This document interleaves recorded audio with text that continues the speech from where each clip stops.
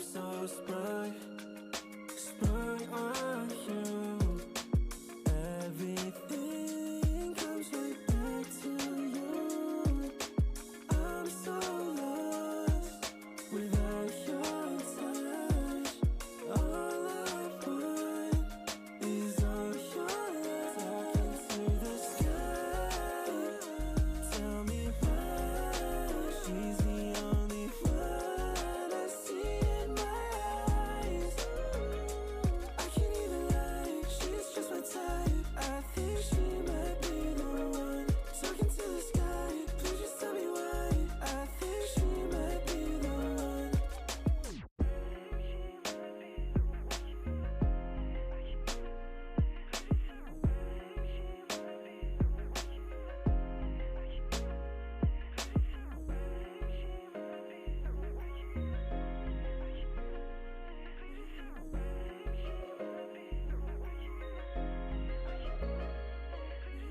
I'm so sprung on you. Everything comes right back to you. I'm so lost without your touch. All I want is all your love. Talking to the sky, tell me why she's the only one I see in my eyes.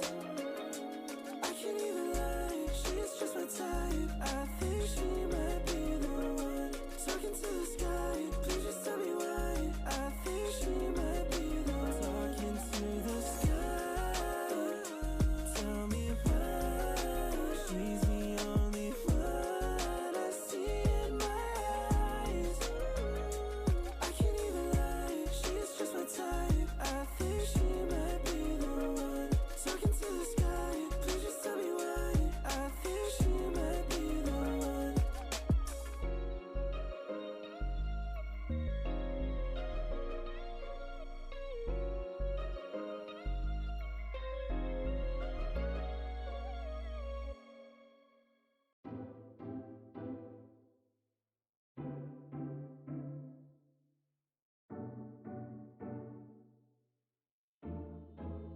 I know it's been a while since we talked all through the night. You still got that smile that makes you shine so bright. Even after all this time, you're the one that's on my mind. Maybe it could be a sign that we should just. I know it's been a while since we talked all through the night. You still got that smile that makes you shine so bright. Even after all this time, you're the one that's on my mind. Maybe it could be a sign that we should just rewind. Oh, how the time has passed without you. Baby, tell me how you've been. You know that I always think about you and all of the things we did. Replays in my mind all the time. All of the time. Wish that we could just hit rewind. We should just rewind. All of the time. We should just rewind. Hit rewind. We should just rewind. All of the time. We should just rewind. I know it's been a while since we talked all through the night. You still got that smile that makes you shine so bright. Even after all this time, you're the one that's on my mind. Maybe it could be a sign that we should just rewind.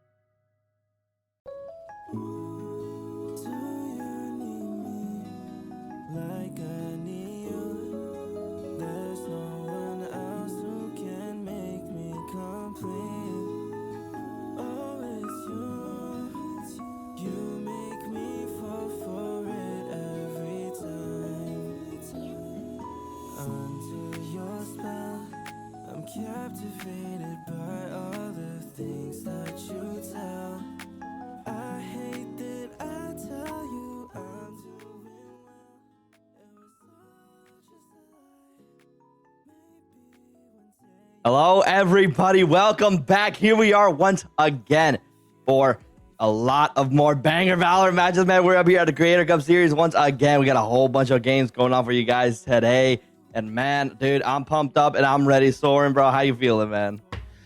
I am feeling absolutely incredible. We are down to the semifinals. Just 4 teams remain. And if we want to pull up a package, I believe we have a little bit of a recap from yesterday that can give you all the action. We watched 3 best of ones and 1 best of 3. Only 8 teams made it out of the groups, and the first wave of the, I guess the quarters they would be, already happened. And in the end, only 4 teams remain. And now, Rezi, very funnily, we've already seen all 4 teams. Every team that we have seen has been on broadcast already, and in fact, the pool is so narrow that it is just the survivors of Group B and the survivors of Group D. The 1 and 2 seed coming from B and the 1 and 2 from D are the only 4 teams that remain, that being One Cell, Baby Booze, Let's Win, and Broccoli Bunch. So everyone we see, fun fact, going back to the first game we watched yesterday, I mean, absolutely incredible scenes, and there are so many different storylines. Obviously, you know, the Broccoli Bunch having lost to One Cell, Baby Booze having lost to Let's Win. So both teams are gonna, every team is going to win a spot in the grand finals for a chance to get some payback. But with that being said, I think our recap is in, and this is just the highlights from yesterday.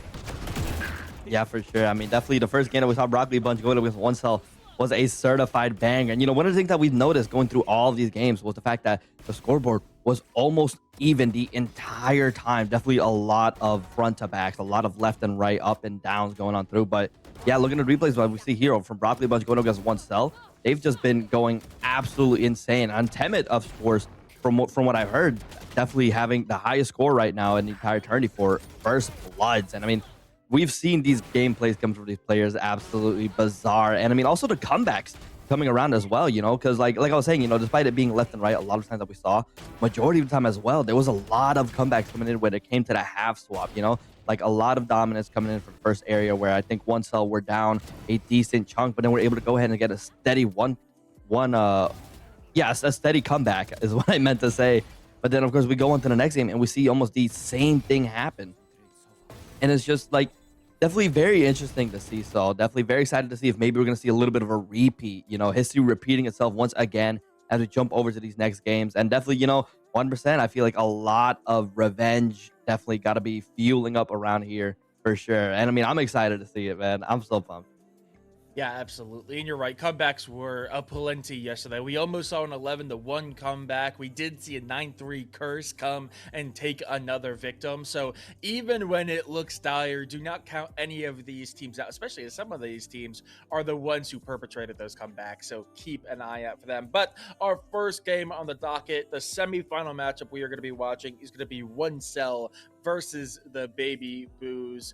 I mean, these 2 teams are absolutely incredible, stacked with so much talent. Specifically, One Cell is the team I really want to look at when it comes to the individual players, because this team has a little bit of an infamous streak. They are full of, I hesitate to call them one tricks, because I'll call them experts in their agent is what I'll call them. I believe Dyer was the more flexible, was playing mix throughout the games we saw yesterday, but Toto was picking up the KO, which are known for. Temet, as you said before, was going crazy with First Bloods on the Neon. Joe was putting down numbers on the Breach, and Sleepy typically does play a different role, but was also filling in on that Smokes role when necessary, I believe. So yeah, typically, or excuse me, was playing Sentinel. So typically is a Clove player, but was playing, I think, Cypher when we saw them yesterday. But every single one of them is known for their main agent of choice.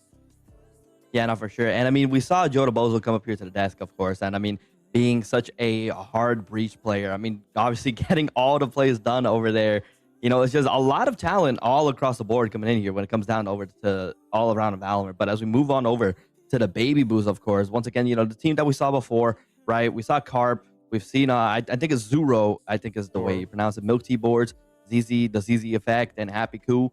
All these players, of course, I think when we saw them going on through, a lot of the times it came down to maybe struggling a little bit on the offense, but when they were put on the defense, when they were put in a good spot, had that good tempo rolling on up, things just went completely their way. And so definitely, once again, to comment once again on that beautiful photo that we see of Gojo all the way over there on the right, definitely beautifully drawn, well designed. Happy Coup eating the grapes leisurely. Definitely, a lot of good teams, man. I'm so excited to see these teams coming up here. And like you said before, yeah, these are teams that we've seen come up here on broadcast. They pushed their way on through, and now we're in the semifinals. And these teams are looking to go ahead and secure their way onto the grand finals and become the champions of the second Creators Cup series that we've seen going on here. And so definitely, there's a lot at stake here for sure. And I feel like majority of the time, what we're going to be seeing is just these players, of course, giving their all. And I'm just very curious to see if the 9-3 curse relives once again. Absolutely. And before we make our way over to the maps, as you said, this is the second Creator Cup series. So we have to give a massive shout out to the charity that we're supporting, as well as the organizers who are able to make this happen. Special thanks to YFP for helping make the Creator Cup possible. It would not be possible to host this event without them. So much thanks to them. And of course, the 1,000 Dreams Fund. If you have the means to donate, go do so. The links are in the chat as well as in the bottom of the Twitch, so you can go find that link and donate if possible. Did you know that less than 2% of charitable donations go towards women's and girls' causes? Help change that by contributing to #StreamsForDreams and make dreams of femmes in need come true. Like I said, all those links are in chat. But as we look forward to game number 1 in this best of 3, if we want to take a look at the maps to see where we are heading, it is going to be Lotus, a map we have seen quite a bit of, or at least we saw, I think, twice yesterday. That obviously known for its doors and the triple sites. Next up would be Breeze, which is the first time we'll be seeing Breeze, and we'll be making our way over to Haven for a decider if necessary. I am actually rather excited to see Breeze. I know I stand probably alone on this, but Fracture is my favorite map, and I think my second, and it's a pretty close second, is Breeze. I love Breeze as well, and I think people would hate me for that. But with that being said, we are going to be going over the Lotus first, a known factor here, and I think we actually saw. Did we see one of these teams play on it? No, I think we saw. Another team. No, Baby Boo's. No, Baby Boo's won on this map, I'm pretty sure. So yeah, we actually saw Baby Boo's not just play but win this map, which, I mean, it wasn't even their map pick. They've chose sides, so that's interesting. Yeah, no, for sure. I mean, I remember when they went against Geek Bar, of course, it was in Lotus. And definitely, like I said before, they were down a decent chunk, I believe 4-8. But at the end of the day, I mean, as we heard Oz come in, of course, everything was at stake. They were primed up and they were ready to be able to get that mini comeback in. And of course, just went on and just completely wiped it up and about. So honestly, so far, yeah, a lot of teams here ready to bring their all. And I mean, dude, the way that these teams are looking so far, I'm just so excited. I mean, of course, when we saw Baby Boo's go on through, right, Oz on the buys, I feel like definitely a lot of things just, definitely being very, very tough, I think. But obviously, at the end of the day, it just came down to the fact that they were able to find their footing. They were able to go ahead and figure out, okay, wait, hold on. This wasn't really working out. So we got to go ahead and, switch things up. And definitely, that's a lot of what these teams have been doing. And they've been doing it very, very well. Yeah, absolutely. That is one player that we really do have to keep an eye out on, Oz. I mean, Oz was doing such incredible work on that Sentinel role, like you said, on that Vice.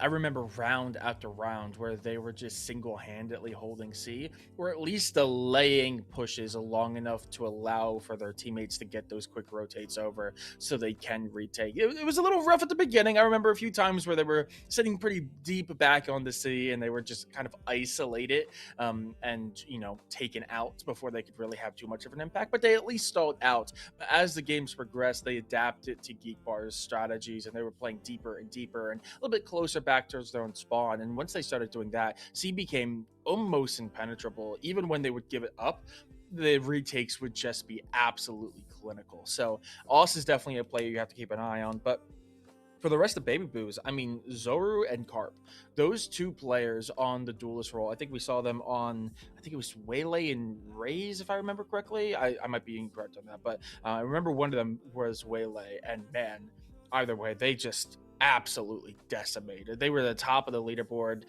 tied for most of the game. Like they were going back and forth in terms of who had the most kills. But regardless of it, they were always undisputed at the top of the board by like almost 10 kills to the next closest competitor in the lobby. So you have to keep an eye out for them because those two duelists are absolutely insane. Yeah, 100%. And I mean, like I was saying before, right? Just the amount of talent that we've been seeing coming in for these players. It's just like we definitely have a lot of good games on our hands today, man. And I'm primed up and ready to see. I mean, I feel like if over on the opposing side, right, Broccoli Bunch are taking on Let's Win, and I feel like that's gonna be a really tough battle. I mean, we saw how strong Let's Win was last night, and despite a little bit of a rocky start coming in, I mean, they were ahead 11-1, but then of course, a Silly Squad was able to get a little bit of a comeback in, so it definitely was a really, really rough, but they were able to take it 2-0. And so, if One Cell take this win and Broccoli Bunch take the other win, we're going to see the rematch of the century come on through. And so I feel like there's just a lot of interesting factors that we're going to be seeing coming in through here as these games just go on in advance. And honestly, like I was saying before, I'm so primed up. I'm so ready to see it. We got 2 best of 3s for y'all today. So go ahead and stay tuned. Agent Select is about to be popping up here in just a little bit. And we can see what these players are going to start picking out. And I mean, are we surprised? Yoda Bozo immediately locking it with the breach and Temet with that neon. Just phenomenal. Dire with that mix. And so far, yeah. I mean, I think a little bit of repeat of what we've seen happen before.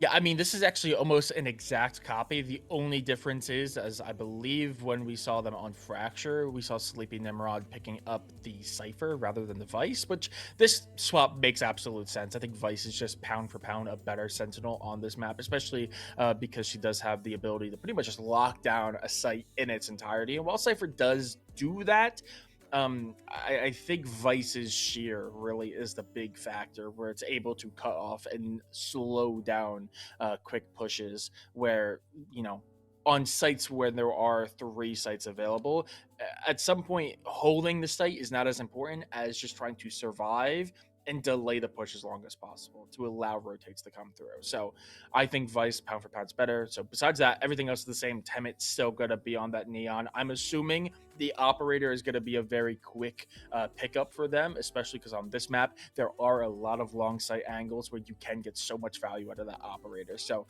expect Temet to be a menace yet again. It's really going to come down to whether Baby Boos can do much to stop it.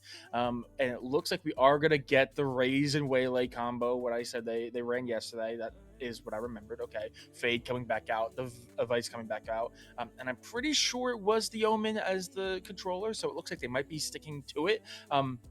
The one thing that I'm a little worried about, and it's just because we saw Broccoli Bunch get kind of punished for it, was that One Cell ran this Neon with the operator, and at the time, Broccoli Bunch did not have a lot of flashes to deal with that op to force it off an angle. And obviously, they do have the Paranoia, and they do have the Vice Flash, which is good, but nowhere near as flexible. But I'm worried that there might not be enough flash potential to keep Temet from just imposing their will with the operator. This map is going to be a little bit more kind than Fracture, because again, the way Fracture is played, you're supposed to kind of spread out and default. So this is pretty much supposed to be on someone on just about every means of entrance into a map or into a site. So that op is going to get value no matter where it was. Here it won't be that case, but it still is going to be difficult to deal with if they line up and hit a site with the operator. Yeah, no, for sure. It's definitely going to be very, very tough to put on over Baby Boos because, I mean, like you were saying, I mean, this is the exact same comp that they were running last time on when they were here onto Lotus.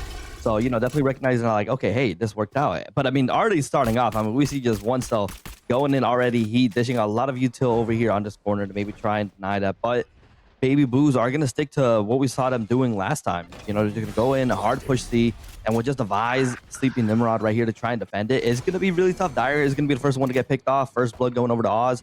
And looks like they are going to go ahead and reconverge over to B. Yeah, B looks like it's gonna be the destination here, but they do have one player sitting indoor. Tudu is going to find Zoru, and Sleepy Nimrod's gonna find Oz as well. This push has completely stalled, and now looks fangless, as now it is just Carp. Carp in the 1v4 has to do it all. Only a classic in hand is not going to be able to do so. So Bozo is going to find that final pick, and that's going to be a very quick first round going over to 1cell. Yeah, I feel like it just became very, very unfortunate for the Baby Boos when they moved on through. Of course, they just didn't really seem as prepared as 1cell was. I mean, of course, you know, they already found those early early picks moving through already at the beginning.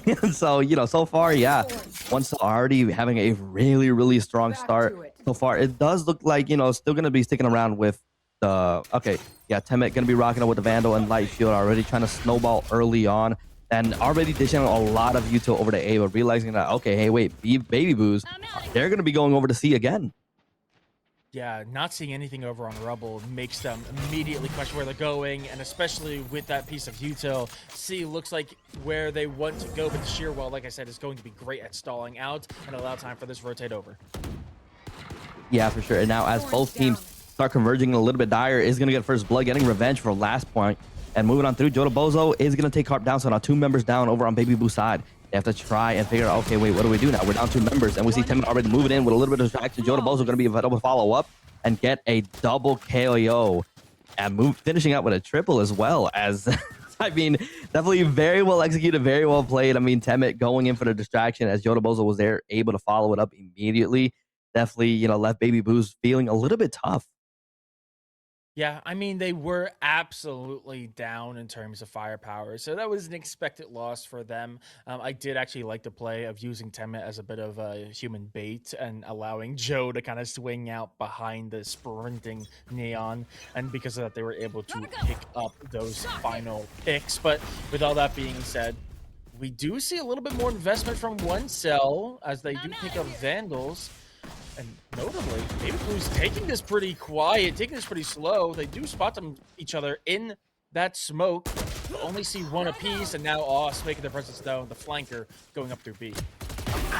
Yeah, and so far, Oz is going to be able to take a pick onto the Vise, so that's another Vise down. So far, members are looking very up for Baby Blue's side. That's going to allow them to go, of course, go ahead and fully take up over on the C site. But it looks like they might go, okay, no, they are going to be sticking around in the C site. 1cell kind of hanging around over on B, maybe trying to see like, okay, hold on, we got to play this a little bit slow. We're now on a retake. So, yeah, so far, I mean, there's an early pick now coming from Oz with a decent flank. Going to be able to get a triple KO. Maybe make it a quadro, but Joda Bozo is going to have the upper hand. Unfortunately, the dink coming in, not going to allow him to secure that pick. The wall going to be coming in from Neon here. Temet and Joda Bozo, 2 menaces over on 1cell's side. Both kill leaders moving on through. That's going to be a pick on the match. And that's going to be a pick onto ZZ. And it is just these two-man army. Look at the moves coming in from Temet. It's going to allow him to get that head tap onto Zero. Is he going to be able to get the defuse, though? Yeah, they will. They'll have plenty of time, in fact. What is that? A 2v4, 2v5? I mean, Oz finds... Yeah, 2v5, because Oz finds 3 there. Almost single-handedly winning the team the round. I mean, the rat in their walls just not letting up pace. Yeah, it becomes a 2v5, but just clinical execution, and that really is the power. I mean, we've seen so many times trying to push back through with a retake, but, you know, it being a sentinel and initiator, that's not having enough firepower to win it out. But when you have a Neon and a Breach who are able to keep up with each other and have the util needed to go through those quick retakes, it just becomes almost clinical for them to push through and find all 5 and win that bonus when they really shouldn't have. Yeah, 100%. I mean, it just comes down to the fact that Temet and Joda Bozo, they have their aim on point. And when you follow it up with Toto, Sleepy Nimrod, and Dire, you know, being able to go ahead and get a follow of their own, of course, use all their util to just help secure these 2 picks from them. But Oz is just going crazy as well, but it's going to get taken out by Joda Bozo. And yeah, these picks, you know, they're coming in just in time, but unfortunately, it doesn't really seem like there's any proper follow-up. At the same time, though, you know, Baby Boos, they're stuck over on attacking side, and Joda Bozo going to be able to get that pick on his ZZ as well now. Just 3 standing members, a 3v3. We see a little bit of an unfortunate Breach ultimate did come out over there. Not really able to find anyone just yet, as now Baby Boo's converging on all the way over to Seaside. Gonna find that pick on the Sleeping Nimrod. But look at that. Oh, the timing coming in. Joe Bozo just going absolutely berserk with this Vandal. And I mean, it just comes down to the fact that, wait a minute, he's got the aim right on point. But then guess what? He also has extreme knowledge on his character. This man is just an absolute menace. Yep, absolutely here. And we do see Oz is actually able to find quite a bit of value, but they have the gun advantage and then they push it. And that just means that they are able to pick apart what is left of Baby Boos. And now they actually invested a little bit into that round, despite it being not great economically for them. So we're going to have yet another round here where Baby Boos are going to be a bit behind. Oh, 10 minutes. Are they going to clear you? This could be a tragedy. We saw it happen yesterday. No! No! We saw it happen yesterday, and how unfortunate. Temet being able to find two, and Joe Bozo, of course, closing it off as well. I mean, Temet and Joe Bozo, I mean, we've been talking about them so much because they've just been getting so many picks, finding all of these kills on the Baby Boos and just not giving them a single chance to go ahead and just get any value all over the map. They are just getting taken out left and right. And with Temet with the overdrive now primed and available, it's just not looking good at all for Baby Boos. They just have to try and redefine their strategy and just try and see, oh my days, and just try to see what can they do to try and break this impenetrable fortress that is Joe Bozo and Temet. And I really think we just need a unified loss here. I mean, Baby Boos are yet again on a low buy. It's going to be awkward. The Pop Flash is going to find one, but they're not going to find a trade off of it. But I mean, look, again, another round with very little buys. Also doesn't even have armor. And one player, Azizi, is picking up the Ares. I mean, that is going to be a huge pick, though. Temet is going to be bound, so Match is going to create an opening here on A that they're going to push. Yeah, and definitely almost getting a pick on the Jonah Bozo there. So far, you know, they're cruising in, but the flash coming in at the right moment. Jonah Bozo gonna get taken out by Zuru, but even then, Carp is there to follow it up with the get back, taking Toto out. But now it is all up to Oz, but Oz can definitely do it. If it was anyone in Baby Boos, it's definitely gonna be Oz, but has to try and play this a little bit more carefully, moving in slowly already, Sleeping Nimrod, trying to enclose the area here. A 1v2 situation is definitely not one that you want to be in, but so far I think Oz is just gonna go ahead and move on back, try and see, okay, wait, do I really still want to go to A? I mean, Spike is there, though the options are so insanely limited. You have to play this smart, you have to play this carefully, maybe try and find the picks because they are on that Spike. Yeah, and I mean, both sides doing the right thing. The rotate up into rubble, and the two players on defense sitting back in tree. They both know that this is where it's going to be. And Dyer is waiting patiently around the corner. Oz not able to do anything in that position. Also, again, no armor to work with, so they were always going to be at a disadvantage. And in the end, one cell are going to find their 6th round on the board, and it's yet another buy-in. Baby Boos have not given themselves the opportunity to take a loss unified and get themselves on a good economy. It's just buy-in after buy-in after buy-in. I mean, most of the team looks like they might be able to buy in good for next, but with that Vandal buy-in, ZZ's going to be down to 200 credits, so they're not going to be able to if they lose that rifle. Yeah, and it just becomes so incredibly unfortunate. Temet gonna be able to find an early pick up the Carp. Zuru moving in the back to try and maybe see if they can find a pick, but a move coming in with the high guard. Temet gonna be able to find another one. Oz is gonna use the Bucky to secure that pick on the Temet, but even then you lost 2 members. It was a 2-for-1. And it comes down to the fact that one cell, even if they do lose this round, they are just so incredibly ahead. Sleeping Nimrod gonna finish things off with a triple KO, and it is just looking way too dire. I mean, the snowball coming in from one cell is just way too immense. Baby Boos unable to find any advantages anywhere. Not going to be able to get ahead at all. Tenet just holding down on hill there. I mean, you really have to think this was not Baby Boo's map. Do not get me wrong, but this is the map that we saw Baby Boo win on or in the group stages. This was one of the maps that I felt that they would be very confident on. But one cell really showing why this was their map pick, as they have just not let up the gas or let Baby Boos take a breath. As we do see early aggression here, pushing up towards rubble. They don't find anything, which makes them question. They fake out a rotate by breaking doors. And it does look like B's able to go. Carp is actually able to sneak a peek at Dyer and is going to be able to pick off the controller. There's going to be no spokes available for 1cell. Yeah, but they're going to go ahead and match it up. We see the flash coming in from 1cell now. 7-0, you know, definitely not a good feeling to have.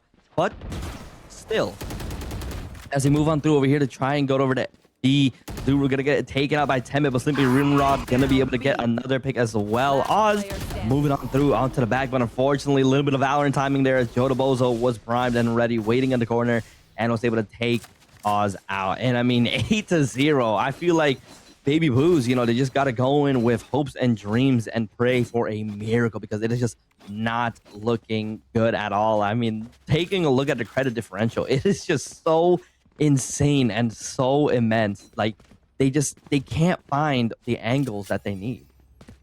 Yeah, they are really struggling to do so. And at this point of the game, it does become a matter of stemming the bleeding. I mean, if they could put 4 in a row together, they'd be doing pretty good. They would get an 8-4 half. We've seen them come back from an 8-4 half on this very map.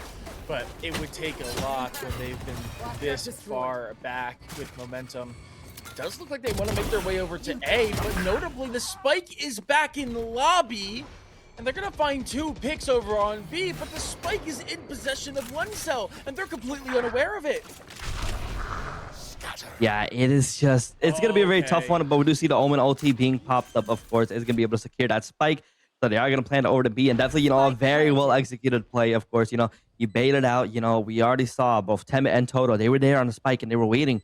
But Omen popping out with that ulti, going to be able to pick up the spike, land it over to B, and gonna put 1cell in such a tough spot. And this could be the win that Baby Boos need to flip the switch, start gaining up a lot of more momentum, and try and take a hit over to the massive snowball that 1cell has built up. Massive, but we see them go crazy before. Temit finds 3! And now, in a 2v2, they're gonna start to defuse. They have one holding!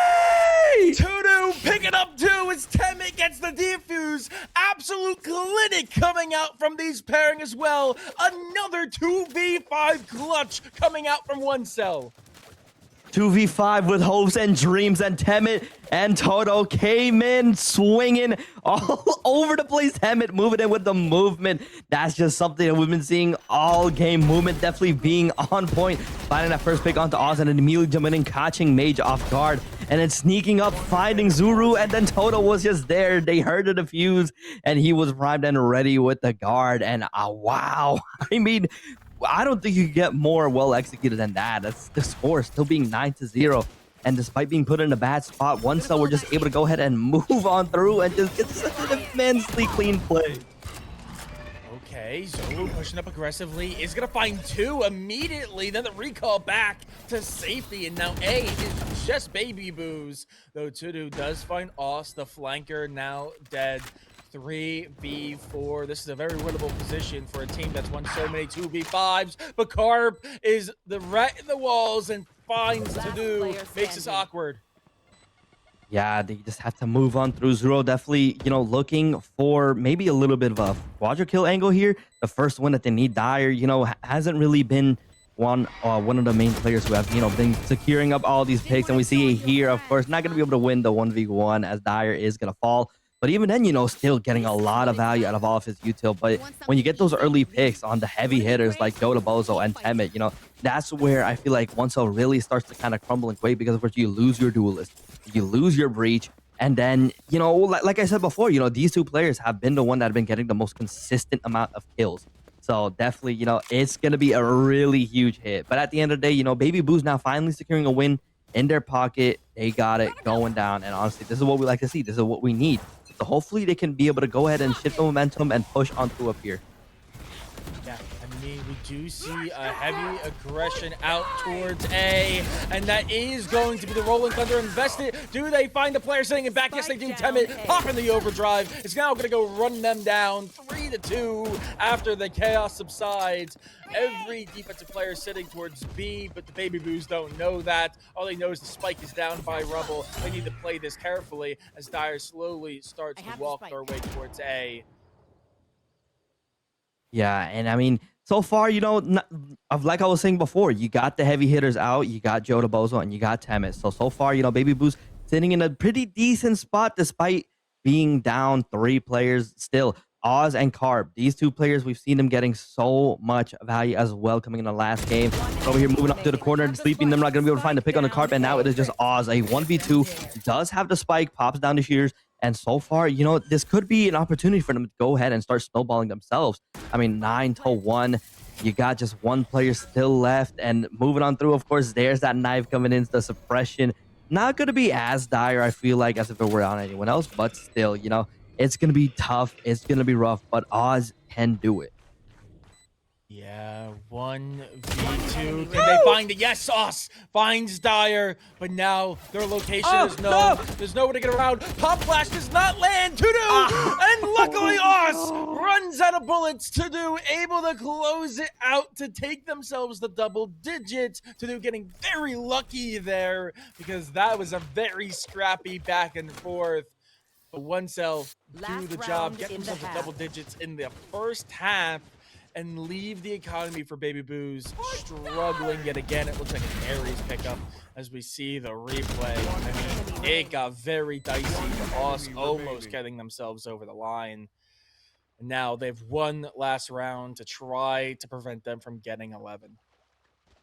Yeah, it was a really tough spot to be in. When you're stuck in a corner like that, there's only one way out unless you have a TP, and it just didn't look in favor of Oz. The opportunity was still there, but unfortunately, like you were saying, the reload had to come in, and at that situation, switching to your secondary was not faster.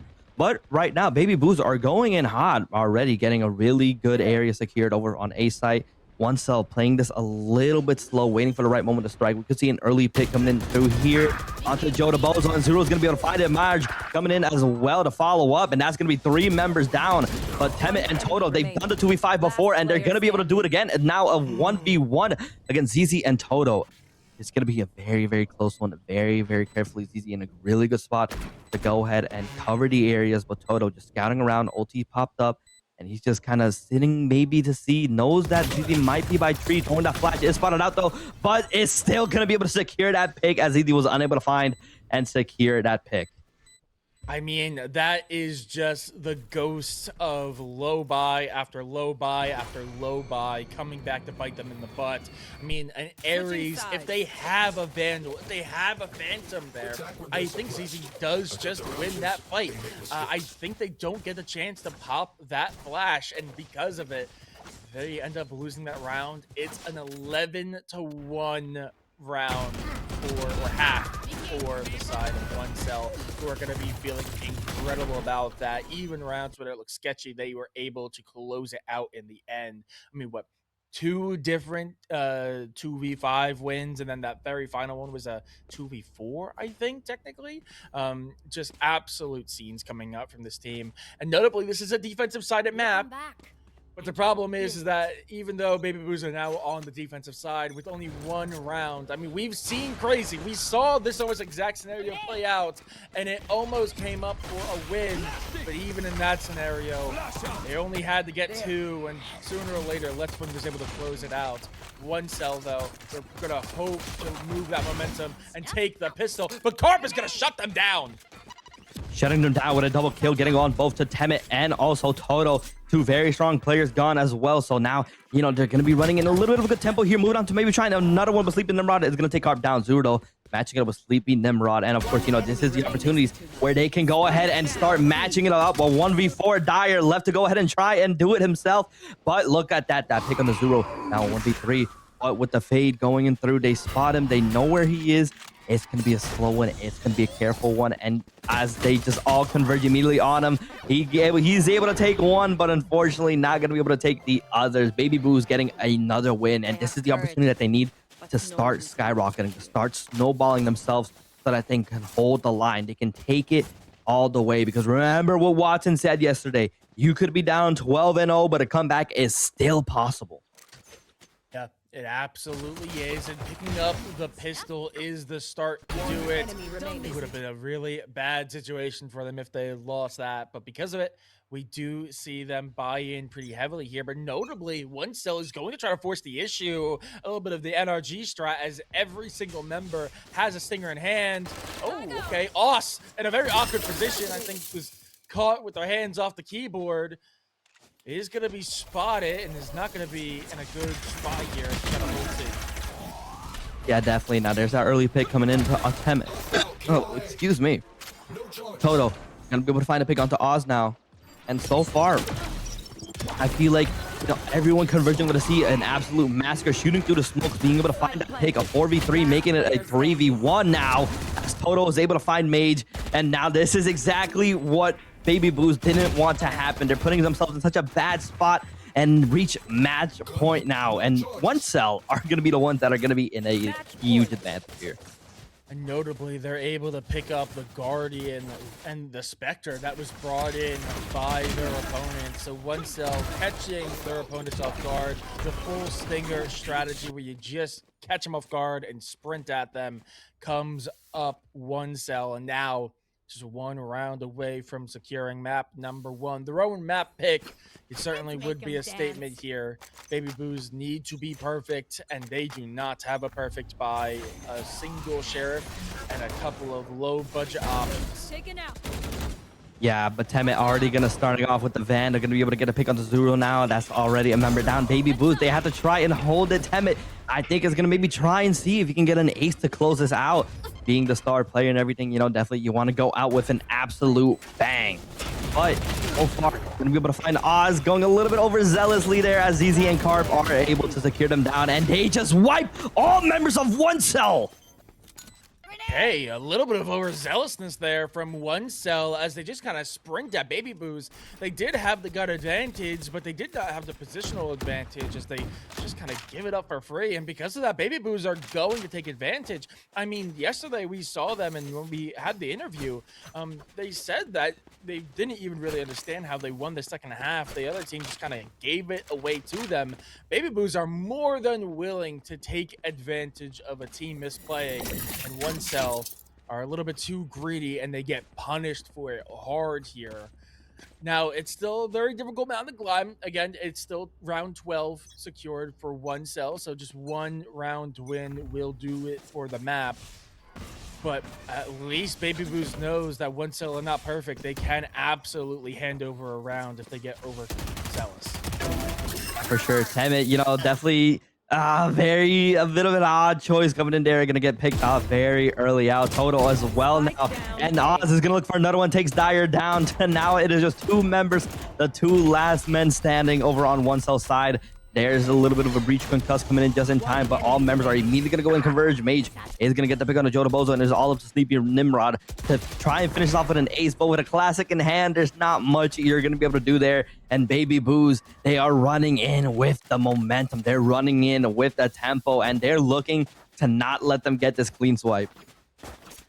Yeah, and with that was a low buy round, so not a lot invested, which is why I think we saw that a little bit more aggressive play from Temet. They knew that was going to be a difficult round for them to win out, regardless of what happened. So they played a little aggressive, see if they could get a sneaky pick, and were just unsuccessful at doing so. But now it is going to be a buy-in.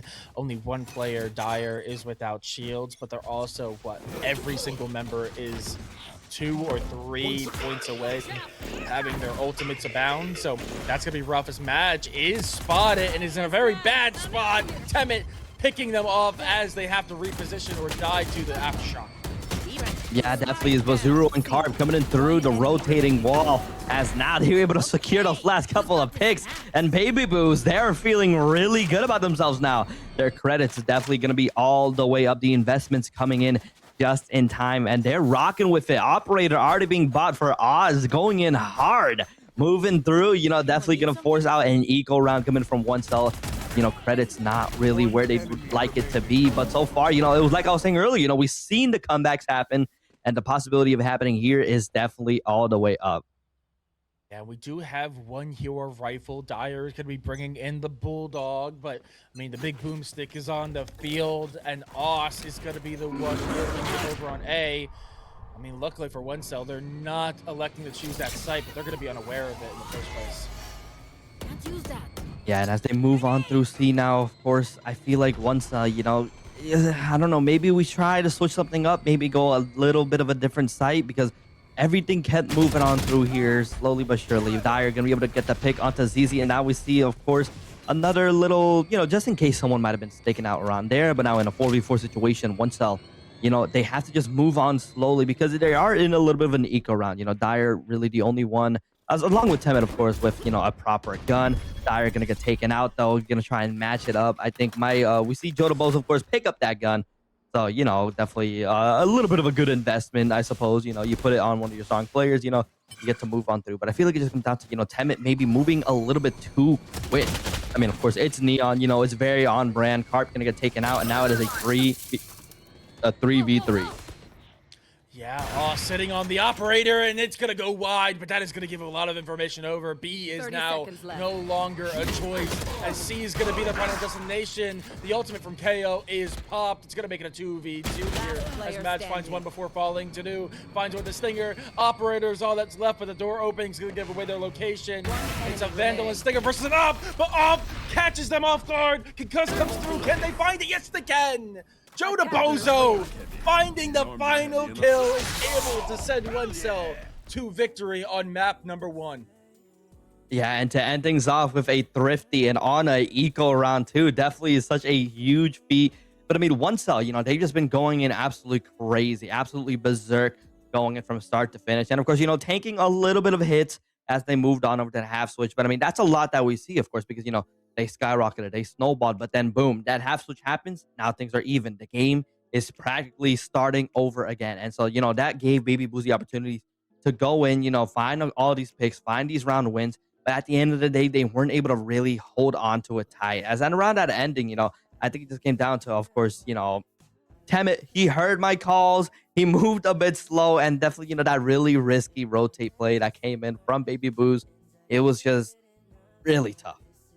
Yeah, absolutely. And I really think that if they did a little bit better with their economy management, if they just took one unified loss and got themselves all on one full buy in that first offensive half for them, I think Baby Boos probably could have put quite a few more rounds together. But unfortunately, they just did not seem to have that communication. They did not seem to get themselves aligned on that front. And if that was the case, I think that second half could have gone even better for them. But with all that being said, this is a best of 3, so that is only game number 1, and that was actually one Cell's map pick. So they win the map they were expecting to. But now we are going to send it over to a quick break, and when we get back, we will be going into, I believe, an interview. If not, we'll be going into game number 2. So don't go anywhere. More stuff coming up soon.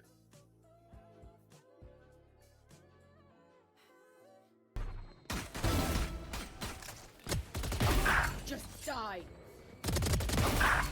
3 down. 1 enemy remaining.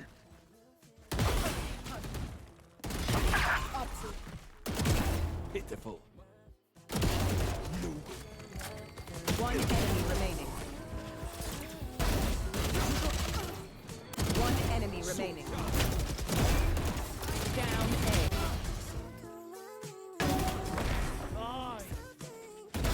Get lost. You die. Go, go, go.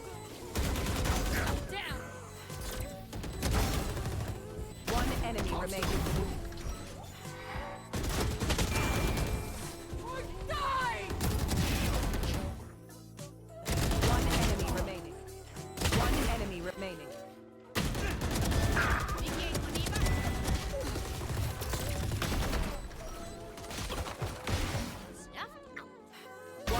Remaining.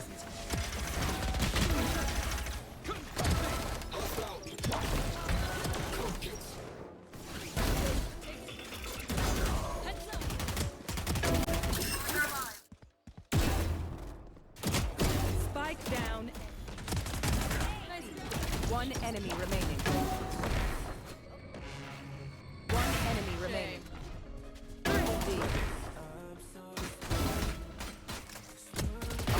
Just die. 3 down. 1 enemy remaining.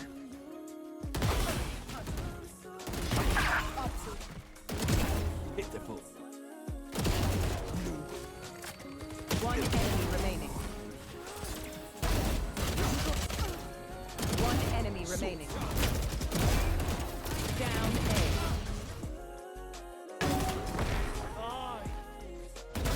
Get lost. You die.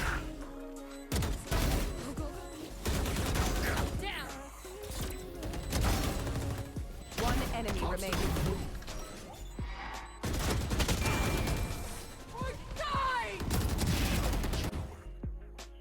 One enemy remaining. One enemy remaining.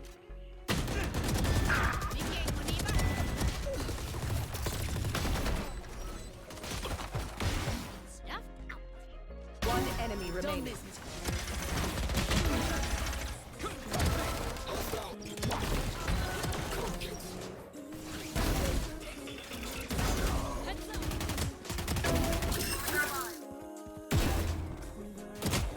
Spike down. One enemy remaining. One enemy remaining. Triple D. Just die. Three down. One enemy remaining.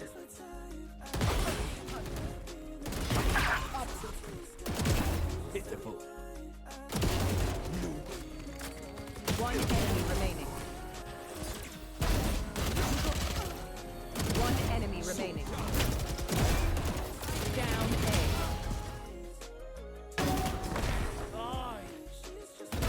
Get lost. You die. Down. One enemy remaining.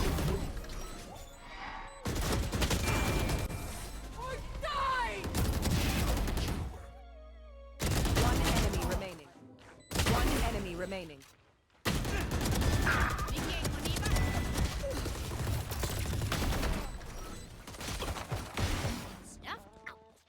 One enemy remaining.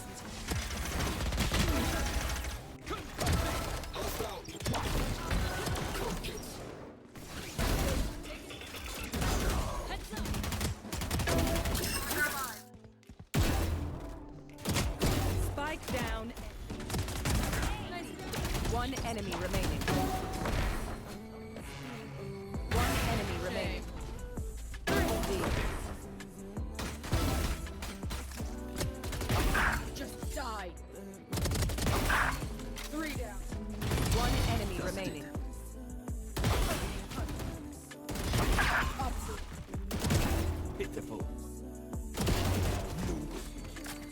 One enemy remaining.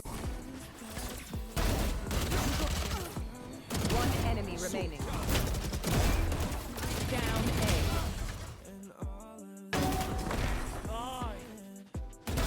Get lost. You die. Down. One enemy remaining.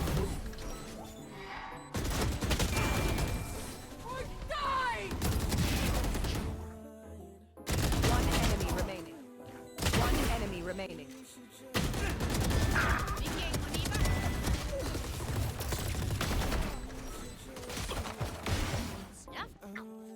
One enemy remaining.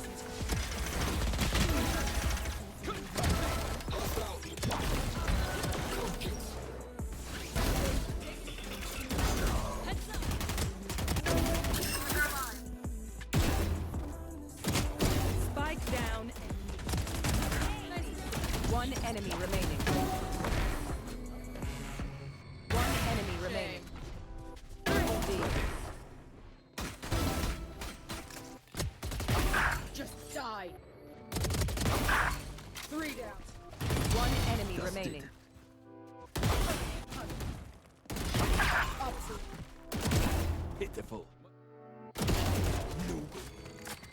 One enemy remaining. One enemy remaining. Down A.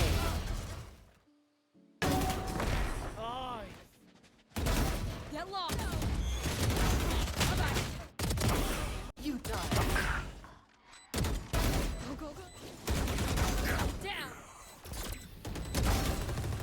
One enemy remaining.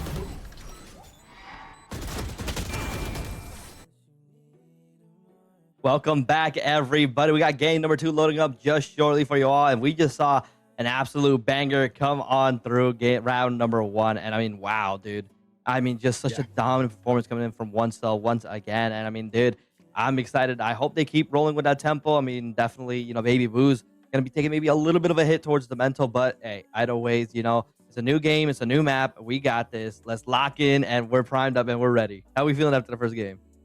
I'm feeling great. I mean, honestly, I don't even think baby boos are going to be that, kind of mentally broken after that one. Because to be fair, that was also One Cell's map. One Cell chose to play on that map. So, I mean, they were pretty set that they were going to win that one anyway. So this is now theirs. They're going to be going over to Breeze. And here we can see the lineup, and immediately, to absolutely no one's surprise, One Cell, we've talked about it before. I hesitate to call them one tricks. I'll call them experts in their field for their agents. And Dyer, I believe, is playing just a lot of mix in general. I don't know if you would consider them a one trick for it, but they are absolutely known for it. Sleepy Nimrod is the one player who's playing off role, having to pick up the Sentinel. But besides that, Temet on the Neon, Tudu on the KO, and Joe DeBozo on that Breach, obviously, all have been absolutely insane in their play for the last couple of games that we have watched them. And actually, Baby Boo's with a little bit of a change up by are those locked? Is that a triple duelist? Okay, that's locked. Production. Okay, thank you, production. That is a triple duelist setup. They say, hey, if we're gonna go out here, then we're gonna go out on our own terms. It is going to be triple duelist with a Sova and an Omen. There is not going to be a lot of defense for that team. Baby Boos are going to be picking up that Roman defense, as I like to call it, where the best defense is a damn good offense. They're just going to run down their opponents, especially with the likes of the Jet and the Neon on their team. That's going to be a very fast-paced team comp. Yeah, no, for sure. And I mean, triple duelist, I remember, when I was talking with my friend Raptic Gaming, of course, he's a very, he loves the game. He plays it a lot, plays collegiately and whatnot, definitely very experienced. He was like one of the main things that he really informed me about, because, I was talking about a little bit about Valorant with him. I just try and get my expertise up a little bit, but duelist, obviously you think of the name duelist and you think like, of course, hey, 100% they just go in and just fight, and while of course, that is kind of, I feel like, their main job, to try and secure these picks. Majority of the time, of course, it's really with these with all the flashes, because majority of these duelists have a lot of access to, obviously we got the relay bolt from Neon, of course, Reyna with the blind. They have a lot of access to these kind of entry points, and so definitely, I think focusing more on like what you're saying, having a really good defense by having a phenomenal offense. And honestly, I do like seeing, of course, Baby Boos, we see them, a little bit kind of debating on like, okay, hey, what do we really want to pick here? What do we want to play? So triple duels, I feel like it might work in their favor, not to put down any of the other members on one cells, but I feel like, what they're really going to try and prioritize is taking out Temet, taking out Joe DeBozo, because they have just been the absolute heavy hitters. So, maybe that's the raw game plan that we see, but hey, yeah. Yeah, and I mean, to be fair, I also think that this triple duelist is going to be helpful in regards to the opping potential for this team, because obviously the opping agents here are the Neon and Jet more so. Oh my! On the attacking side, the Moose is going to be absolutely rapid. They catch the Cypher before they're even out of their cam, and they're able to trade back and forth. So it's going to be a 2-for-2. So at least equal. One cell being caught off guard, but able to find some value out of it, as the spike is going to be planted. Neon with the very quick rotate, while Mix and Breach are coming through, and the spike is going to get planted, but immediately ZZ is going to fall. Yeah, definitely was very close there. And I mean, this is a lot that we see Temet doing. I mean, oh my godness, the combo coming in just in time with the relay bolt, of course, not allowing Carp to hit any of the shots, are going to allow him to get that first diffuse in. And this is honestly the kind of game plan that we see coming a lot from Temet, just, wait, flawless. I think that might have been a glitch in the game. It's definitely not a flawless. a little confusion, But yeah, still, either way, though, I mean, you could practically call it flawless the way that Temet just completely went in, dove through, and just was able to get all the wipes. And I mean, really, Temet definitely is such a fun player to watch because of the fact that dude just goes in out of nowhere, really bolts in, and then just jumping up and down, sprinting, and then he finally secures one land and just is able to hit these shots. Definitely aim 100% on point, but our one cell already going in absolutely hot, getting practically a full buy-in over, while Baby Boo's still kind of sticking around with her pistols, but definitely it's going to be a very close one. It's going to be a very tough one. They have to play this safe. Yeah, second verse, same as the first, but a whole lot faster and a whole lot worse as they just sprint in through holes onto site again, but this time a little bit more successful as now it's a 4v3. They're able to get an advantage and they're also able to pick up some guns as Zoru finds 2 off of it, bringing their tally to 3 on the round. And now you said Temit's a darn good player. We need to see Temit pull out a miracle here. Can they do it? That Wolf on 1. Yeah, definitely. I mean, if it's any play to do it, it definitely gotta be Temet. I mean, already finding that early pick on, but still, it is gonna be a very hard area to breach. Able to find a pick on a mage, but Zero gonna obviously match it up, get that wall bang, and of course finish things off with a quadra kill. So already, I can definitely see the effects of the triple duelist, kind of working out a little bit. Things are a little bit more evened out. Not going to be a full-on landslide coming from one sun at the beginning. And, like you were saying earlier, this is Baby Boo's pick. This is their map. So, of course, definitely more favored here. They know what works. They know what won't work. It's going to be very slow. It's going to be very careful. But at the end of the day, I mean, it's going to be a damn sure good map. Yeah, a lot of pressure, though, is being put onto the likes of Zoru and Os and Carp, all 3 having to find so much value. As B looks like it might be the final destination. It's going to go through mid. Temit's waiting for them. No, last minute swap. It's still going to be B, not A. They have not cleared out Temit, though, and they will spot him. Ooh. Okay, ZZ finds 1, does some damage to a second. Yeah, ZZ being able to secure that pick onto Temet early on is definitely going to be huge. Joe Bozo, though, is going to match it up, get revenge for his fallen comrade.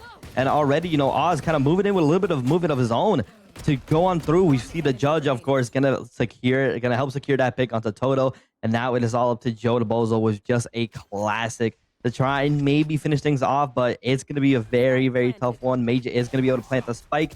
He's gonna move on through, finds that flash onto Carp, but even then, it's not gonna be enough as Carp just finds that triple KO in the end and secures round number 3 for the Baby Boos.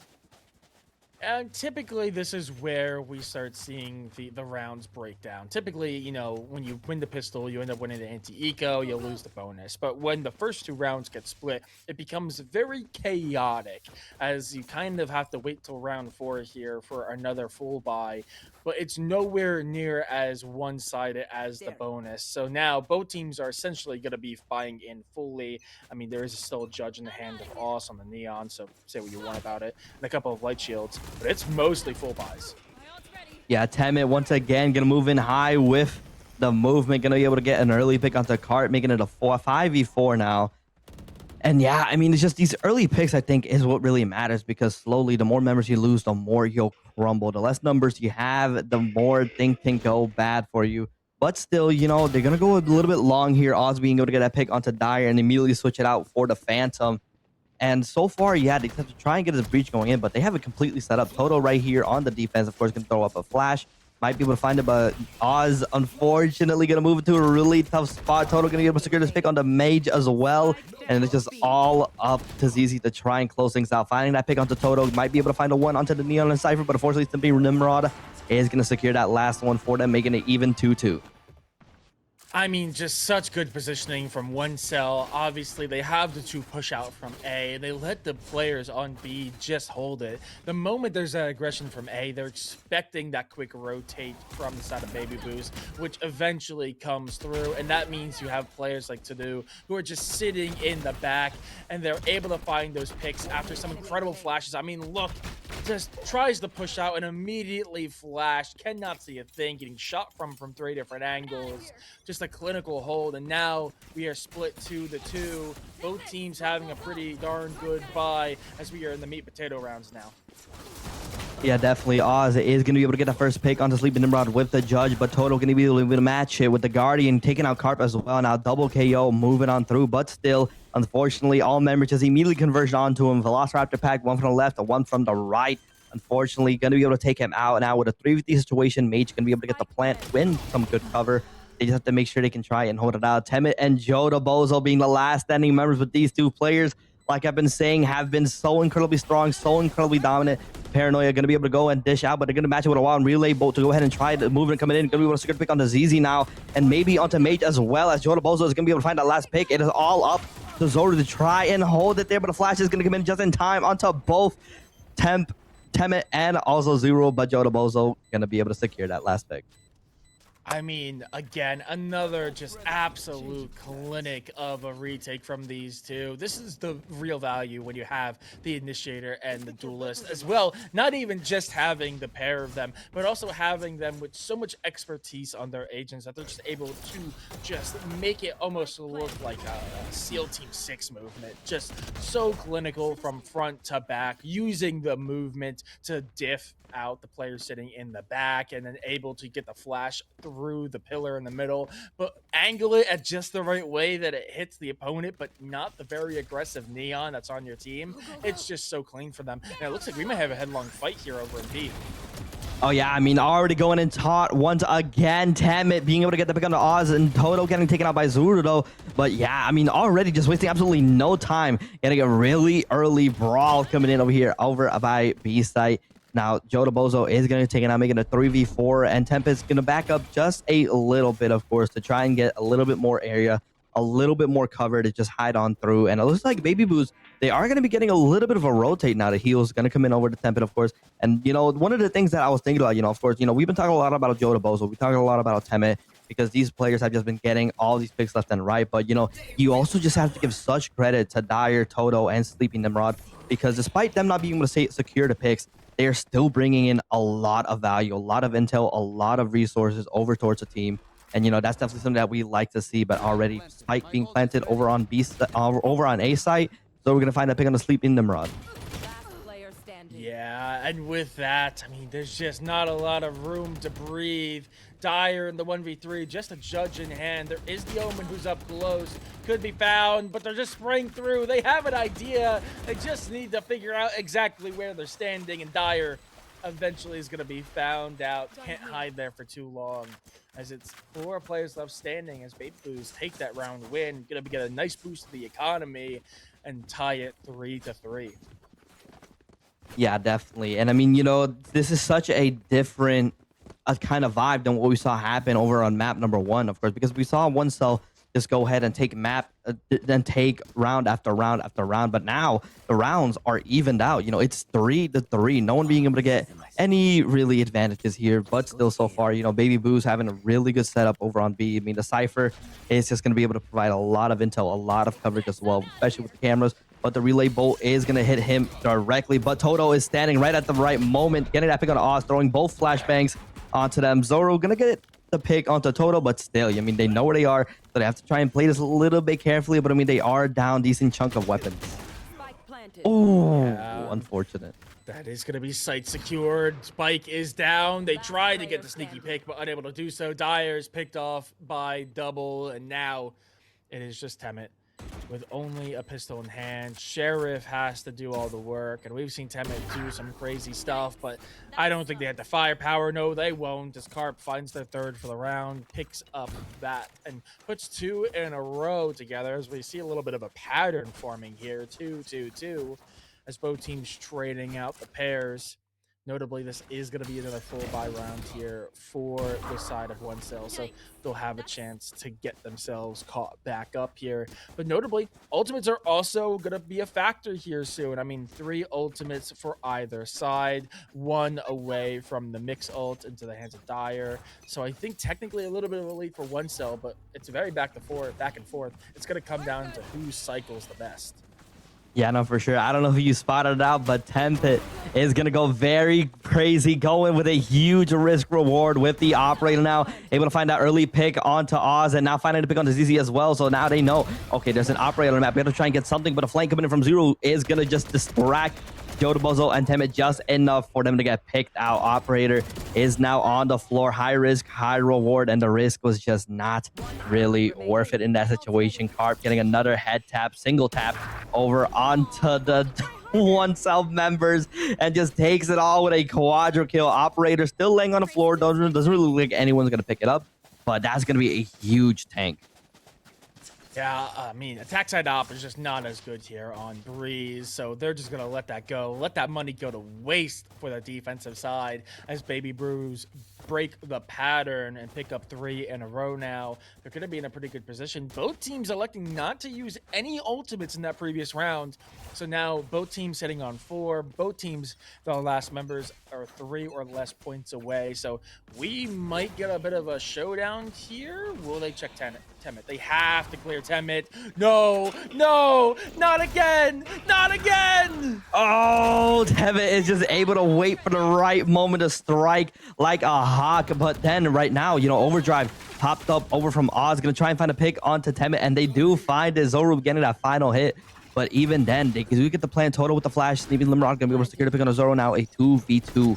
But they have to be careful here. They are down when it comes to weapons. Sleeping Nimrod still gonna be able to find a pick though onto ZZ, which is the pistols. And now it is all up to Oz. Oz to try and hold down the 4, try and hold down the line, finds the pick onto Toto. Gonna be moving on now, of course, the high drive to go and try and find out where Sleeping Nimrod could be stalking out. Able to bait it out just a little bit, does get a little bit of intel, finds him out. Gonna bait out a couple shots now, but still the health differential is not on Oz's side. So this is definitely going to be a very close one. When a judge comes in, lands a couple shots, but it's not going to be enough to finishing it off. Pros don't fake. Pros don't fake. Pros don't fake. You have to be so careful. Oz with the judge, making the judgment call, is able to do it despite the odds and 25 health remaining. Is able to close out the round. Absolutely insane from the Neon. And man, I mean, I will say, I don't know how one cell were able to get themselves in that position where they were even able to get a chance to win the round. But, I mean, they're able to take it. They do a lot of damage, but they still end up losing out to the judge. Now, Baby Boos, they have made the halfway mark at 6 rounds. Anything above this for them is put the cherry on top of a very back-and-forth game. The 2 Neons seem to be dueling it out, and Oz will win that fight again. Yeah, I mean, it was just a really tough game. I mean, I feel like in that situation, you know, maybe Pro should have faked. But even then, you know, it's a new round, you know, 3-6, round number 10 as we jump on here. Of course, 2 members already down over on one cell side. And Baby Boos, you know, just a complete change of pace now. They found their footing and they're able to secure onto it tightly. And Toto, unfortunately, gonna whiff just a little bit. Baby Boos getting another win, 3-7. And this is exactly what we've been waiting for. I mean, 5 round wins in a row. It is just absolutely bizarre, but it is also phenomenal to see comparing over to the first map, you know. But I mean, it just comes down to, like you were saying, you know, this is Baby Boos' map. This is their pick, so they know the ins and outs of this map. They know exactly where to go. They know where to position, and they know how to counteract against the dominance that is one cell. Yeah, I mean, just so strong. I will also say, just for statistics reason, I feel like I must mention that this is an attack-sided map, so Baby Boo's doing so well is expected, but this is absolutely insane aggression coming out from the defense. One cell is going to find a lot, but the very quick rotate from Oz is able to pincer them out and take that win in main, but now the fight moves to the site itself. Yeah, and I mean, as now, you know, both teams kind of land their grounds. Oz gonna get taken out by Toto. It just feels like right now they just have to play a little bit slowly, as one cell has just unable to really find the proper angles that they need to go ahead and just put on that dominant performance that we saw earlier. You know, Toto with just a Vandal and with just a Guardian and a Dream, gonna be able to throw that flash, getting it onto the Reyna. Gonna be able to take the Omen out too. Now in a 1v1, the flash coming in just in time too. Toto gonna be able to end the streak that was Baby Boos going on through and finally secure a round win for one cell. And you know, that's gonna be a decent tank hit over the Baby Boos' econ. But at the same time, look how much credits they have. Oz being really the only one, Oz and ZZ being the only ones that are really kind of falling a little bit short.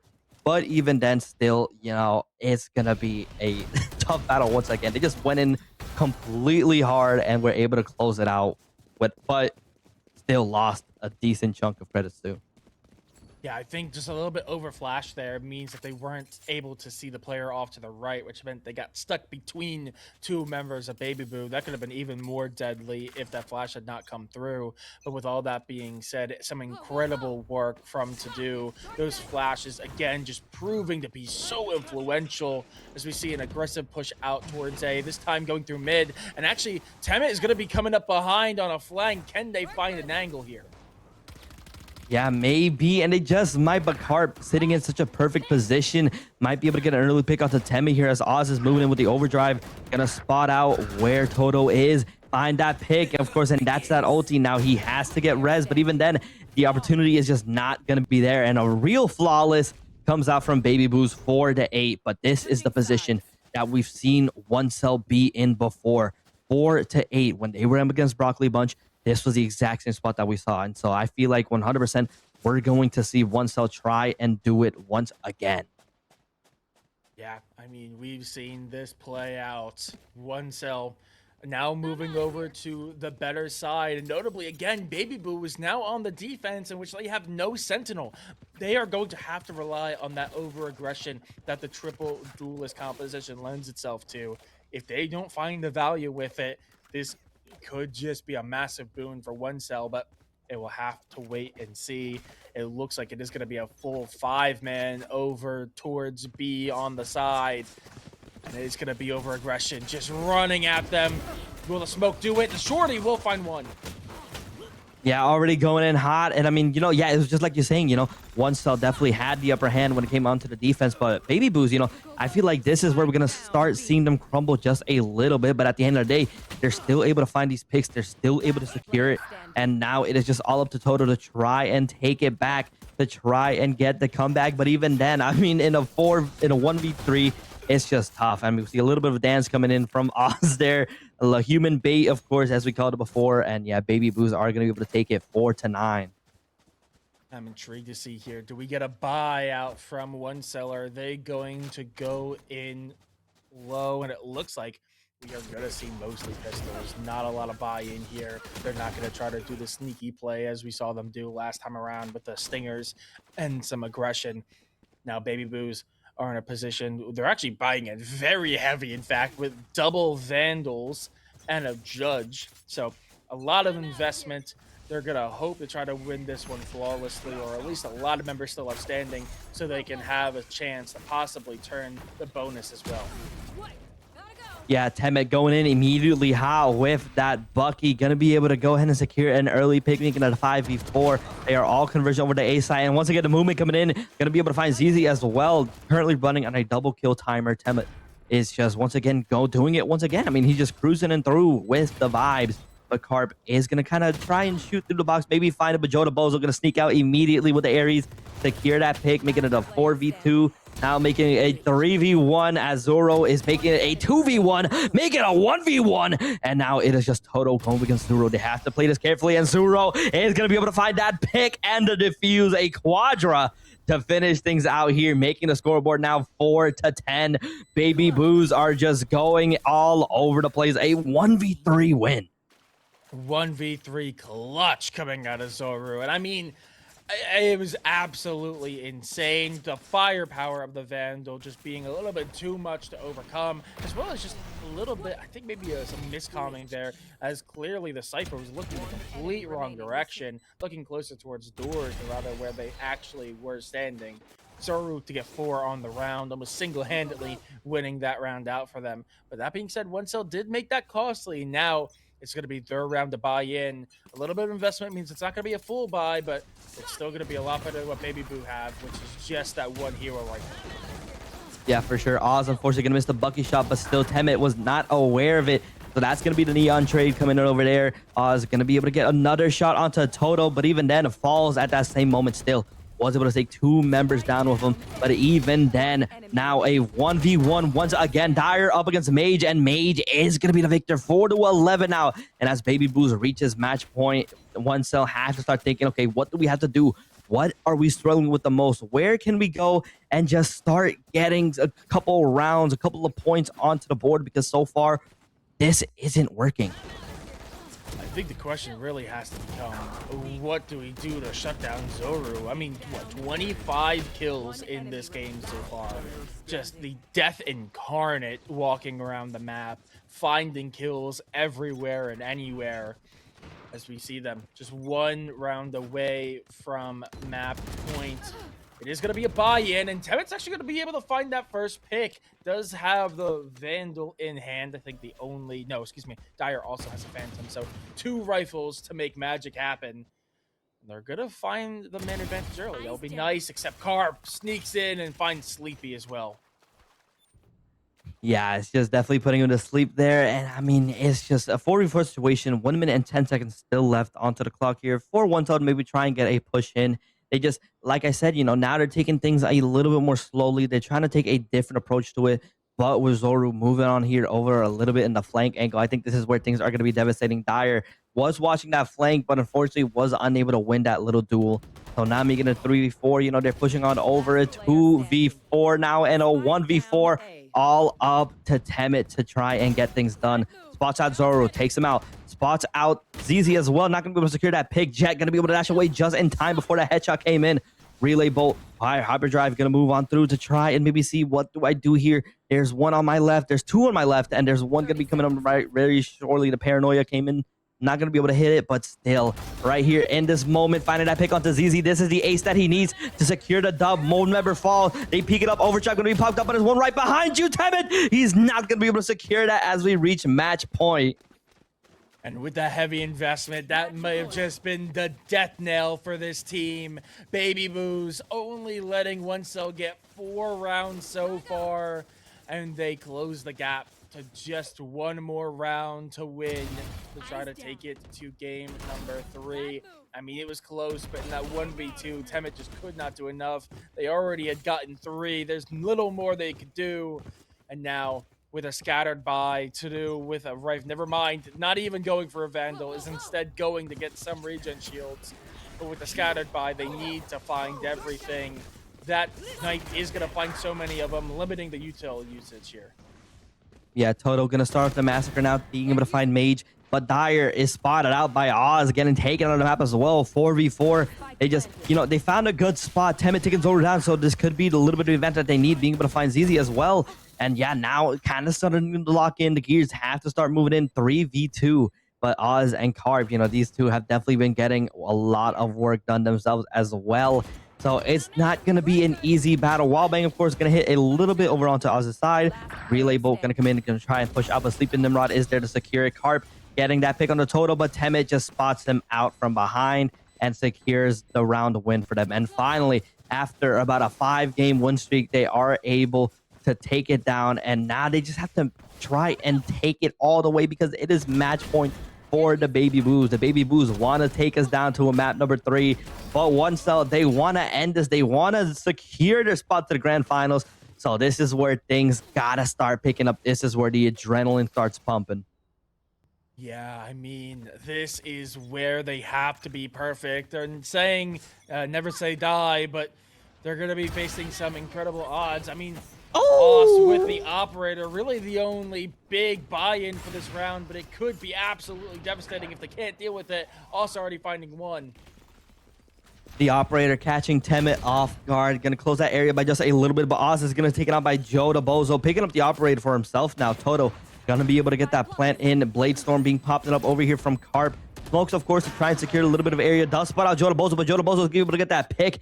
Going to be able to shoot him right in the body. Now it is all up to Mage to try and secure this down, to try and secure the win. But in a 1v4 situation, when Joe to Bozo has the operator in hand and when Dyer has the Marshal, it's just going to be a complete wipe. Still, though, they have to win 6 rounds in a row to take this down to overtime. Yeah, I mean, one nice thing is that they were able to pick up all the rifles and the operator that, you know, that was bought in from the last round. So that does mean that they're able, or they were able to keep all the guns as well, sorry. But that does mean that they're able to buy out full shields and full util. So they're going to be in a full buy situation where Baby Boos, having invested some into the last, are going to be on another light round with just Zoru on the hero rifle as they try for B again, but the defense, 3 members sticking around, 4, sorry. They make a little bit of noise, but players are sitting over on A. It's just the Jet. Can the Marshal find anything? Shot goes wide. Yeah, definitely. I mean, a good rotate coming on through from Baby Boo's, from one cell. I mean, Toto is going to be able to find a pick onto Mage too, so that's going to be making a 5v4 situation. And this is where one cell, I think we're going to start seeing them shine the most. They have the tempo advantage. They have, obviously, they're building up their snowball little by little. And oh, damn it, you were looking the wrong way. The pick does come from Cart, but Dyer is going to finish this out with a double KO matching along with Joe DeBozo. And 7-12, you know, now this is where things start picking all the way back up. One cell, they've won 3 rounds in a row. They want to take it all the way, and with the way they're playing right now, I can definitely see it happening. The game is not over just yet, but have to be careful. Don't say die as they are sticking this out. A is going to be the destination again, and they have the right read again. It's just going to be Garp. Garp having to find something here. Is going to immediately hear so much util being used and is running away. Temet trying to dash in and out, see if they can find any information, but no, they won't. They have to clear Garp. They need to not fall here, and Dyer will fall, but Temet finds the trade. Yeah, short trade going to be coming in. Toto going to be able to find Mage, and now it is all up to ZZ, Oz, and Zoro to try and hold it off. We see the overdrive coming in from Oz, but unfortunately not going to be able to get any value out of it. Temet, of course, standing his ground, being able to be in such a good spot, but there's that breach ulti being popped up, going to delay a lot more space, and so far, one cell are just in complete control of the side. Baby Boos are around here, but they can't secure anything. Lorena gonna get spotted out. Joe DeBo's gonna secure that last pick, and it's all up to ZZ to try and find something, but Temet is there with the slide and the hat tap with the Phantom, securing round 20, 8-12, slowly but surely creeping on up. That is going to be another massive round, and I actually like the look from one cell a lot. They don't play over aggressive. They take the site, they find the trades. They know that the rest of the team is playing a little bit farther off, waiting for the plant to go down, and instead of pushing out and taking more space, they just allow the time to waste. They know that they're no longer the ones that are facing the pressure of the timer, so they sit back, they see what Zoe's going to do. They know that Empress is pop, so they do not push it, and in the end, they're able to get enough. And now, with their idea of A being a little bit more strained, it does mean it opens up the defense as they have to split themselves up more. And now, after round of A hits, it is now going to be a B. They need to clear out this Omen, but if they can, that would be great for them. Madge just find one. Sleepy is going to fall. Yeah, and so far, you know, slowly creeping up. We see Neon now, Oz trying to move on through, does spot out Toto's location by just a little bit, but with the spike being planted, this is where the pressure starts spiking up. You could crush Cole into diamonds with how much there is, and now with another pick move on through, Dyer gonna take out ZZ, and it is just all up to Cart to try and secure it. Marshall in hand, Neo Frontier, best skin line, not gonna be enough to secure them that win, 9-12. Okay, the gap is closing within 3 of overtime, and notably that was the eco, so they expected to lose that one. As you can see here in the replay, it was mostly just Sheriff, so a little bit of a heavy buy with that judge, but besides that, it was pistols across the board. This is gonna be a buy round. This is oh so critical. This one, if Baby Boos don't win, the next round is gonna be a heavy buy, and it's all going to come down to that round 11 matchup. This is a must-win for Baby Boos. They need to not give one cell the room. Yeah, it's just, man, dude, I mean, just left and right once again. I mean, we saw the complete sweep coming from Baby Boos now, being able to take round after round, but now one cell, they're the ones being in complete control. Toto is going to be peeking a little bit, a decent angle there, but unfortunately, Zoro is going to be able to immediately find him out, peek him, take it, and now making it a 4v5. Slowly but surely, one cell, you know, definitely going to be panicking, maybe just a little bit, but they have to stay grounded. They have to remain calm. A little bit more defenses are going over to A side as now, you know, one cell slowly trying to creep their way onto it. But Temet, look behind you, Temet. Behind you, there's a Carp slowly but surely trying to swim his way on towards you, but they don't spot him out. He doesn't know. They both don't know. Oh, what is an intense situation. But even then, now all members have converged over to B. That's 2 picks now coming over to Baby Boos. It is all up to Temet to try and secure it, but he's not going to be able to. A swift, flawless, gonna come in, and man, dude, what an insane What an insane wipe coming at the end. A triple KO from yeah. Carp to close things off. We are going to map number 3, baby. Absolutely. I mean, it was looking pretty good there for one cell. They were starting to get rounds on the board, starting to really build momentum, and they were like really taking advantage. But I think in that final round, they just finally slowed down. And I feel like that was maybe a little bit of hesitation on their part. They should have just kept that pedal down. I mean, if they stuck to their guns, they had the right read. They were all leaning towards A. If they just pushed onto A again, they would have only found the Sova. Again, a 1 stack on the site. It was very risky, don't get me wrong. If they had gotten the wrong site and they were pushing into those 4, it could have been a very different story, but they had it right. Their gut instincts were correct. They should have stuck to them, but instead, they slowed it down. They played a little bit closer to mid, and because of that, the aggression from the defensive side was pushing out, and they were able to get that early pick. And once they lost the Cypher, that was a lot of information and protection from behind that was just gone, and after that, it just crumbled away. So, I mean, very good performance. Exactly what we needed to see coming out from the Baby Boos to send us over to map 3. But man, these two teams, you could not separate them with a knife. I have no idea who's going to win. I'm super excited to see us go to game 3. Yeah, no, for sure. I mean, that is just absolutely bizarre. I mean, first round, right? First map, we saw it go absolutely crazy. One cell definitely being the ones with the advantage, but now map 2, Baby Boost take it all the way. But one cell, still didn't make it easy for them. What's going to happen map number 3, you might ask? I don't know. The game didn't start yet. We're going to see it after we go to a quick little break. Everybody, don't go anywhere. We already know this is about to be a banger for map number 3. I'm pumped up. We'll be right back.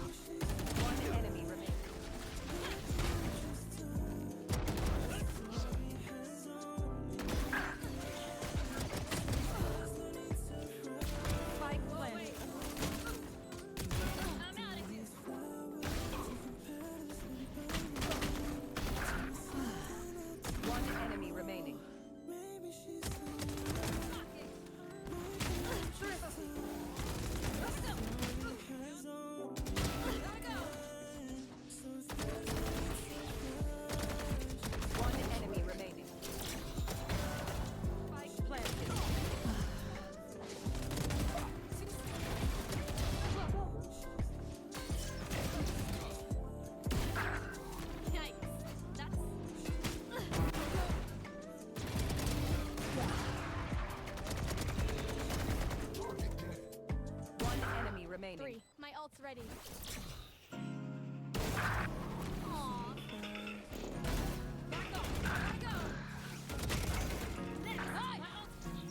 One enemy remaining.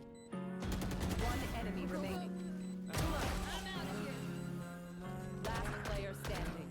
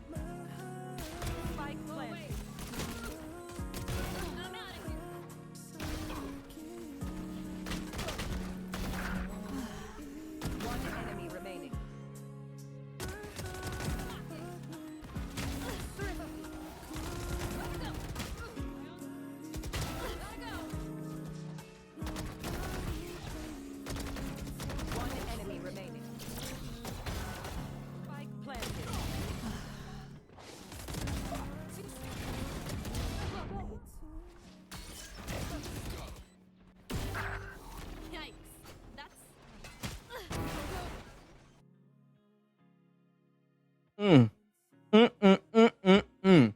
My belly's full by the way that I'm eating, looking at all these games, man. We got a map number 3 coming in for all of y'all. It is going to be Haven, if I remember correctly. Haven is the decider map. So, Yep. it is what it is. Haven is one of the maps of all time. So, it's got a lot of structures. It's got design going into it. Yeah, it's fine. We won't go ahead and talk about all that, but we're primed up. We're here and we're ready, man. Soren, how we feeling, bro? First map number 3 of the series, I think, that we're seeing here on broadcast. How we feeling? Yeah, first map 3 of broadcast. I'm feeling really good. Like you said, Haven, definitely not one of my favorite maps, but there's a reason it gets played so much, and it's because teams really do like it, and it's also been around for a long time. It's kind of the new Ascent since Ascent was taken out, which is funny because it was Haven and Ascent for a very long time. But it's a map where I hesitate to call it solved, but it's pretty darn close. But right now, the pool of agents that get played in it is a little limited. We mostly look at the duelist pairings. Obviously, with Yoru no longer being as dominant as he was, that does kind of open up the slot for who gets to be in that second duelist. We have seen a little bit of presence of some contact duelists, mainly that of, I guess, Race really isn't a contact duelist, but she's used as the second duelist very often. But the likes of like a Reyna or an ISO, and especially as Baby Boo just pulled out the Reyna as the third duelist on Breeze, I would not be surprised if we maybe see the Empress make an appearance here on Haven again as that double duelist.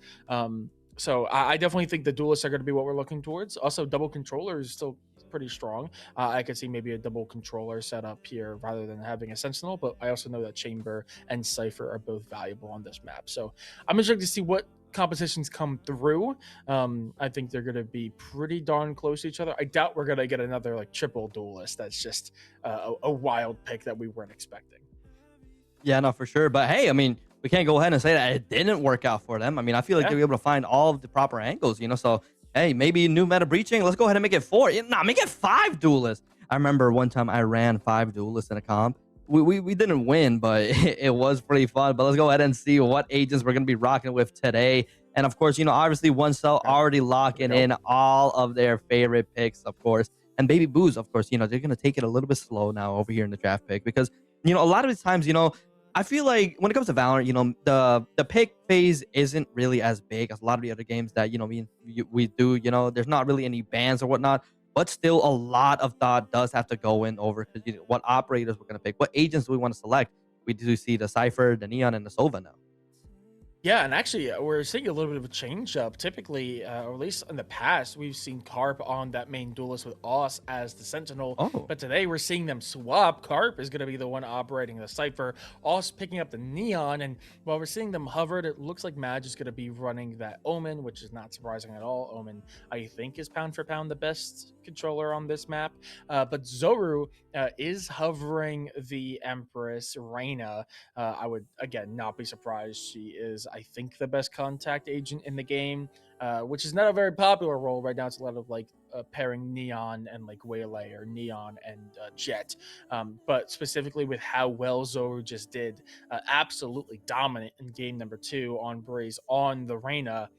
I would imagine this is just a little bit of a stall. There we go. That's going to be locked in. So Zoru is going to be picking up Reyna. I mean, I'm not too surprised. Zoru was absolutely insane. I think going into those final rounds, I think maybe 3 or 4 rounds before the end, I last checked in and saw that they were at like 25 kills. And they obviously got a lot more in those following rounds. It's the kind of key piece that was making a lot of the magic happen for that team on the defensive side. So I would not be surprised if they got pretty darn close to 30 kills. And obviously already did really well on Lotus too. So they probably have an insane stat line for the entire series so far. But that is going to be your team compositions. Again, one cell, nothing really changing. Sleepy is going to be sticking on that Cypher, which I think is perfectly fine. Obviously, we did see them swap over to the Vice, but here it is either Killjoy or Cypher or Chamber. One of those 3. I think mainly, though, it's Cypher or Chamber. But with the way Sleepy's been playing, I'd imagine that Cypher would be the go-to.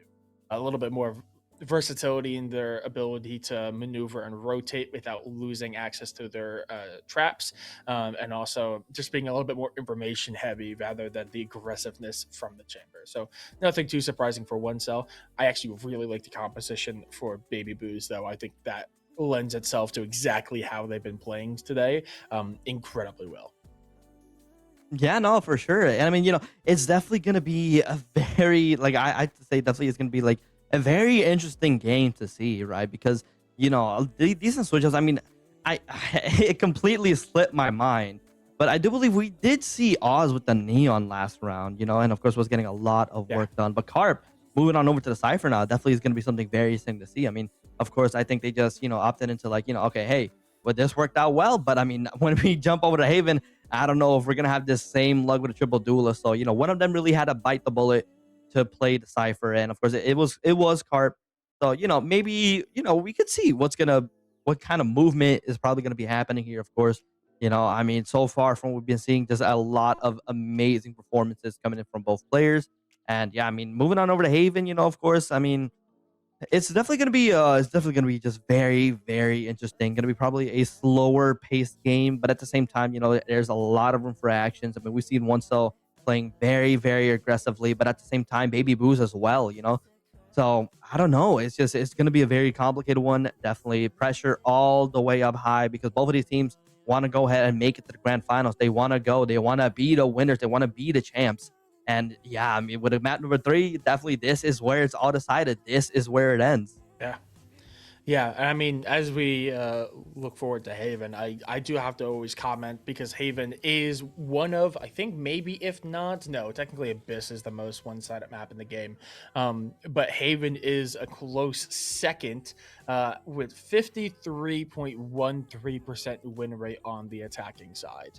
To put in perspective, the closer that it is to 50%, the more neutral the map is. So a 53% win rate is absolutely crazy. Typically, when they get close to 54 is when you start seeing them get taken out of the map pool, and Riot has to go back into the lab and fix them. So the fact that we're seeing 53% for the win rate means that it is incredibly one-sided. So whoever starts off on this attacking side really does need to set the pace and the tone, because the moment they swap to the defense, it might get a little bit sketchy for them. So a strong offensive side where they can stack up as many rounds as possible is important for either team here.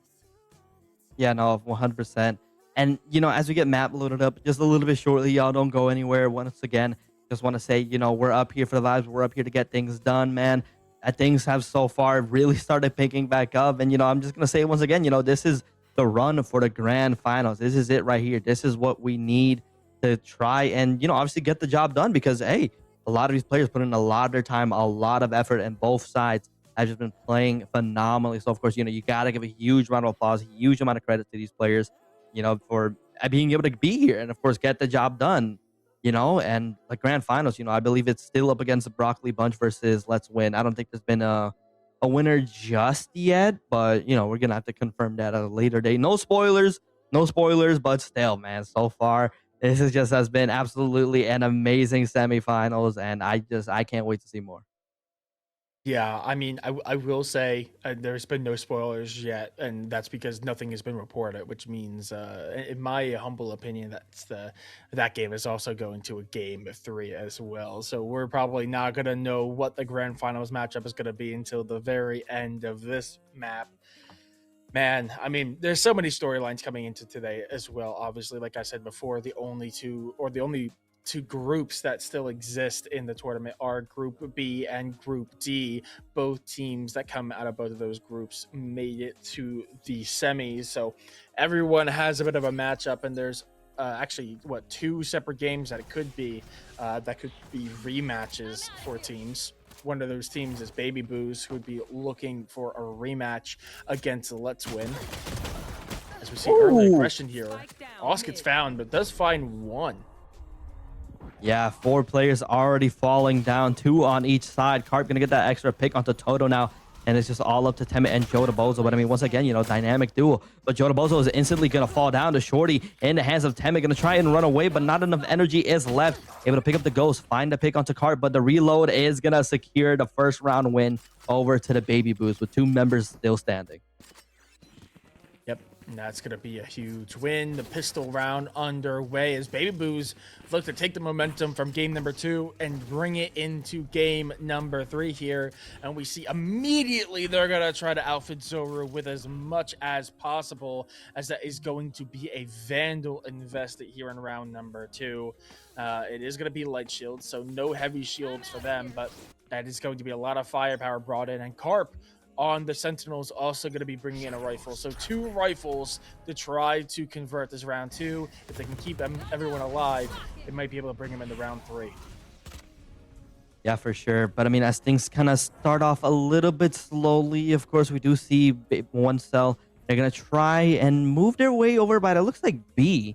You know, of course, Joe Bozo holding onto that spike for dear life.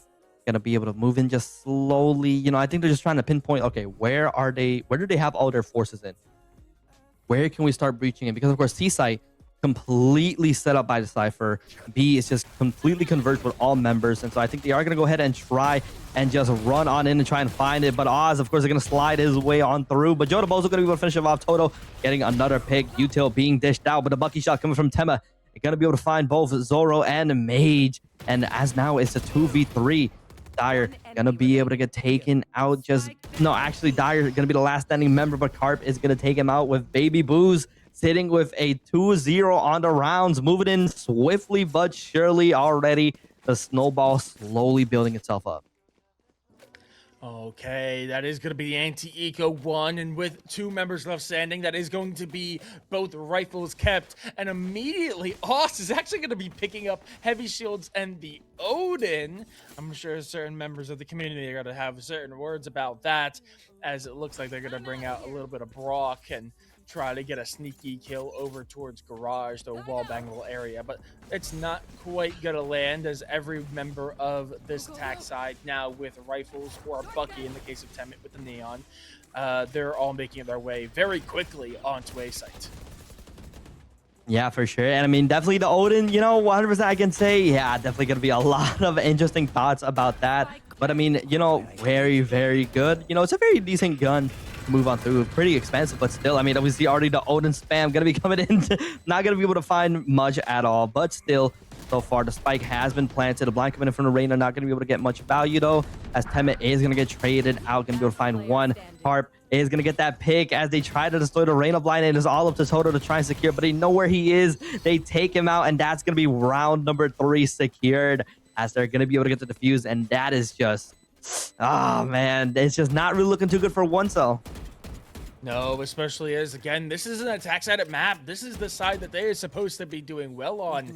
And obviously losing the pistol, that doesn't have all that much say in the overall of the game. It does stack up over time, but I mean, you wouldn't really count that towards the win percentage of a certain map for a certain side. But once you start losing the pistol, the anti-eco, and then you lose the bonus, that's when it becomes a little scary, because now you're going to have a very, very scattered buy, but you are going to force it. So it's going to be a lot of Stingers and some Spectres and some Sheriffs. And if you don't end up winning this, it's going to be another scattered buy next round too. But it's going to be a very difficult round to win, as there is a full buy and a half with Odin's invested as well. Yeah, for sure. And Baby Boos, you know, they are going to get a pretty decent read. Recognize that, hey, one cell, they've been going to be all game. They might go with B again. All the Cypher setups primed and ready. And Card being able to find a double kill, making a triple kill. Again, and taken up by Dire at the end. But still, last standing member once again is just not going to be any value across the board for one cell, as they get taken out, losing round number 4. And this is where things really start picking up once again, because 4 round wins in a row and not really losing that many members as well. I mean, I feel like this is where Baby Boos are finally going to reach that good old snowball spot. This is where they're going to be sitting very comfortably, a lot of credits in their hands. And already, I think, already getting another read as well. I mean, one cell are going to try and go over to the seaside, but already a lot of members are there sitting and waiting. Cypher setup already primed and ready too. And yeah, I mean, this is just getting really tough for one cell. Ooh, Temmit is gonna find an opening pick, make it 2, as C is their final destination. They sprint up, but now running into the message here of the defense as they make their way through. Temmit finds the third, but Carp with the swing out, find 3 themselves! Down C. Joe DeBozo finally puts him down, and now in a 2v1, ZZ is the only one sticking around, has to find them both. No, they won't. Oh, yeah, very unfortunate there. I mean, Joe DeBozo just swung way too fast, caught ZZ off guard there. But I mean, Carp, wow, 12-3 already. And I mean, he's playing Cypher. This isn't even a designated duelist agent, and he's just moving in, finding all these picks. And I mean, this triple coming in so phenomenally, so well executed. But Joe DeBozo being able to find that pick at the last second, of course, as well, is gonna be just an insane play coming in. But now this is where things are going to get a little bit tough. We see Oz with the operator in hand now. Going to be covering A long, and it looks like that's where one cell are going to try and start breaching just a little bit. They do place a spike down. It's just trying to kind of determine what they really want to do. They spot it out, bait out the op shot, and that's going to be op spotted. So they know, okay, wait a minute, this isn't the right way to go. Picking up the spike and hawking it down over the C side, but Mage just moving on for the back, finding a pick on the Dire now. Concuss gonna come in, but the Omen TP is gonna give him a lot of safety. But there's that breach ultimate now. Line from Reyna to try and delay for just a little bit. Oz getting that pick on the Sleeping Nimrod. Zoru with the total pick. And now Overdrive gonna be forced out here. Gonna be popped out. Maybe try and find a pick, but the energy is slowly dissipating. Doesn't really look like it's so able to get too much value. Yeah, but now it's a 2-on-4. This would seem very difficult if it wasn't the pairing of Joe and Temmit. We've seen them overcome crazier odds, but there wasn't an op in play as Oz, the one sentinel, puts down the breach, and now trapped like a rat in a cage, has to find something. Temmit finds Oz on the swing through, turns back, waits to see if there's any push down long, doesn't see anything, but does get spotted by the drone. There was so little room for them to operate in, and they're choking it out slowly. More and 30 more seconds space. left. Can they find the kill onto the Cypher? That might just open it up. No, they cannot. Carp to close out the round. Yeah, unfortunately, we see Temmit does know where Carp is, kind of debating just a little bit, but reading that he was by the corner. But unfortunately, he was just able to pop in with the classic, and the right click is going to finish things out. But even then, it was still a really, really good fight. I mean, one cell, they got close, but it just came to that operator that just kind of led them to fall and crumble. And of course, we saw Carp pick it up. So that's just going to be an operator handed down over to Oz once again. Not enough credits to really spend there, but still a small eco round going to be coming in from majority of the members from one cell. Joe DeBozo going to be able to go for a full buy here, so it's going to be a very close one. It's going to be a very tough one. Concuss coming in to deny the operator angle. Okay. Another question over towards A, but no kills to either side. Obviously, one cell going to be in a pretty heavy eco round. The Bucky going to be trying to use to find something. Dancing in and out the smokes. Can they find one? Op versus Bucky. Operator wins. Oz with the overdrive now in hand is going to run them down. They find the 2 in long, and now it is just 2 attackers of standing. One by Sewers is about to be spotted, but Dai does find one. Carp falling in the process. Yeah, definitely. It was a very tough situation. Temmit had the advantage there, of course. Close range, Bucky versus Operator. Obviously, Operator being as strong as it was, I feel like some people would favor the Bucky in that situation. But it just came down to the fact that the crosshair wasn't placed properly. He didn't see him at the right moment. And now it is just Dire trying to come up with something to get it. Does find ZZ with Classic in hand now. Maybe going to try and find a pick on Neon. Is able to find it. But Mage is going to take him out. Doesn't really look like they're going to be able to go in and save that operator. So operator is going to be gone unless we see Oz go ahead and buy another one. And it looks like they're going to buy another one.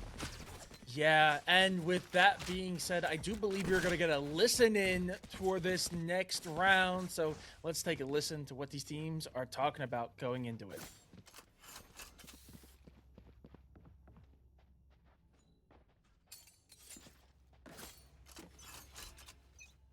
I'm out of here. Almost just along.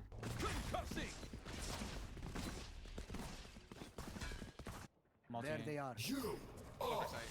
Listen to this.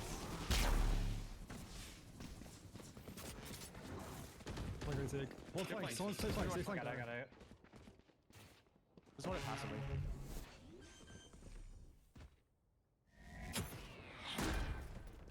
Three CT, one heaven. Oh no. Stock. We're joining. Rocket. I have one flash. Flash. He's off me still. No, random backside. No smoke. Three, all three. Both. Backside. No, backside heaven.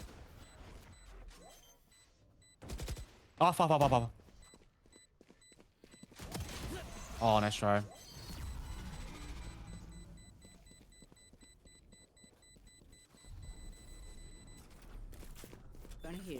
Ooh-wee. Oh, Golly. Yeah, I mean, that is a bit of unfortunate. They did do really well. They got into the back of sight very quickly, and they were able to get themselves a chance in. But unfortunately, I mean, there's just so much pressure from this defensive side.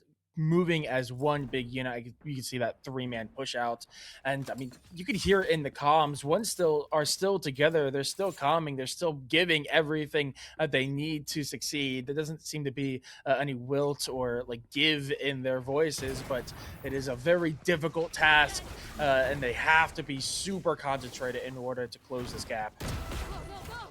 Yeah, no, for sure. It's just, it definitely is such a tough scenario, but Temet, of course, is going to go in absolutely berserk with the judge securing that pick onto Zoru, and of course taking that Vandal, now securing it over to Oz. And so far now, you know, Temet and Dire, they're able to find these picks this game, leaving it all up to Mage to try and find something. With a spike planted, everything ready, Mage is going to be able to find Dire, but that's going to give out a lot of comms. And Temet now hands on the operator, gonna finish things off with a quad, and they're gonna be moving in swiftly now. That's exactly what they needed to try and get a soft reset over on Baby Boo's economy, try and lower it as much as they can so that they can be the ones to start snowballing it all the way up.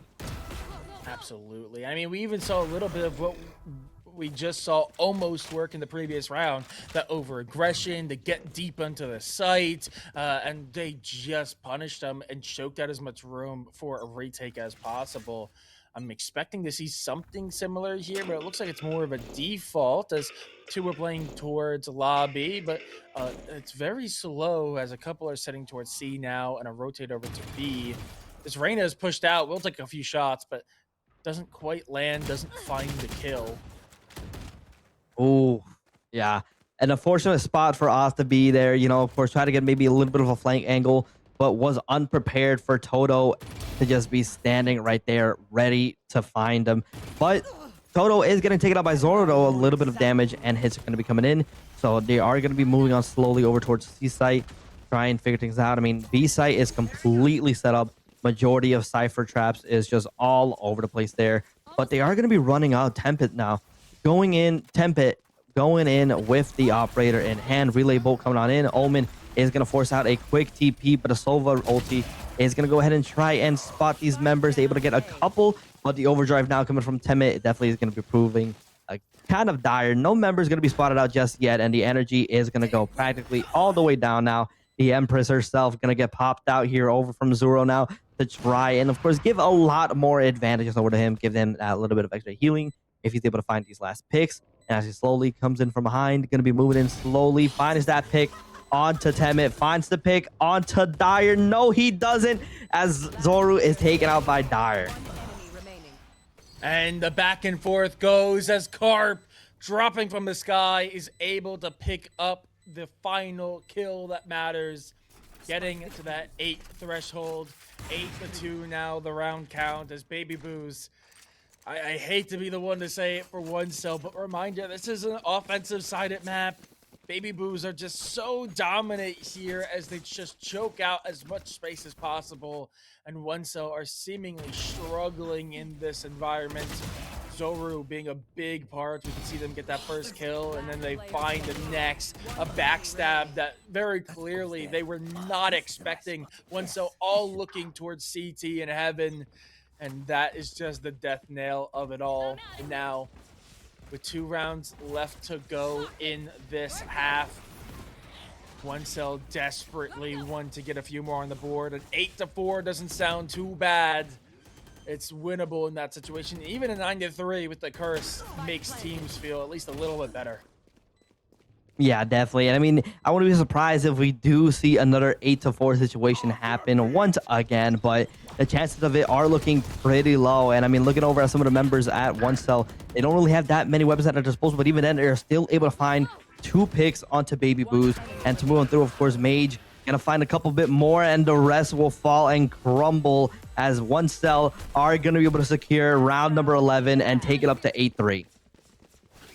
Alrighty, One Cell able to get that. That is huge. Like I said, a 9-3 would at least feel pretty good. 8-4 would be best. One Cell, this is kind of a must-win round for them, even if it is not a map definer. It really will come down to the pistols, depending on how this round works out. Because if this becomes a 9-3, pistols become a must-win for One Cell. But Cypher setup is going to be on C. Going to make it very difficult to push through. It looks like B is the destination they want to go, or at least through Garage. And they actually aren't going to be fighting much, but Zoru does slip out and find Dyer through Garage doors. So he takes a lot of damage in response, but that is going to be a very positive trade for Baby Boo's. Yeah, no, for sure. And I mean, they just want to go ahead and just stop, delay as much as they can, and of course, ultimately deny any form of advantages here. So being down a member is definitely going to give One Cell a little bit more room to kind of go ahead and think, okay, all right, we're down a member, a really important one as well. What do we do to try and combat this? They are going to hard push over onto C, a small concuss coming in over the Carp, and that's going to allow Joe to Bozo to get that last final pick. So they're even it out 4-4, and they are going to be able to go ahead and start maybe planting Spike here. Sleeping Nimrod going to be able to plant it down, and that's going to put Baby Boo's onto the retake. Okay, Spike planted, but here's the backstab. Zoru finds one, but does get traded out. Back and forth we go yet again. As now to 2v2. Temin and Joe. We've seen this so many times. It has not worked in recent maps, and it won't work here either. That's what the judge just mows them down. Is going to finish out this half. It is going to be 9-3 in favor of Baby Boo's.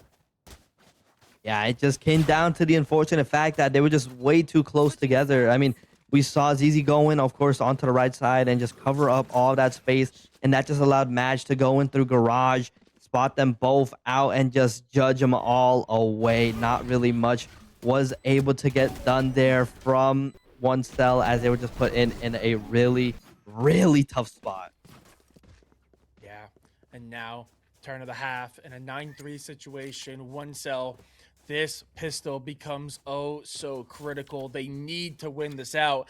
Any rounds they can win easy, they need to take, and this is going to be the easiest they're going to have. It's one where it's guaranteed that it is level. After this, it becomes significantly more difficult, especially if they lose it. But now on this defensive side, it looks like it's almost like a 2-1-2 setup, but most of those middle, or most of the external players are actually sitting much closer to B than you would imagine. One sitting in CT, one in Garage. That's going to mean it's going to be very quick rotates here. They hear a lot of presence towards Garage, and we immediately see them back away and move towards C, expecting this push.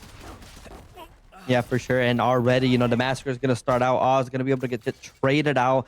So now it's just going to be another 4v4 kind of basic scenarios. I feel like we've seen a lot of these 4v4s comes in.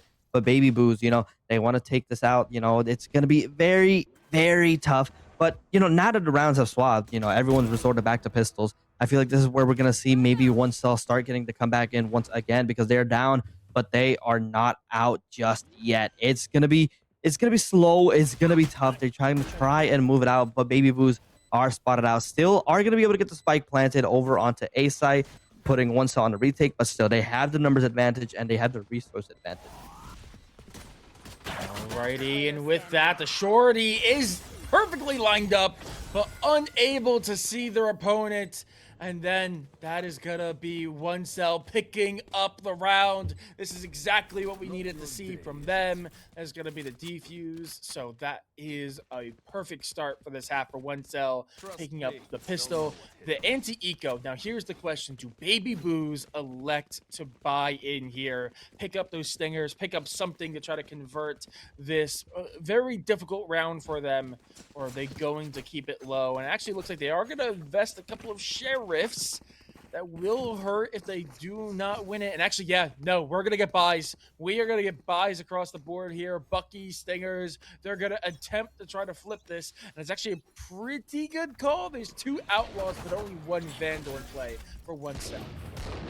Yeah, definitely a lot of risk involved here. Total, the Outlaw is going to be able to find Oz, though. So that's already a member taken out. And of course, ZZ as well. Bazoro going to be the match, taking a pick onto Joe DeBozo, getting to get back. Taking out members left and right. But Temet over here with a little bit of a flank angle finds Mage. Mage is gone. 2v4 once again. And Carp just trying to sneak his way on through. But unfortunately, is spotted out. Now it is just all up to Zoro to try and get something done. But with Spike all the way over by B, I don't think there's much that you're gonna be able to do here.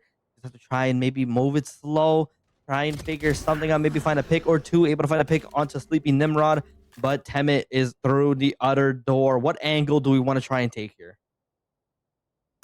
That's going to be difficult. They're going to spot it. Outlaw shot goes wide, but To-Do's does not.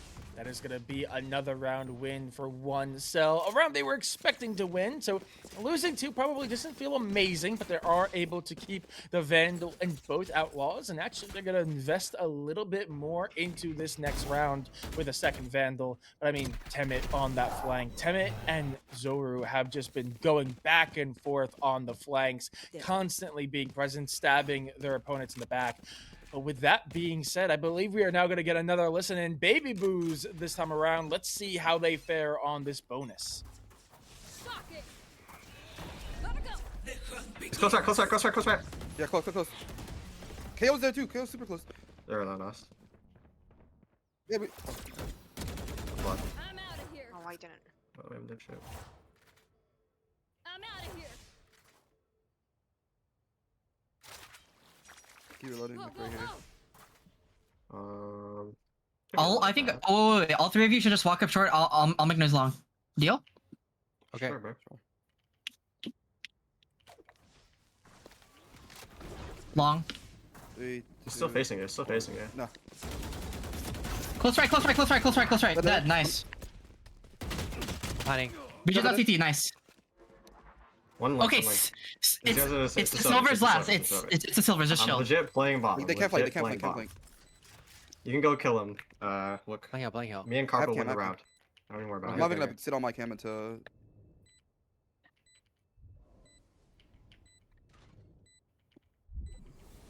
Okay, I got info for you, Omen. You think they If save? drop up, you can like. One out. One's out. Save. I'm swinging off you. I'm swinging off you. I'm swinging off you. Okay. Last player I'm not swinging off you. It's a never good rage fight, bro. Good rage fight. Dude, this is actually the Nice. most I've ever heard Carp calm in my life. Wait, good? No, this is passion, bro. a little bit of passion there at the end. Carp calming, apparently. But yeah, I mean, that's a good win. Baby Boo's doing well on the A site, just clinically tearing apart the defense. But again, there was a round that was expected to be won. They had the gun advantage. I'm actually surprised Wenzel elected to not try to save to help build up their economy, but they're still in a pretty good spot. They are going to be mostly able to buy, notably Operator in the hands of Temet. So we do have the big boomstick in play. Yeah, and I mean, just like the baby were saying, you know, of course, comps were definitely spiking all the way up. Carp common more than he's ever done in his life.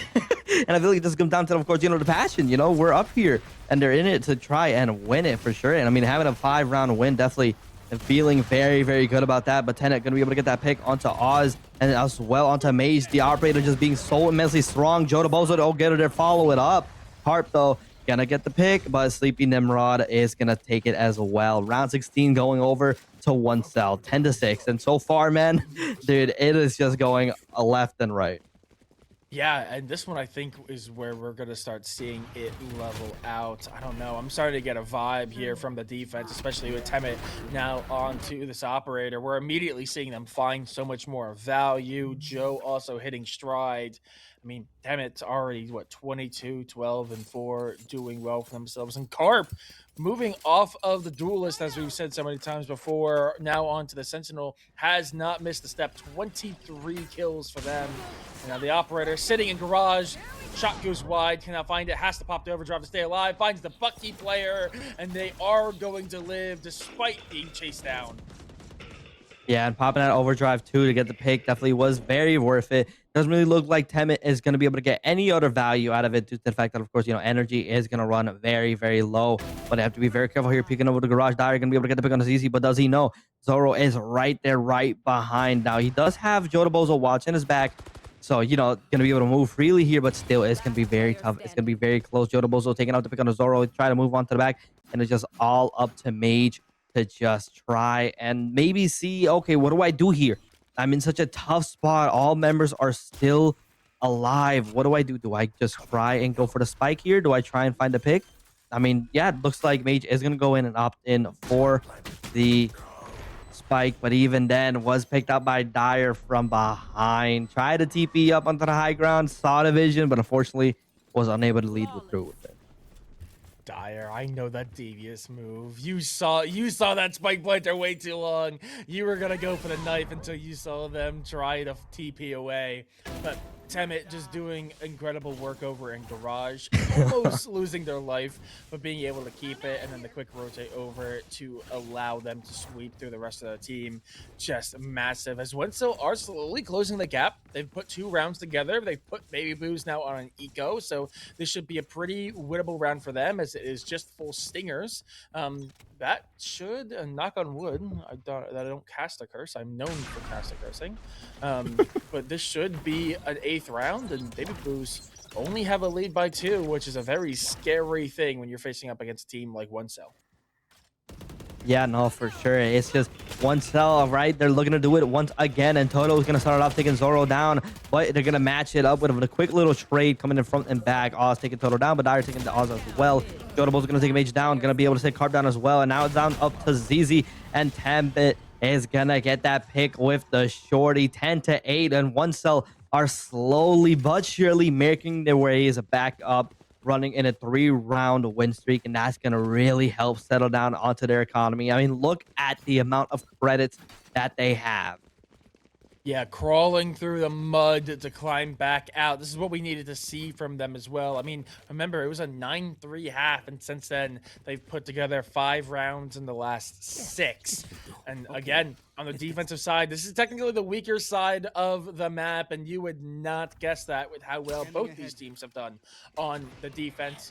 That Sovidar is going to at least get some information. The fact that someone is in garage. The Cypher setup is fully on C, though, as we do see a lot of aggression coming from Temet, pushing all the way up into lobby. Won't find anyone, but that's going to cut off a lot of space. That Cypher cam is also going to give a lot of information over to C itself, which does lead everyone to believe that it is going to be a B push. Oh, that is going to be a sneaky little shot, as I think they just caught barely a couple pixels of their opposing Neon. That's going to force Baby Boos to hit the gas pedal. Yeah, no, for might sure. have been looking somewhere else. Hey, that's the way that it is sometimes. Zoro gonna match it up with a double pick. One Baby Boo's finding all these picks, and now it is all up to Temet in this 1v5 situation. In this situation, I feel like this is just where we go and we save. I mean, we have the operator in hand. 5 members all collapsed around B. There's not much we can do. One is watching the left, one is watching the right. All entrances fully guarded, and you're just stuck in an almost impossible situation here. And we see Zoro moving into the back as well, along with Harb. They're trying to find where Temet could possibly be because they want to secure this pick. They want to take him out, but there it is. Temet gonna be able to find 1, gonna be able to find 2. Is he gonna be able to find 3? No, he won't, as Mage is gonna come in and take him out. It was so close. Very close. Zora actually, I think last second had to change her heart to go check heaven. Otherwise, it would have been a really good backstab. What we've seen Zora do so many times this series. But that is going to be a round on the board for Baby Boos. Not going to let them get 4 in a row as they hit the 11 threshold. 1 round away from map and series point here in the semifinals. As you see a bit of a replay coming through, that Neon just finding so much value pushing on. We do see Temet's final moments there, able to get 2, pad out the credits a little bit. But with that being said, we do see that Temet is not going to be able to afford Oh, actually, it looks like we are having a bit of a technical pause here. Seems like we might have a, yeah, okay, we're having a game issue. But notably, credits. I mean, you can see Temet does have plenty enough credits, actually sitting on 9,000, a full bank. So they're going to be able to buy out a new operator as well. And you can already see Dire, or excuse me, To Do is going to be able to buy out fully as well. And that's really where the threat comes from winning so many rounds on one half, and it is just the fact that the bank is just so full for the side of one cell. Yeah. Isn't there a tech boss?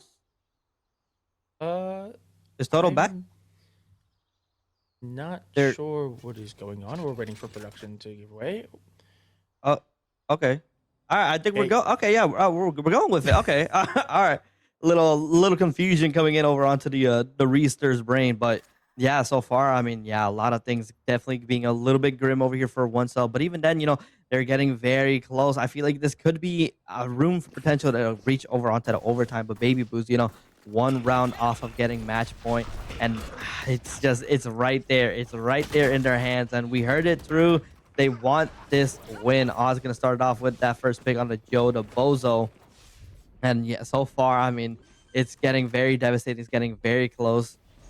There's a plant now coming in over the Baby Boos, and now they're in control.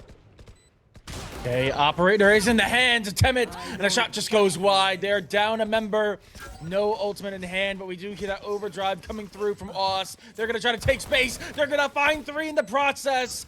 Dyer finds 1 in response, but now there are so little numbers for one cell. Little time, little problem here. As the overdrive falls away at the very final moments, Temet does get felled though, as the peek out from Zoru is able to pick it up, manage to close out the round, as Baby Boos find map and series point.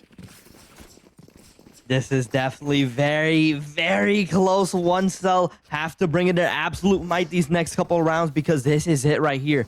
This is where Baby Boos have the chance to go over the grand finals. And remember, we talked to Joe DeBozo last time. He was talking, he wanted to make it up to the grand finals. He wanted to prove that, hey, we up here for the vibes. You can't face against us. You can't counter us. But even then, so far right now, Baby Boos have just been so incredibly strong, so incredibly dominant. And that unfortunate miss coming in on from 10 is just so devastating. But still, possibilities are here. They're moving in strong. They're moving in slow.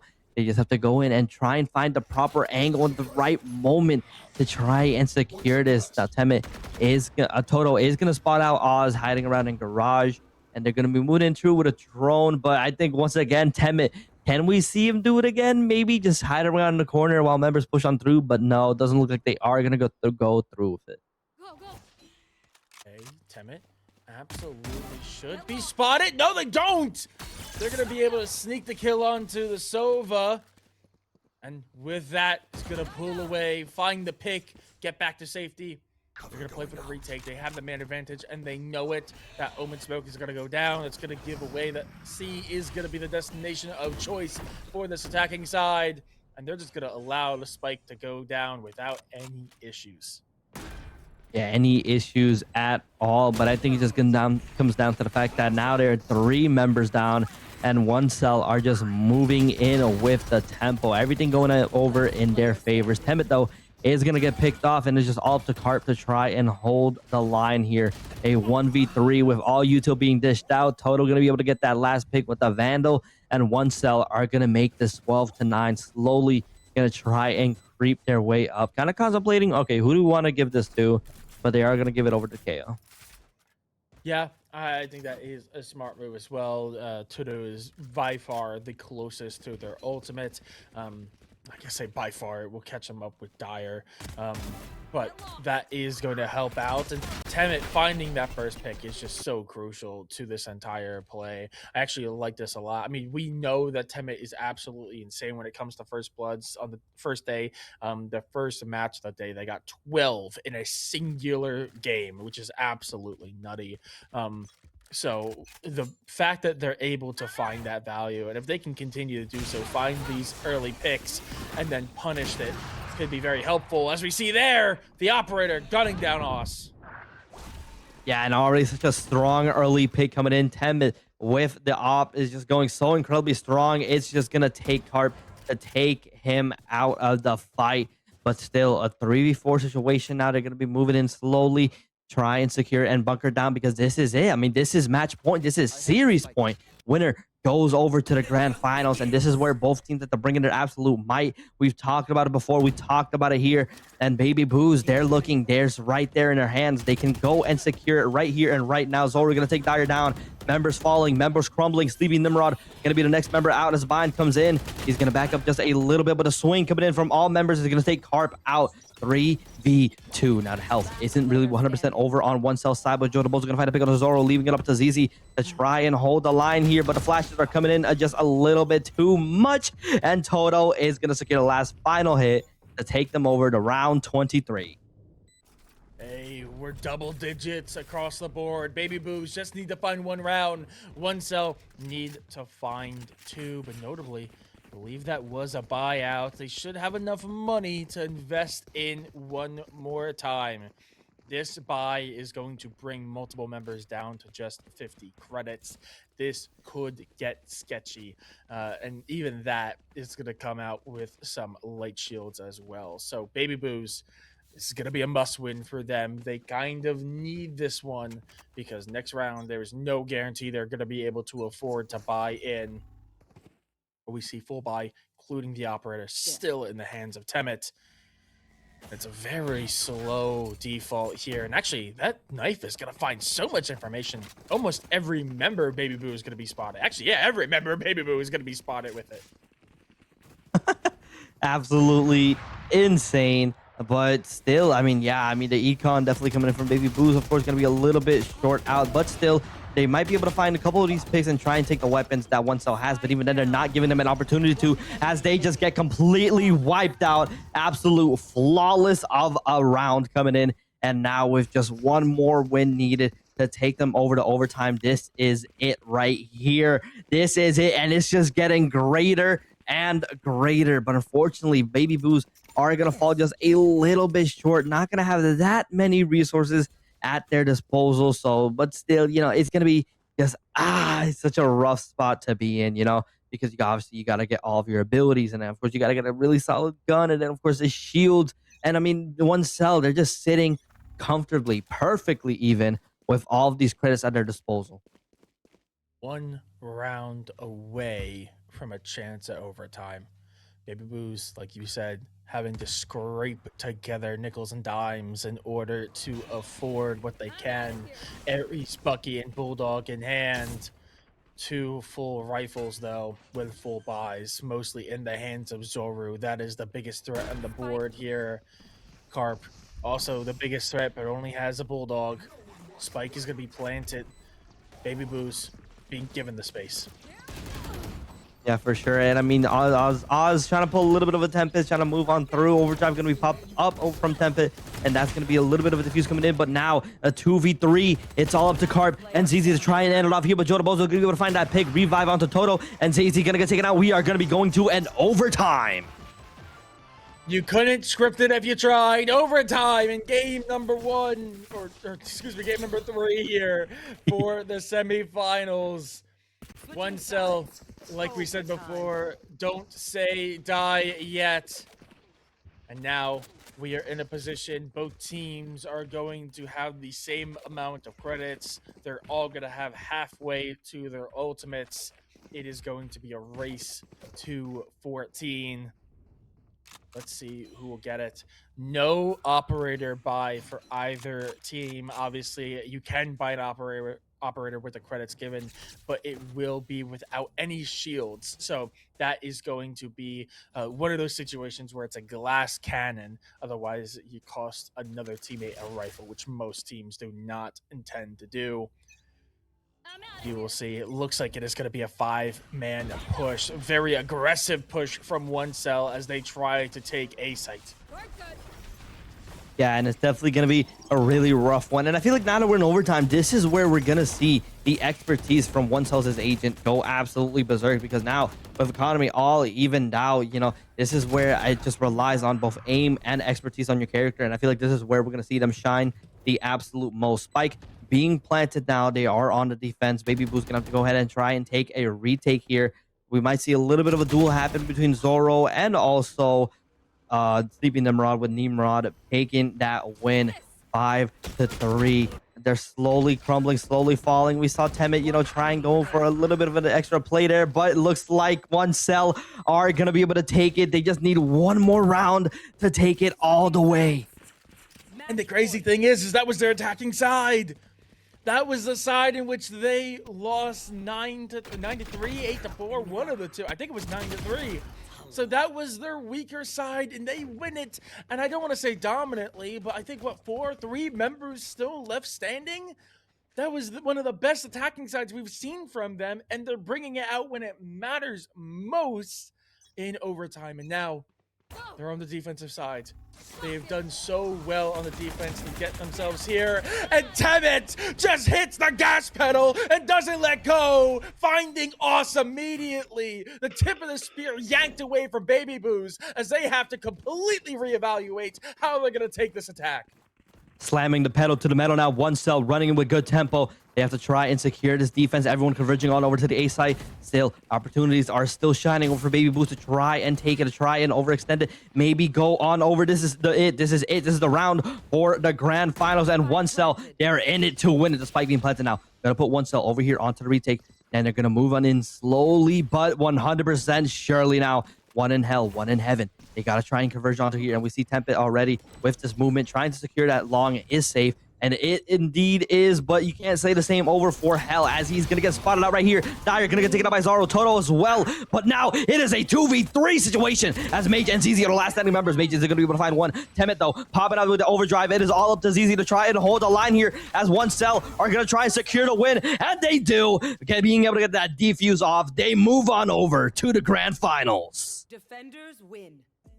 With the speed of Temet, they are able to get themselves over the line.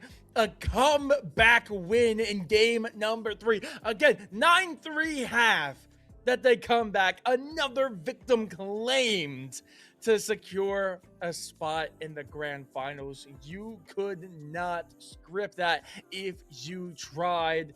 I mean, what an incredible performance from Baby Boos, though. I mean, that game 2, they looked absolutely flawless. They looked good on game 1, at least towards the end, and they seemed so strong throughout the entirety of game 3, but they could just never beat down the grit and determination of One Cell. What an insane game to watch. Ooh-wee. I mean, I'm getting a little bit of deja vu from the T1 circus. It was the One Cell circus, if I had to say so myself. I mean, just absolutely dire every angle, but they were able to pull up with the comeback. And I mean, hey, what does Watson say? You could be down 12-0, but the comeback is still possible. We've been seeing it happen over and over, and just 100% is just such phenomenal performance. Definitely going to be a decent tank over the Baby Boos. They brought it all. They had it. It was right there in their hands, but unfortunately, they were unable to grasp it tightly, as One Cell just took it away from them. And I mean, wow. What else can you say except that was another phenomenal comeback coming in from One Cell? Yeah, and I mean, at the end of the day, I don't think we're going to be able to speak to Joe again. I think we're going to be speaking to someone else for our winning interview. But Joe's whole thing is that he wanted to make it to the end, and One Cell, they've made it all the way. They have gotten a chance to take it all, and it's been off the back of just their own expertise and their own skill level. I mean, remember, this is the team that pretty much are all one tricks or experts in their field, as I've been calling them. I mean, they have not been changing up their composition. Every team that's come across them has known exactly what composition that they're going to run, regardless of the map. Really, the only change that we've seen were changes with the Sentinels, whether it be Vice or Cypher, at least from what we saw. But I doubt they pivoted off that much. We've seen that same trio, I guess really a quad of the Mix, the Neon, the Breach, and the KO. And despite the teams knowing exactly what they're running up against, One Cell just over and over defy the odds and win it all. And with that being said, I believe our interviewee is ready. We have Temet on the line. Temet, you have locked yourself and your team into a grand finals appearance. easy question. How does it feel?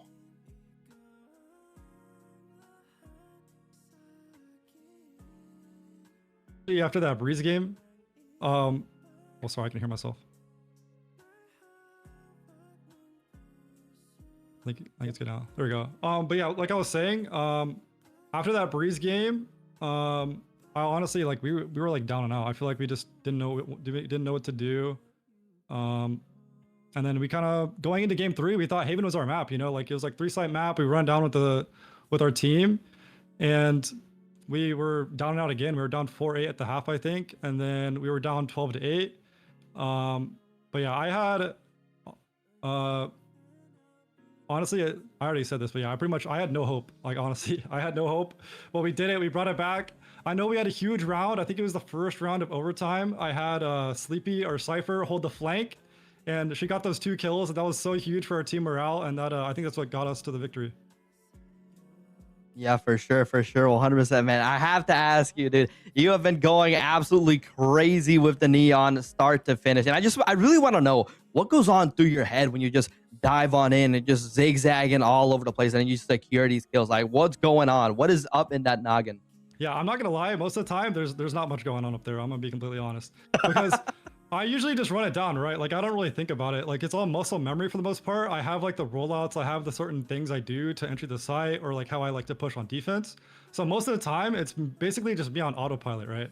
I'll have kind of an idea of what I want to do, but it's mainly me just jumping around and hoping for the best. Absolutely. And I do have a question looking forward to the next match, to the grand finals. You have 2 options, and I want to know which one you want to face, because obviously there's Let's Win, who has been on a run of themselves, I think prior to this game here, the semis, because I imagine they're still in their game, as there's been no reported end to that yet, meaning it's almost certainly a game 3. It's the first game they would have dropped the entire tournament. Do you want to go against them, or you have a chance of rematching the Broccoli Bunch, the team you guys played at the very beginning of the tournament? Do you want that rematch for a game you already won, or do you want to face Let's Win, who are looking very strong coming out of yesterday? Yeah, definitely. I think for the storyline, a rematch would be really cool, because I know after we won that game in the group stage, they're like, oh, we're gonna see you guys in the grand finals, or we'll see you guys again. So I think in terms of the tournament, I think a rematch would be really fun. Yeah, no, absolutely. I hope to see it, honestly, because it was just such an intense game coming in from both when you guys first faced them as a Broccoli Bunch. You know, I feel like it was the same scenario we saw here. You know, started off 4-8, but then immediately getting that comeback in. So before we head on over to the grand finals, is there any words, any warnings, or slide remarks you want to say to your potential opponents, and like what's gonna happen? I mean, they know exactly what's gonna happen. We're gonna run it down and win.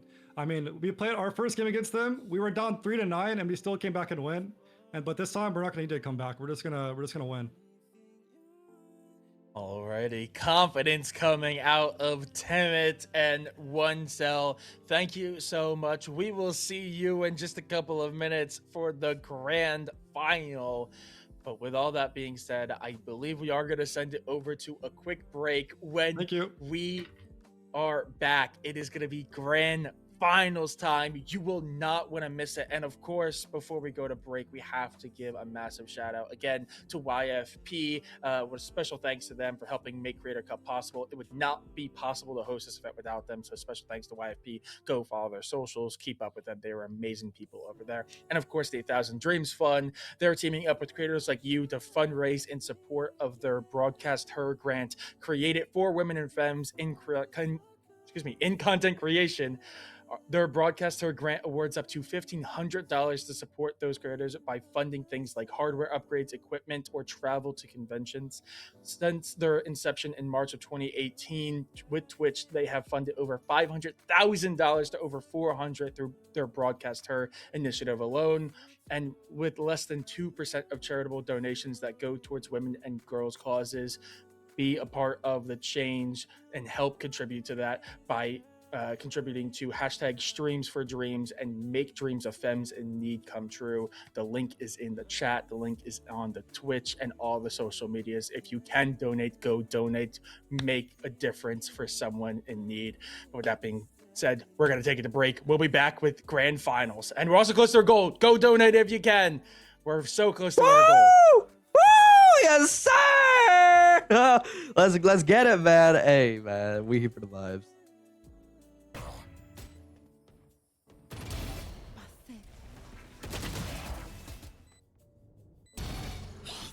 Last player standing. One enemy remaining.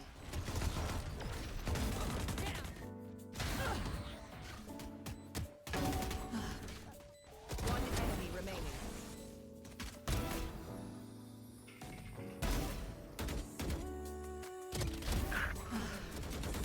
Go, go, go.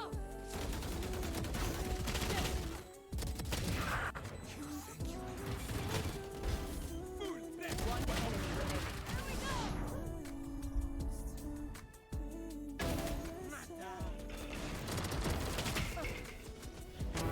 Bye-bye. Back off. Get lost.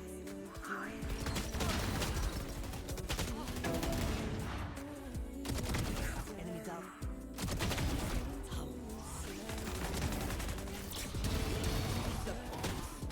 One enemy remaining. Too slow. Just die. 3 down. One enemy remaining. Up to.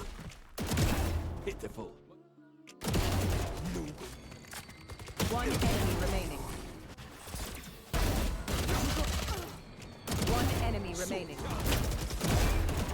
Down A.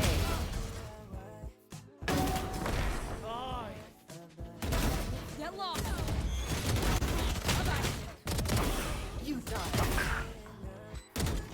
Go, go, go. Down. One enemy remaining. Or die. One enemy remaining. One enemy remaining.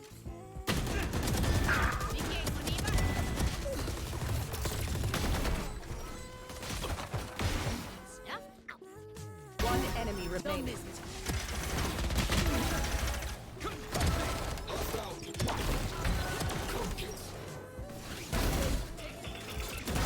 Heads up.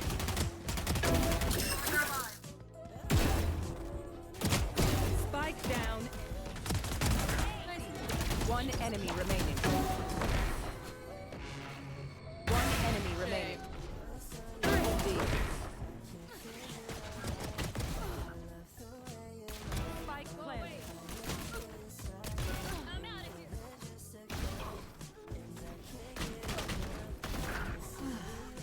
One enemy remaining.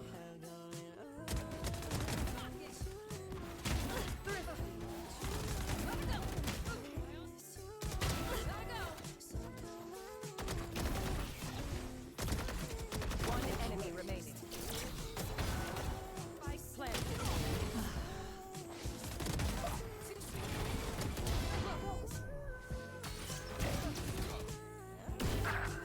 Yikes.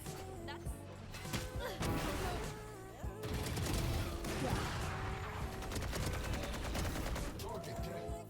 One enemy remaining. My ult's ready. Aww. Back off. Back off. One enemy remaining. One enemy remaining. I'm out of here. Last player standing.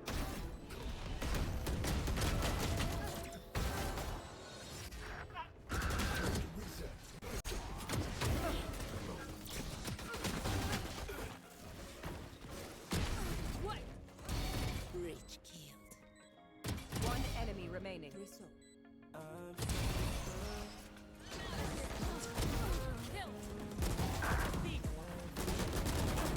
Down A. One enemy remaining. Last player standing. Eyes down. Bad move. I'm out of here.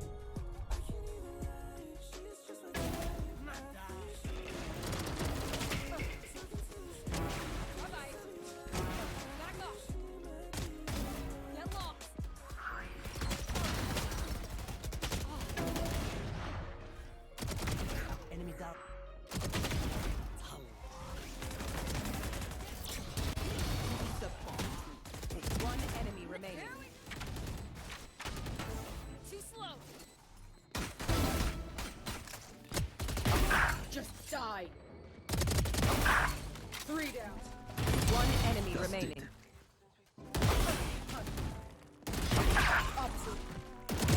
Pitiful. One enemy remaining. One enemy remaining. Down A.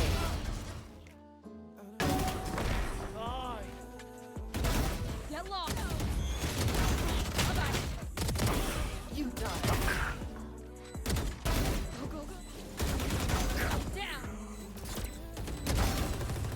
One enemy remaining. Die. One enemy remaining. One enemy remaining.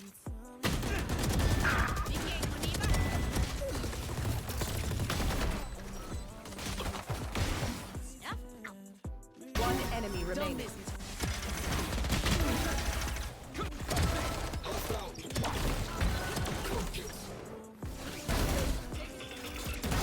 Heads up.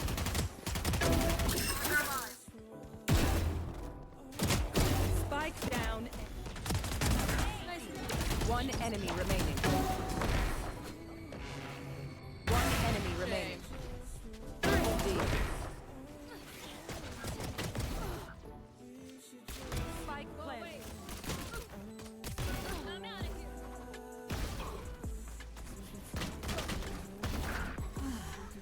One enemy remaining.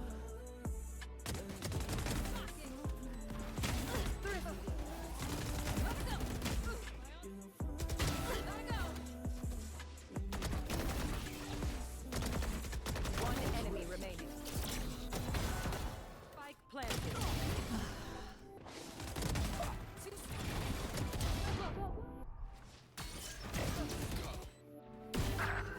Yikes. That's.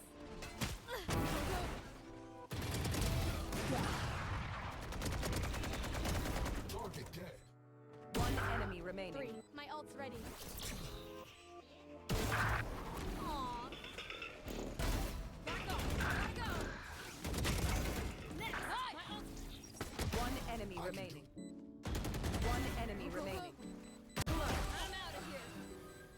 Last player standing.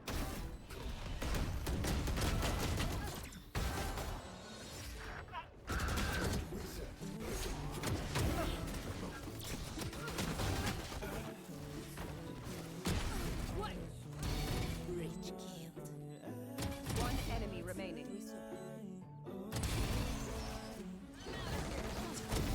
Kill.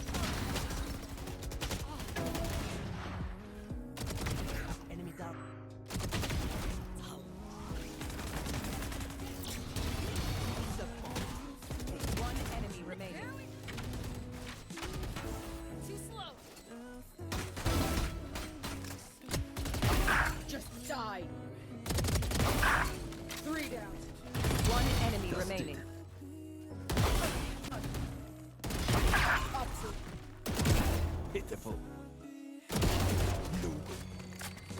enemy remaining. One enemy remaining. Down A.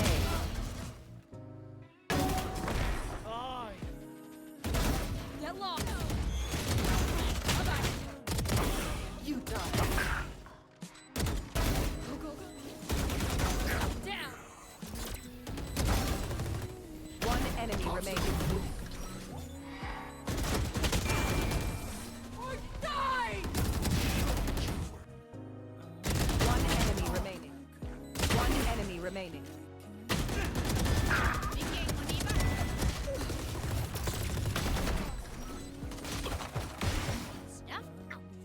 One enemy remaining.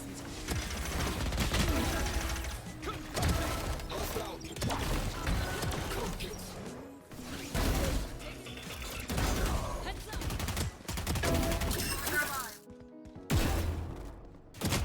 Spike down. Nice. One enemy remaining. One enemy remaining. Triple D. Spike Go planted. away. I'm out of here.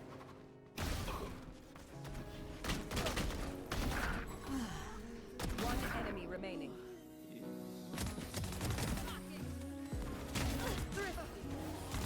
Gotta go. Gotta go. One enemy remaining.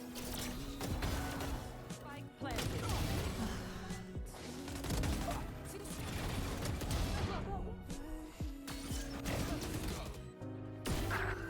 Yikes. That's.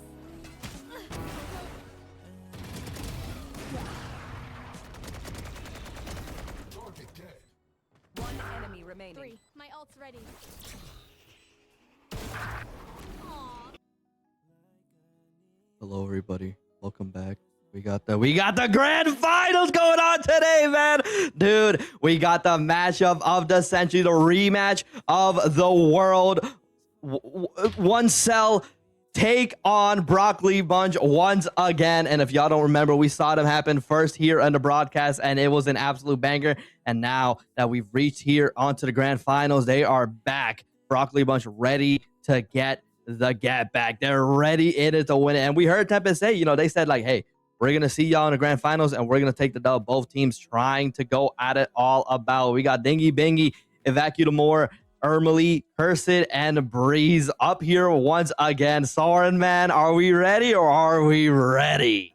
We are, in fact, very ready. I mean, you can see the lineup here for Broccoli Bunch. They put in a very good performance against One Cell. Last time we saw these two teams match up, it was a 9-3 half that they got on the first half. But unfortunately, 9-3, as we know it, is the curse. And they were victims claimed yet again. And One Cell were able to bring it all the way back. Speaking of One Cell, if we want to take a look at their roster, we don't have to stick around for too long because we sure know this team already. This is the third time we're seeing them on broadcast. We just saw them take down their opponents in the semifinal, and it was a close affair, but it was still a winning game for them.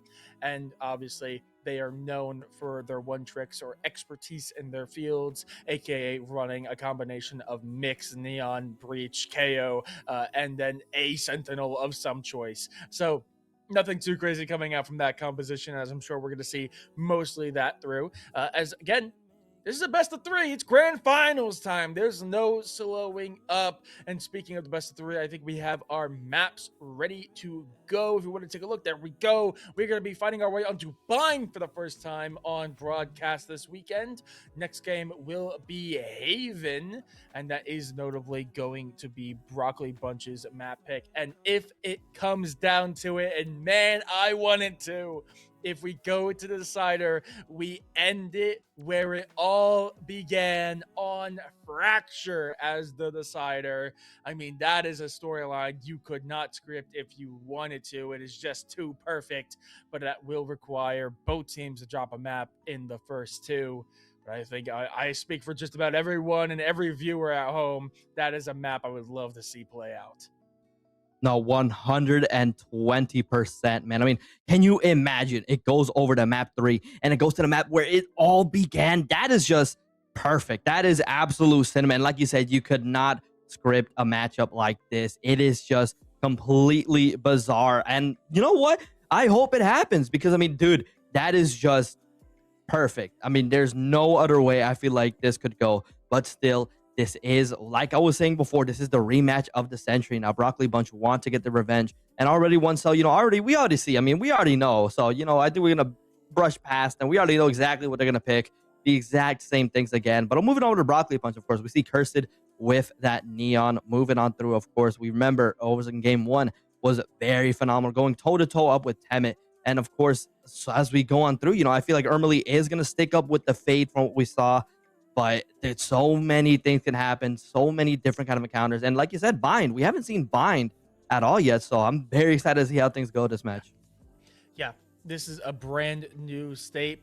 I will say, honestly, composition not too terribly different from what we see on Fracture. Like you said, one cell is going to be sticking to their go-to. It is going to be the Cypher flavored one cell composition rather than the Vice flavored one. But Broccoli Brunch, obviously Cursed and Breeze are going to be sticking onto those duels. Like you said, Ermely is going to be on that Fade. Not surprised. That's why we saw her get so much value on Fracture when we last saw them. Dingy sticking onto that Cypher was playing that Sentinel role and doing an incredibly good job at it, in fact.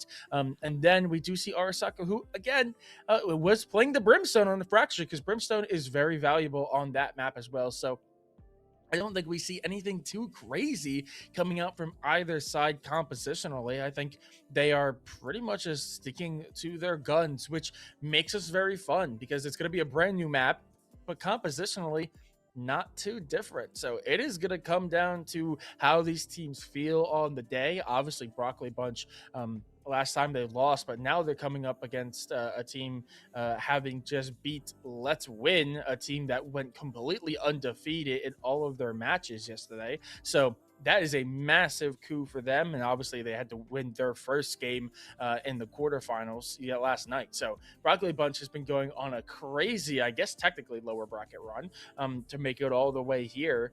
I mean, this story just could not be written if you paid a professional Hollywood writer thousands of dollars to. It is just so perfect. And really, I think it's whoever comes out and has a stronger map won. This map is so important for setting the tone, but I think what's even more important than that is how the second half starts, because we all know what happened in game number 1. That 9-3 turned into a 13, or excuse me, I think it was a 14-12 comeback win. So starting off strong is going to be good, but as we know, even if Broccoli Bunch does start strong, they need to also end strong.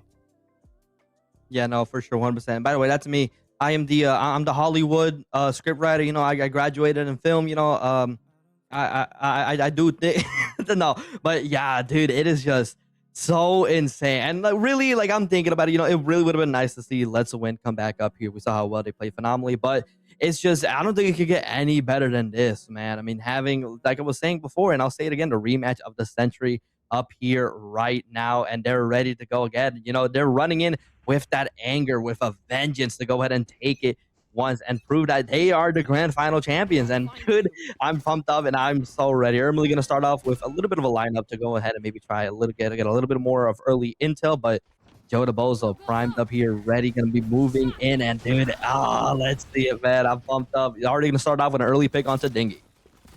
Okay, early pick here for the attacking side of one cell. Joe DeBozo finds his second on the round. Cursed does find one in response, but Sight has been secured. But Spike has not been planted yet. It's going to finally make its way down. Temet finds Breeze. And now the defensive side running out of members, and they're going to go hunting for it. Ermely finds one, make it two, but Sleepy Nimrod finds two in response as well to close out the round. A nice first round win for one cell. Yeah, and honestly, I think we just see a lot of the times that we see happen coming from these neons, you know, they'll play a little bit of a role of the human bait, you know, and we saw Temet do that a little bit, you know, rushed in, distracted them, was able to get them to turn all the way left, which led Sleeping Nimrod to go ahead and finish up the couple of picks. Of course, you know, Ermely getting two on her own, but even then still, which is the fact that they were all looking over on the left side, and it just led Sleepy to secure those last final picks. And so they are going to do a little bit of a soft buy here, not really putting too much of their resources out just yet, which is definitely the smart thing to do. And definitely is going to be a very, very difficult and a very, very close one. We see Cursed now hovering down here just a little bit with the Bucky. Going to try and find an early pick, but as 3 members fall over on Broccoli Bunch's side, it is all up to Arasaka. And now it is all up to Breeze to get the 1v4 win. But even then, Joda Bozo runs in with a Bucky. Headshot takes him out. I mean, just incredible play. I mean, pushing through the portal was definitely going to be a risky play in and itself, and I actually like the play with Cursed and the Bucky, but unfortunately, just not able to get enough value with it. But now, one cell, they did bring a couple of rifles in, and they're going to buy a couple of rifles as well. So they're going to have 3, 4, if you count the Guardian, in the hands of To-Do. But it's going to be practically a full buy coming out here for the side of Broccoli Bunch, who should have the advantage here. We do see some early aggression coming out from Temet over on B, but it's making a lot of noise. Spike is going to eventually follow, but I think that's more of a witness of the fact that Temet didn't find anything in response, but seeing that Cypher cam, that's definitely going to make him question whether or not B is the site they want to hit, because that almost certainly means the Cypher setup is here as well. Yeah, for sure. And I mean, this round being a little bit slower than the previous ones, you know, it's this third round, things are still going up really high, but of course they have to play this carefully. They have to play this safe. The Concuss coming in onto the camera, going to deny a little bit of intel there. But it looks like one cell are going to stick around going over to the B side. Broccoli Bunch is going to start off getting an early pick over onto Dire. They're securing the area, making sure like, okay, hey, there's no one hiding out around here, and securing it all. I'm Ermely going to get that pick on the Sleepy Nimrod, leaving it all up to Jodobozo, Temet, and Toto to secure it down. They do get the plant in, which is going to force out a retake coming from Broccoli Bunch, but they have to play this very carefully. Not going to be able to get those last couple of shots in as Cursed is jumping on through. But look at that Yuta coming from the breeze. Jodobozo hitting a very crisp one. The knife coming in on out and immediately popping ulti as well to deny any sort of retake possibility happening here. But now in a 1v1 situation, the Flash is going to bounce off of the wall. You're going to find a pick onto Toto. You're going to find a pick onto Ermely, and this is just Arasaka versus Toto dancing around the corridor here. And there's going to be Arasaka, who is going to be the victor and is going to go ahead and start a defuse. But is there enough time? Looks like just barely going to get it. Oh, just in time. Oh, 0.98 What? seconds is the difference maker there. I mean, super close, almost 3 rounds in a row secured. To do a big part of that, being able to take that rifle in, was able to get a lot of value, but unfortunately just falling short. I actually think if they were a little bit more patient, they could have just won that out the time. I don't know. It did not look like Arasaka was going to push them there.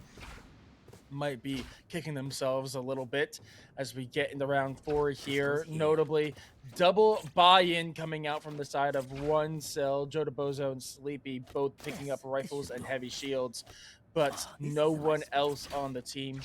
No, okay, I see why. It's because we're having another technical issue. We do apologize for that, but I mean, notably, they do have enough to buy, or at least a majority of them do. Dire might be on a little bit of a shorter buy, but probably could just settle for a, Cypher. Oh, Cypher, why are your eyes so hauntingly empty? Okay, they're just glowing. I thought we were seeing through the model for a second. But Dire, I think, should be able to get buy fine with some light shields and maybe a Guardian. If not a Vandal, though it might not be enough to get the shields as well. But it's not a perfect buy coming out from Broccoli Bunch either. Bulldog in the hands of Ermely, Stinger in the hands of Dingy, Judge in the hands of Cursed. But again, any shoddy in the hands of a Neon is practically a full buy. So it's not too much of a ding for them there. And it looks like Onesa will eventually be wanting to make their way over towards A, as all 5 members or 4 members are sitting over there with just a breach acting as the lone lurker over towards B. Yeah, you know, to comment on last round too, it very was unfortunate. You know, Toto, you know, I feel like he just stuck around for just a little bit more. Of course, like I said, play a little bit more patiently. And even at the same time, you know, when he moved over to the left to try and swing, didn't really move his crosshair with him. I think was expecting Arasaka to just stick around on the rough side. So definitely was a little bit of a rough round that could definitely been avoidable, but it's fine. It's a new round now. And as now all members converge on over to A's side, that's going to be the early pick coming from Temet rushing on in, but it's going to be matched up with Toto getting taken out. But immediately, Arasaka is going to be the next member to fall, as now the retake is going to go on. Temet going to peek this corner, but going to get taken out by Ermely with a nice crisp headshot coming in with the Bulldog. Going to throw out that util to try and spot out any other members maybe hiding away in this corner here, but the Cypher Cam is going to spot them out, so they have to play this carefully and they have to play this slowly too, because all members know where they are and sights are ready. As they push on over here, they get spotted out, and that's going to be round 4 secured for OneCell. Okay, OneCell pick up the next round, and they're able to keep the momentum going. I mean, they said it themselves that they were not going to give Broccoli Bunch a chance to force them into a comeback. They've already picked up as many rounds as they did on the first half of their first matchup together. So OneCell going to be feeling really good. As we now start getting to the meat and potato rounds, they are going to be able to full buy out. Meanwhile, Broccoli Bunch is still struggling economically. I mean, they were able to pick up the bonus, but now they're in a position where at least this next round is going to be very difficult for them to win out. Yeah, no, for sure, 100%. But as they go ahead and start moving on just a little bit here, of course, A is going to be the site that they are going to try and take again. Spike already being planted in such a good spot too. Going to make this retake very difficult. Cursed going to try and slide on him, maybe try and catch him a little bit off guard, but they're just going to all start falling over. And once again, flawlessly, OneCell are going to take the round. It's a massacre at lamps. Everyone tries to force their way through and are unable to do so. But we are now in a position where they are going to be able to full buy out. And actually, luckily for them, they played very smart. And they were able to get all of their ultimates in hand, or at least most of them. What the Neural Theft, the Blade Storm, and the Nightfall all in their pocket. 3 really important ultimates that can shape an entire round. The Overdrive is just 1 away for Cursed, and Arasaka is only 2 away from that Orbital Strike. So they are very close to having a full stack of ultimates. They already have most. They are in a position where if they can win out this round, start their ult cycling, they can start putting some serious rounds on the board. Though, that being said, a lot of presence being put over towards Showers, and they've taken the control, and they're pretty much going to completely clear out the idea of A being the target. But with that being said, it means everyone is leaning towards B. Yeah, and as they push on through now, this is 100% going to be a very tough situation. You got to give OneCell huge props for getting such phenomenal entries here onto the point, being able to get another spike planted. But Dingy is going to go ahead and deny the spike. Not going to be planted in just yet, but Dingy is coming very, very low. There's that Fade ultimate, but Tempest, of course, is just going to go ahead and run his way on out. Ermely going to find a pick onto Dire, and as they move on through now and converge, the spike is not. The spike has been planted, and look at that. All members immediately gun Temet down. Not going to be able to hold it any longer, as Breeze is going to start getting halfway onto the defuse and kind of waiting things out a little bit. Arasaka. There we go. Okay. They were waiting for Arasaka to be available to get that ult so that they're just 1 away. And that's a very smart move. They only use the Nightfall on that retake, so they traded ult for ult with OneCell, and in the end, they come out on top. Both teams are very close to having 4 ultimates firmly on hand. Right now, Broccoli Bunch doing a good job at cycling them, as they were able to keep 2 of the 3 that they had, and they were able to get another one online. So that is going to be massive for them, as this is now in a position where they're going to have the full buy. OneCell won't be able to fully invest in. Yeah, it looks like Sheriff is going to be all that Dire has in hand. So they are going to be in a position where they could swing this, but early aggression coming out from Temet. Yeah, a lot of util already being dished out here onto the Showers. And yeah, I mean, when this happens, you know, you got to go ahead and back up. I mean, they had a game plan in. They were like, okay, we're just going to go ahead and try and rush it in. But just the denial coming in from Broccoli Bunch was just a little bit too much. So OneCell going to play this a little bit more slow now. They are going to go ahead and take the other route to try and push onto A. Cypher is still sticking around over on B side just in case maybe a rotate happens. I mean, does have a full setup there. But I mean, as we see Breeze hanging around here at the top, just waiting for the right moment to strike, just sitting up there like an eagle, waiting for its prey. it's just going to be a very, very slow kind of round. With 55 seconds still left, though, there are a lot of different possibilities they can take. Tempest immediately going to go in with a huge run. He's going to get taken out by Breeze, though, matched up with Toto here as they go into a duel. That's a double KO coming in over to Breeze now. And still checking to see if there's other members, but with just 2 available over on OneCell side and now make it 1, I believe. It's not looking too good. 30 seconds left. Oh, not looking amazing at all, especially as they're spotted, and Joe is finally dealt with Dingy to be the one to do it, putting down OneCell again as they are starting to put rounds on the board, not investing a single ultimate there. Both teams being a little stingy, not wanting to invest too much. It's smart. Both teams could use a little bit of a spark. At least OneCell, who are starting to flounder a little bit. Another Just a where it is gonna be little full buy. bit. Yeah, just a tiny bit. Definitely a little bit rough, but hey, still at the end of the day, I mean, OneCell, I feel like they thrive when they play a little bit behind, and despite, maybe mentals booming just a little bit, like we heard Tempest saying, losing no hope over in that last game. Still, we've seen the possibilities and it's just been going absolutely berserk. But Cursed with the judge is going to take both Temet and Toto out as they try to push onto A once again, but it's just not working out for them at all. The Molly going to deny them any form of entry, and with Ermalie guiding over the showers, I wouldn't be surprised if they try to go on over to B, but at the same time, the setup from Cypher is just going to make it so immensely tough. And I like this game plan that they have, they have Cypher set up on the opposite side and everyone just converges in on the other. And so, yeah, entry is just not really looking too good for OneCell. Yeah, I mean, they were able to do it successfully when they had the KO ultimate, and they were just able to shut everything off. But now without it, they're definitely struggling over on B. They do catch the one lurking. Will they catch the Cypher? No, they won't. The Sprite finds one before Dingy is dealt with. That does mean B is now open, but the quick rotate from the defense, it's going to be a mad dash onto B. Both teams wary, but they are going to be smoked off. Breeze not quite willing to push on the spike yet, or excuse me, sight yet. The orbital strike is going to be invested to deny it. Sees be found, and they're actually going to die to the orbital strike. Arasaka steps a little bit too far back, and Breeze finds dire tragedy over on B. Yeah, such an unfortunate spot to have been put on. I mean, the orbital strike came in just in time to deny a lot of more time.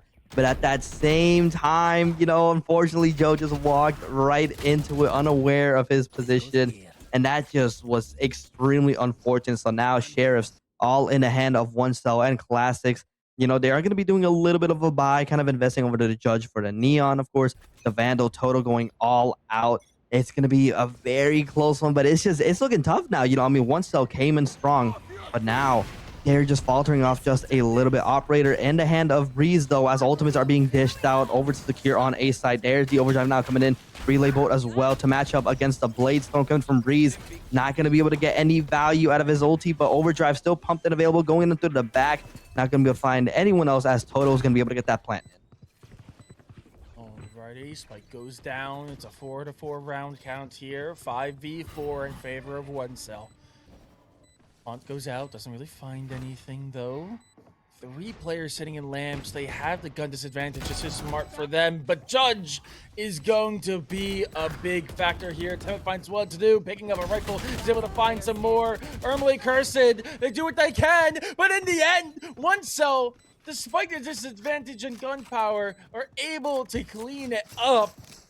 And that is going to be a huge coup for a round win, as they're going to be able to buy in heavy here. But notably, Broccoli Bunch with 3 rounds in a row.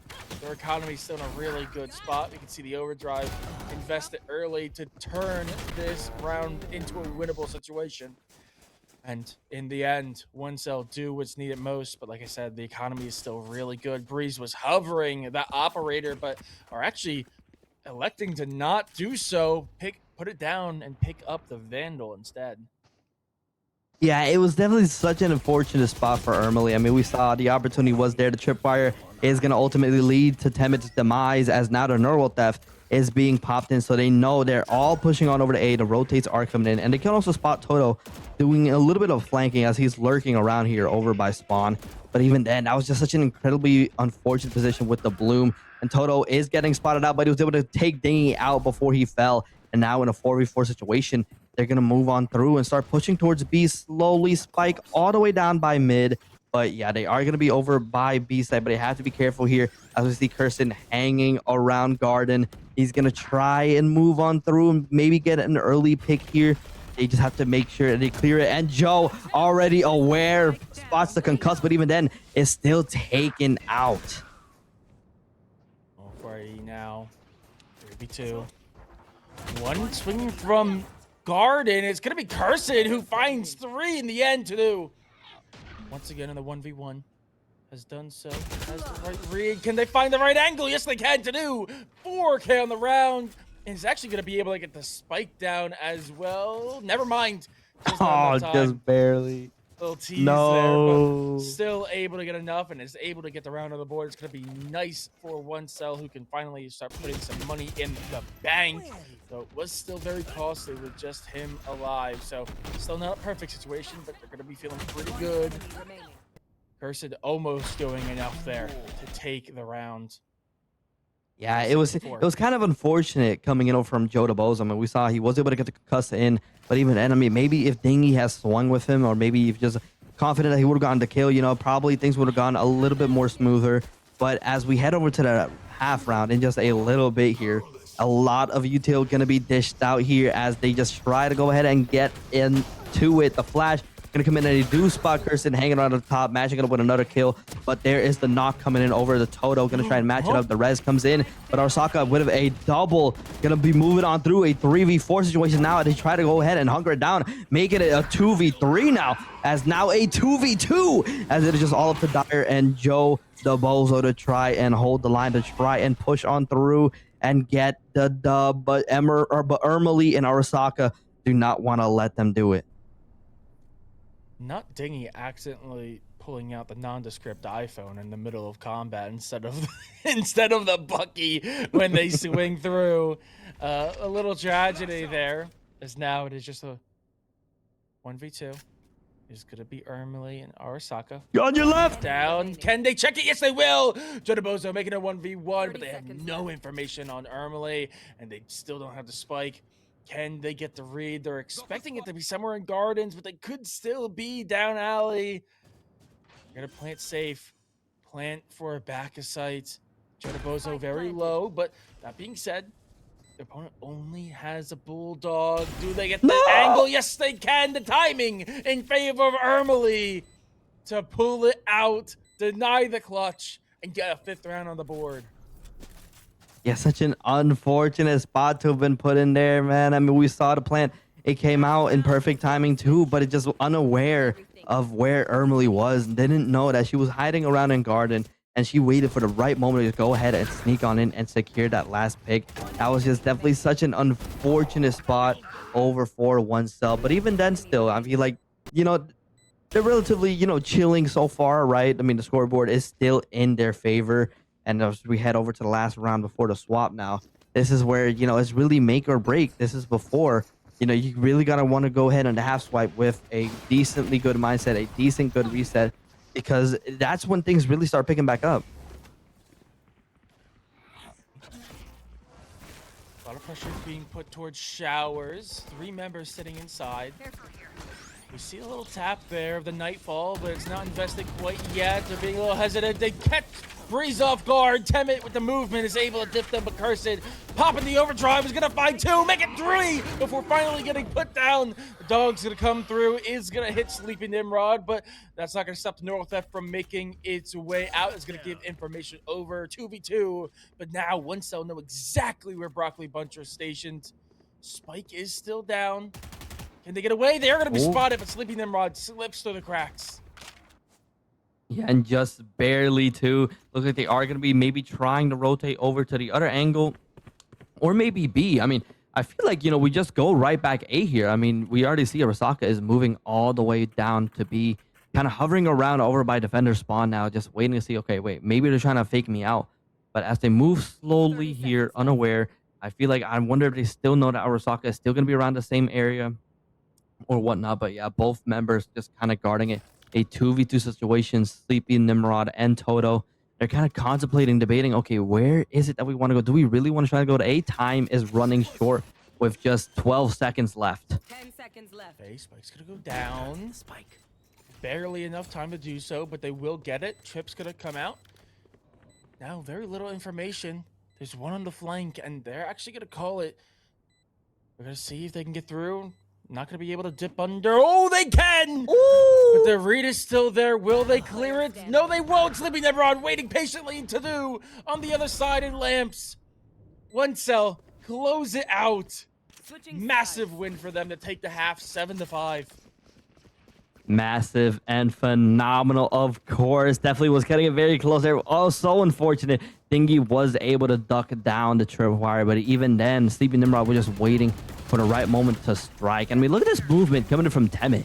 It's just always bizarre to see. Like, I always love seeing these kind of Neon players just move on through and just cruise on through and just get absolute quick work done. But as we move on over to the half swap now, 5-7, this is where things reset. This is where we really see who's gonna have the lead going on to the rest.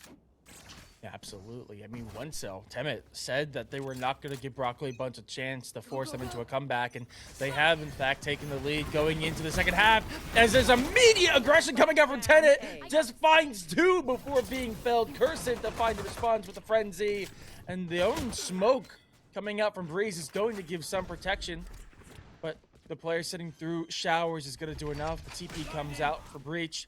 Joe going to try to find something in showers. And despite having such a good early pick coming in, excuse me, from Temet, it was just unfortunate, you know, getting picked off right there in that moment. And now with the spike planted, it is just up to Dire and Sleepy Nimrod to maybe try and go ahead and secure it. But with every member down and with it just being dingy, securing a quad doesn't really look like they were able to get much, as now the scoreboard is almost getting evened up. Okay, that's a huge round win for them, as that is going to help level it out. Notably, one cell not going to really invest all too much. Obviously, a little bit too close to be in desperation hours, but you can see Temet there with that early aggression almost does enough for the team, but ends up falling a little bit too soon. One cell are going to elect to just bring in pistols. Actually, some last second changes. Temet's going to pick up the Bucky, and I think what was that? To do was going to bring in the sheriff. So a little bit of firepower, but they're going to be facing on the barrels of a bulldog, or actually a couple of bulldogs and a judge. So it is still going to be a difficult task. They're going to be on the back foot. They do see them slow down. One cell, they know that they're going to be at a disadvantage, so they are just going to play this slow, not push out too aggressive. But that is going to open up proceedings. It's going to open up the door for a very quick push on the B. Yeah, and already picks coming on through. Two members now down over from one cell. The spike being planted by Ermely, and so far, yeah, it's just not looking like one cell, you know, they're falling a bit short when it comes over here to the defense. And I feel like it just comes down to the fact that they're not able to get the proper setups. Breeze finding that pick onto Dire, leaving it all up to Toto and Sleepy Nimrod to try and close things out here. Maybe try and get a little bit of a comeback here, but with just a sheriff and a classic in hand, it's going to be tough. It's going to be rough and not really on their side. It's going to throw in the knife, going to only be able to find the jet by the looks of it, and that's really good suppress. Toto being able to find a pick onto Rosaka, moving on through now, the flashbang to come in and secure them, but Breeze is just there waiting with the pre-fire, securing that pick, and Cursed with the judge sliding from behind. Hello, how are you? 7-7. Yeah, Rock at a hard place. There's nowhere for them to go. They are in a very awkward spot. The best thing they could do is find some value, and I believe Joe was able to find one pick at the very end there, so at least makes it a little valuable in the end. But in the end, there's not much they could really do. 7-7 is the current count. And now it is time for one cell's bonus. And the two players who bought in last round are going to be a little light this time around. Temet going to have to settle for the Bucky. Meanwhile, we do have a Guardian in the hands of To Do, but everyone else has Phantoms and Vandals. And it's still very scattered by. Broccoli Bunch electing not to buy anything more expensive. And Diggy's actually going to catch Temet off guard. That's going to be a huge pick. It's not going to take one of the rifles away, but that's going to be the tip of a spear. And now this Cypher is in a really awkward spot. Yeah, no, for sure. The Bucky shot coming from Dingy, immediately matching it up with the neural theft to go ahead and, of course, give him that extra information to go on and figure out where everyone else is. 7-7 so far, round number 15. And Broccoli Bunch, you know, they're in it to win it. They're moving in with great timing, finding all of these advantages, finding all of these picks. And now as they move on over to B site, they are going to get the spike planted right down. And oh no, Sleeping Nimrod, Breeze going to be able to secure that last pick with a Bulldog. Okay, defense here struggling a little bit as, I mean, we could see now with just 2 members, they still have no idea where Dingy is. Dingy just a rat in their walls. They have no info. And so they're having to be so careful. And in the end, this is probably just going to be a save round for them. I mean, it looks like To Do might try to make a play for a rifle, and no, being spotted out there, they are not going to do so. They're going to back away, but there's so little time for them to get to somewhere safely, especially as the TPs come through and space starts getting choked away from them as they're hunting. Yeah, no, for sure. And it just really puts them in a bit of an oddball position to be in because, man, what else can you say except the fact that Broccoli Bunch, you know, they're coming with the heat, and it is just absolute bizarre showing. And I mean, as we moved on through, right, we've seen it happen countless times. You know, we see one cell, you know, go down behind, you know, and start playing obviously from behind, you know, as we switch over to half last rounds, we've seen a lot of 9-3s, a lot of 8-4s, but right now things are even. And one cell, you know, haven't been really able to find and secure any win streak past 2. So I think it just comes down to the fact that, you know, maybe you got to work on the defense just a tad bit here. I mean, going a little bit of eco on Sleeping Nimrod and Temme, of course, rocking it with the Sheriffs. And, of course, having that Bucky for Dire. It's just a lot of rough spots being dished out for one cell, and they have to try and find the proper opportunities to secure at least a kill. Yeah, now with a very limited buy, one cell are going to have to do something here. And notably, they do still have Cypher. Sleeping Nimrod's going to do what they can, but is playing super far back, waiting for the rest of the team. Joe DeBozo is the one holding the Vandal. To hope to try to find something, find an opening for their team. But a lot of means of entry are being taken away here. Time is ticking. Yeah, the time is ticking now. The spike being planted is going to force out one cell to maybe try and find something. Like, they don't have it. Time is not on their side. With all these flashes coming in, it's just ruining their plans. But so far, they are finding a little bit of kind of split, but the dinging is just ringing over and over again. Temme finding that pick onto Rasaka, and of course, Joe DeBozo finding it into Ermely, but they were unaware of Cursed in the back. And with a simple 1v2, Cursed is going to take the dub, leaving it to a 9-7. Broccoli Bunch putting a little bit of distance here as they put 4 rounds together, separating themselves from one cell as we do finally see another full buy. And actually, Temme is going to be picking up the operator. First time we've really seen him pick it up here on this half. And I actually believe we're going to be having a listen in here. Meow, meow, meow, meow, meow, meow. You're fighting showers, gang. gang, Okay, I'm gonna look quickly showers. Just be solo KO. Be solo KO. He's alone. We have B. Nice. Oh my goodness. Wait, we don't bomb. B? We have B. We have B. Oh shoot. Yeah. Okay, keep holding space. Sorry, Molly.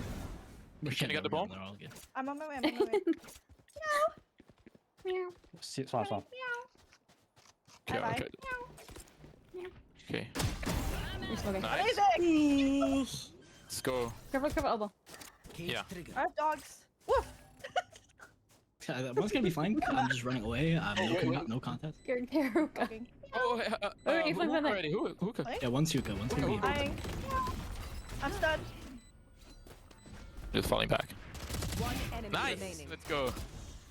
Unknown. Long, no? Probably. I don't know. So good, guys. We did that. Oh, Go, go, go! I'll stay safe. So You guys go. maybe somewhere close. Should try to kill him. He's weak. Or Let's go. poor. Big save. Massive. I'm gonna find him. Massive round. Good work. I know where he is. Probably you will. Where is he? Oh, my bad. That cubby is a prime Hey, place bro. to. Oh! Ooh, nice. All right. I've Yeah. Spirits seem light over there. They do not sound stressed at all, especially as that's now the 5th round in a row. Even going hunting and calling out where they think they are. It's like they're playing a game. Yeah, Broccoli Bunch feeling really strong as they are very quickly encroaching on that map point threshold. Meanwhile, One Cell starting to fall behind a little bit. We do see a little bit of aggression early coming out from the fade, investing a dog immediately. Meanwhile, Temet with the overdrive popped over on B, used the TP to try to catch someone off in showers, but there's not a soul there right now. Seemingly overdrive going to waste as this entire of the attack side that has made their way over to B. KO is going to be the only one sitting here to try to hold them off. Yeah, no, for sure. And I mean, a little bit of a unfortunate, but still, no one has been really defined any picks just yet. I mean, we see Toto go in, try and secure something, but was unable to really find those last hits. Dingy getting a double kill on both Temet and Jotabozo, and already this could be almost another flawless. But even then, the Broccoli Bunch have just come in so insanely strong. There's no half swap to go ahead and maybe save oneself from this pit of damnation. But still, you know, a little bit similar to what we just saw happen last game. Possibility is still there. They're down, but they are not out. And I can definitely 100% see, hopefully, One Cell getting a little bit of a mini comeback. Yeah, absolutely. I mean, we've seen them come back from worse before, but now it's looking a little bit dire, especially after last game. I mean, we even heard from Temet that they had lost hope, so hopefully they came in with a fresh mindset, because being this far down might cause a little bit of panic. But Broccoli Bunch still looking strong, having a full buy. One Cell mostly full buy, full rifles across the board, but a Bulldog. And Curse actually through the box is going to find Joe. That is going to be a huge pick. It's going to create an opening on A, split them 2-2. Yeah, now that they're split up, you know, once again being down a member. When you're down a numbers event like this and you're so split up, I think, you know, it's just, it really is tough, man. Like, I don't know what else I can really say except that this is just a really tough area for them to go ahead and properly defend, especially with how hard Broccoli Bunch is coming in. I mean, Ermley, of course, already going to get that plant in, and Temet going to get taken out now, making it a 4v3, losing members left and right, up and down. And slowly, as they start to converge on in, maybe try and find a pick here over onto site. But unfortunately, Breeze was right there waiting, getting that little bit of a read, recognizing, hey, someone's going to be coming through here. But Dire going to be able to match up one pick. Does know that someone might be up in hookah, but even then, I mean, I don't know. It doesn't really seem like there's much value that they're going to be able to find. And do they know that Arasaka is here? They spot Arasaka at the last moment, but it's a bit too late as Broccoli Bunch secured that last kill, heading over to match point.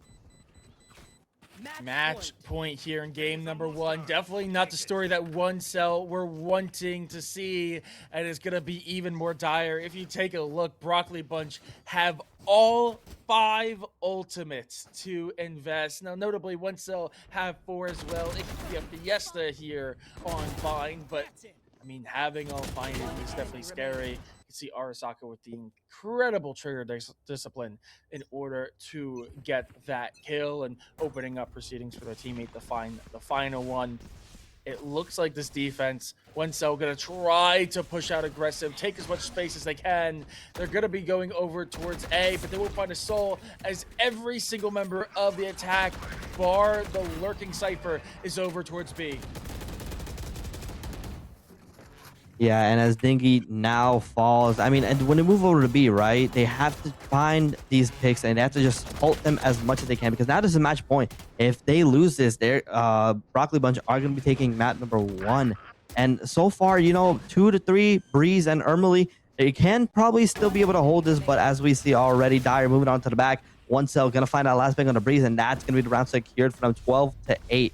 But still, you know, they're down but not out, but they have to be very, very careful here, finally breaking the 7-round win streak. But even then, they had to use a lot. The ult economy coming in on both sides isn't really, I mean, just the overall economy coming in on both sides isn't really that high, but definitely a lot of angles for a decent chunk of mischief. that is going to keep them in the game. Again, don't say die yet. One cell. This is the exact position they were in their last game.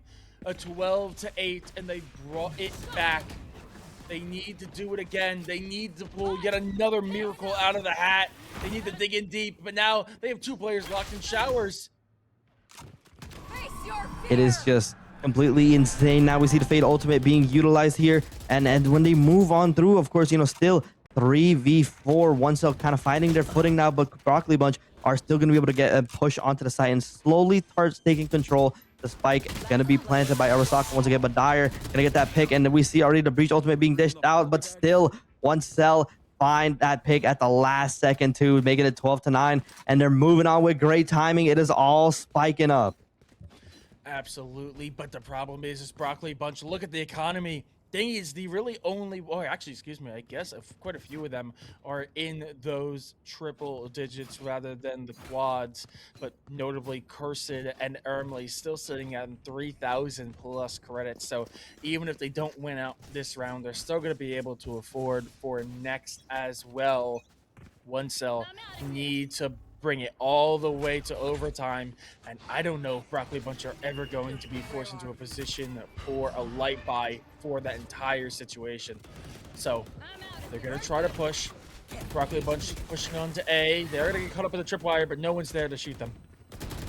Yeah, Temet going a little bit bold with the operator now. Breeze going to find that pick on the Dyer, and as he moves on through, of course, Yoda Bo's going to find Cursed, but Arasaka going to take Dingy out, and at the same time, Dingy took Yoda Bozo out. Oh, a little bit of a team kill by the looks of it with the fire, with the flames, but Arasaka going to take them out, and that is the operator gone. It is all up to Toto. Orbital strike. I think, no, the smoke's coming in to just zone him out, and now in a 1v2 situation, this is all, it all lies towards Toto to try and hold the line. Spike is still planted. Can we see a little bit of a bait defuse? And we see, but, you know, pros don't fake. Oh, the pick onto Breeze. Oh, but the orbital strike is just going to delay enough time, but he is able to find a pick on Arasaka, and this is the moment right here. Is he going to have enough time to get the defuse? They got it? They got it. I think they got it with like milliseconds, less than the 0.9. 0.49 seconds left. Miracle out of the hat to do with a massive win to get him to double digits. And that's exactly what one cell needed. They needed that slimmer of hope. They needed that miracle to keep the tempo going up, to keep the vibes up, mentals primed up and are ready. And definitely it was such a close one. You saw the vision, and it just comes down to, once again, like maybe if Arasaka waited just a little bit more longer, they would have been able to secure the win. It just comes down to timing. You got to make sure your timing is right. You got to make sure you got the patient when it matters the most. But still looking so insanely strong. Broccoli Bunch are kind of faltering just a little bit. I mean, one cell, they've been playing the strongest when they're behind. So, hey, maybe that's just the way it is. Okay. A little bit of a scattered by Guardian in the hands of Sleepy Nimrod. Some back and forth, but both teams keeping everyone up and alive for the time being. But with all that being said, Spike is going to go down. It's going to go down early. All the pressure now put onto one cell. And man, look at this defensive setup. Such strong positioning. No longer as many post-plant utility for the side of Broccoli Bunch. And with that ultimate, we are going to see them push out very quickly. Yeah, no, for sure. And as they converge on here over to Hookah, now the flash is going to be coming in. Breeze is going to be able to find a pick on the Totoro, but Joe the Bozo going to match it on about a 3v3. But the defuse is going to be coming in just in time, but it's not going to be just enough, as they're not going to be able to get it. Not enough time is left on the clock, and Arasaka with a 1v2 is going to finish things off. And man, dude, that was so insanely close, man. Oh, that's so unfortunate. Just incredibly smart play there. Arasaka sitting in showers, quiet as a mouse, not giving them any information that there's someone sitting there. It makes the entirety of one cell stop and focus on short, pull all of their attention away, and then when it matters most, they go, they swing out, they get the pick onto the defusing player, and after that, you could see them playing with a knife at the end because they knew it was all just down to time and they'd already lost. But With that being said, players need to get a drink, use the bathroom, and all that. So we are going to be sending it over to a quick break. When we're back, we'll be going into game number 2. Don't go anywhere. Back up. Got it. Drop. Last player standing. Where is it? One enemy remaining. One enemy remaining. One enemy remaining.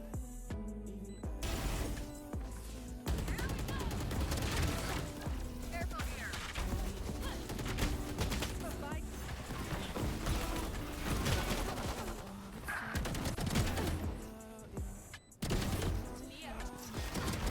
Enemy down.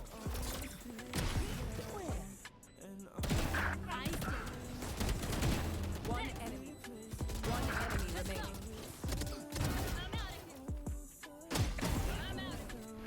One enemy remaining. Last player standing. My ult's ready. Your fault. That's it. One enemy remaining.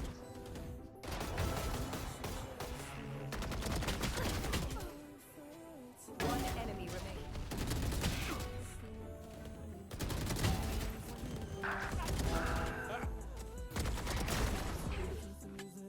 One enemy remaining.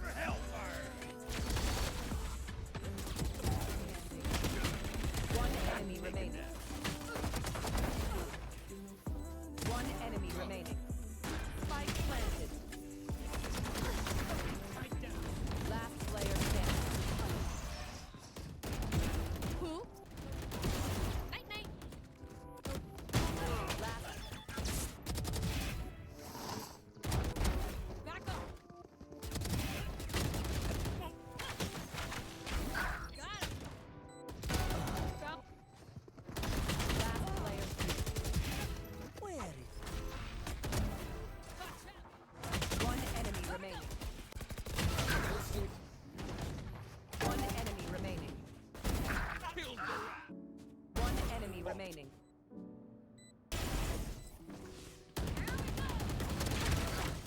Careful here. Fight.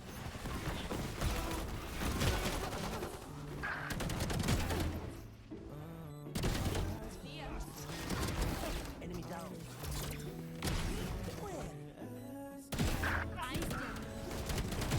One enemy. One enemy remaining.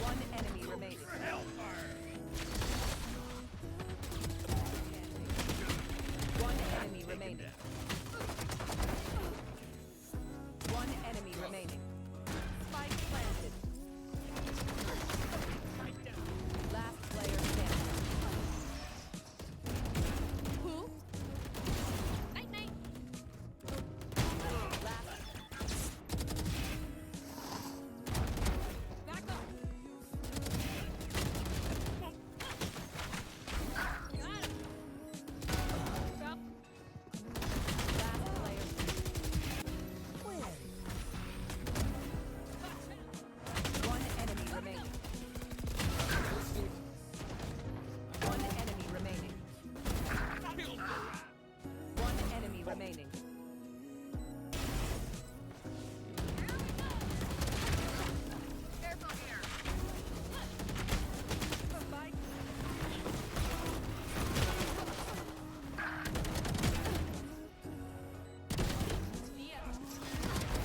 Enemy down.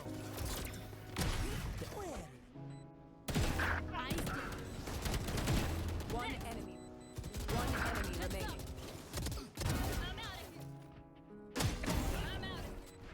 One enemy remaining. Last player standing. My ult's ready. Your fault. That's it. One enemy remaining.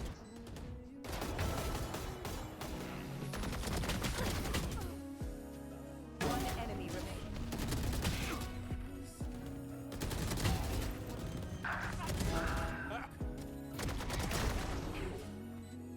One enemy remaining.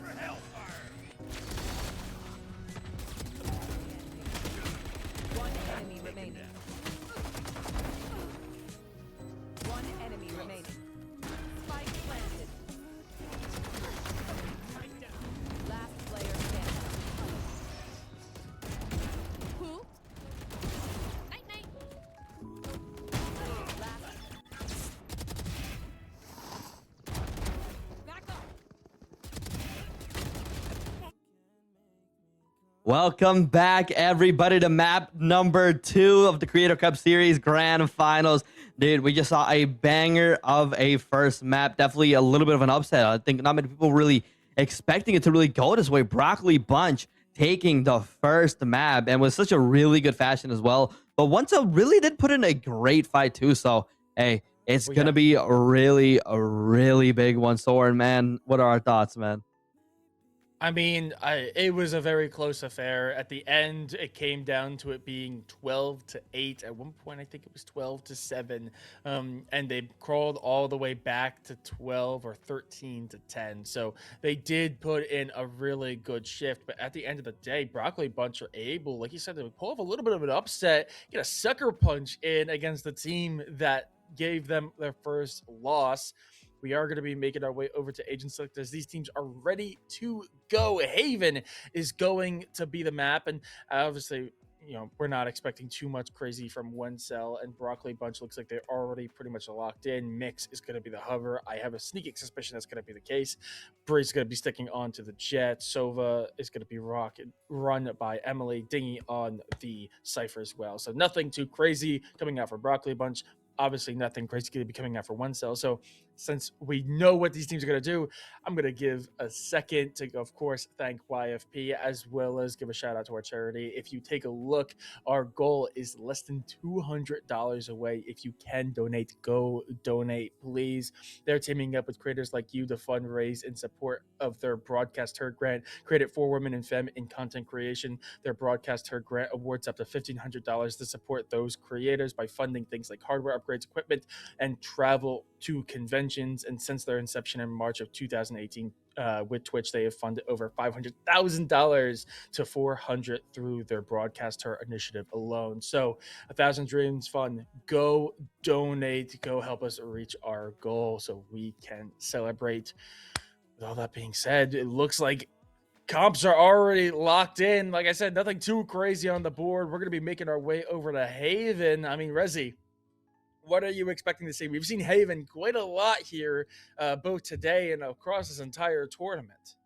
Yeah, I mean, most definitely, I feel like we're going to be seeing the operator come out more to cover A long and also C. And the majority of the times, I feel like a lot of times it just come down to A. You know, I think OneCell definitely prioritizing a bit more than any other point, really. And, you know, maybe occasional B sites every now and then. But I mean, it's just, I feel like it's just way too open for either team to really go ahead and take it unless, you know, they find a good opportunity. But definitely, I'm definitely going to be seeing a lot of A's, a lot of C's, a lot of fights between heaven and hell, and just a lot of shenanigans. I think both comps are relatively the exact same, except a Sova instead of a Fade coming in for Ermely. So, I mean, hey, I mean, I think we're going to be seeing a lot of what we've seen before. I mean, this is it right here. I mean, Broccoli Bunch have the opportunity to take it with a 2-0. But I mean, OneCell, you know, we already know they're the strongest when they're down, and they're not gonna be easy. They're not gonna go down without a brawl. So 100% so stoked, so excited to see it, and I need to see it like right now. This instance. Yeah. I mean, to be fair though, if you're a fan of the Broccoli Bunch, you're gonna be feeling pretty darn good. I mean, Temet, I keep saying it, but Temet said they weren't gonna give them the opportunity to have them force a comeback, and now they're down 0-1 in map count, and not even down for a comeback in game in one map. They need to come back in the entirety of the series. So this might be the biggest ask that OneCell have had to accomplish. But we've seen them do some crazy stuff, especially here on Haven. This is the map where they brought it back from a 12-8 scoreline to take it to overtime and win. Can they take this map again? As it looks like Broccoli Bunch going to be setting on this attacking side, are going to be leaning towards C, which has very little presence, but a heavy lean. No one's on site, but everyone's waiting patiently for the retake.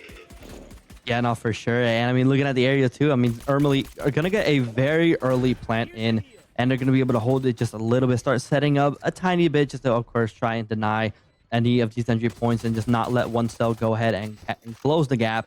But even then, it's going to be a very, very close one. A 5v5, and Spike has been planted. Time is not in their favor. Breeze immediately going to go ahead and match it with a double KO. And Ermely finding one of her own. But Sleepy Nimrod is going to take Breeze down. But at the end of the day, Broccoli Bunch started off with a massacre, bringing up first round. Alrighty, and I mean, that was a convincing round win as well. We are going to see them immediately buy out. Notably, no Vandals. I think everything was a little bit too spread. Typically, if one player gets like 2 or 3 kills, that's when you see the Vandal or the Phantom come out. But instead, we're going to get the Guardian, we're going to get the Bulldog, we're going to get a Judge in the Hand of Cursed on the Neon, because of course we are. Meanwhile, it is a full save from OneCell. Never mind, Temet, making me a liar within seconds of me saying it, is gonna pick up the Bucky, which is a pretty low buy investment that can have a very large upside. So not too surprised to see it come through. Notably, not playing super aggressive though. Temet is leaning towards sewers, but hasn't made their way. Looks like they may finally, but they're gonna be waiting for contact rather than pushing out and taking space. Yeah, going to be taking it a little bit slow. And I mean, going for practically a full buy. I mean, you got the Bucky and you got the Heavy Shields, of course. Yeah, I think Temet definitely just going to look to go ahead and just get an insta-burst, find as many picks as he can before obviously his demise. But even then, I mean, so far, I mean, Broccoli Bunch, they're all moving in. There's Temet getting that first pick onto Dingy. Going to be moving on through. Of course, a flash coming in. Breeze going to find Temet, take him out. And with a 4v3 situation now, OneCell gonna be losing another member as Cursed finds Toto with that Judge. And at the same time too, it is just left and right. Broccoli Bunch gonna be able to get that plant in and find the last 2 members, taking the win as Cursed is just finding all members with the Judge. Yeah, I mean, Neon with the Judge is a very dangerous thing to see. I mean, to be fair, Temet did find one in response, and Tudo was able to pick up the trade there. But once the spike was down and site was taken, there was very little for OneCell to do. That was their anti-eco. They did not really buy anything in. And actually, it looks like they're buying heavy, but one player is still going to be left without a rifle. Temet, having bought that Bucky, is going to be stuck with just the Sheriff this time around. Everyone else, though, full buy-in, a couple light shields, but besides that, they're going to have a distinct advantage when it comes to their weaponry here. But Broccoli Bunch, not deterred, they are going to continue to put their foot to the floor and just go, go, go as C-Site is taken and Spike is down. Yeah, and I mean, this is usually what we see coming in from OneCell. We usually see them going in with absolute reigns of terror, but now, you know, having the numbers advantage, Broccoli Bunch are going to be standing in as they're able to find 2 more members. A 2v2 situation happening now. Spike being planted in. The Cypher not going to spot them out as Dingy moves in from behind like a storm and takes Nimrod and Toto out with another victory. And I mean, it is just bizarre.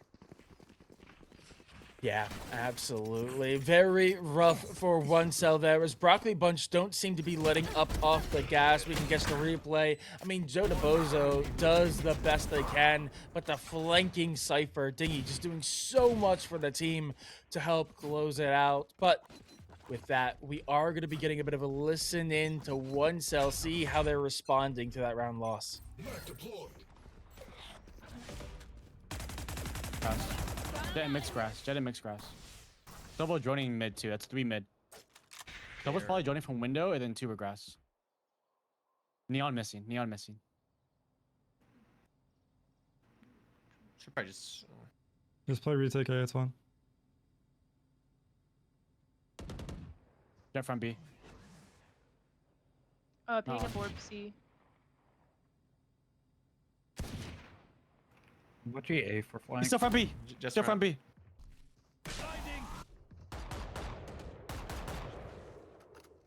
Jet has no smokes.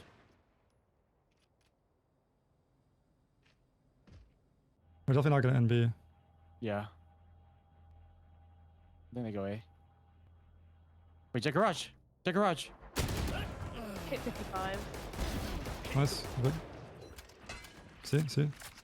Wait, he's in. Oh, He dropped. you dropped out. You in this way. You in this way. Spike planted. I got shot through smoke. I'm stunned. We are alone. I'm walled off. In the smoke. In the smoke. Player standing.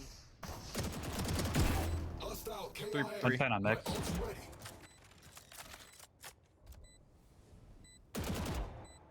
One enemy remaining. Main. He was main. I don't think he healed. Oh, he's close right. So bad. There you go. You're good. That's it.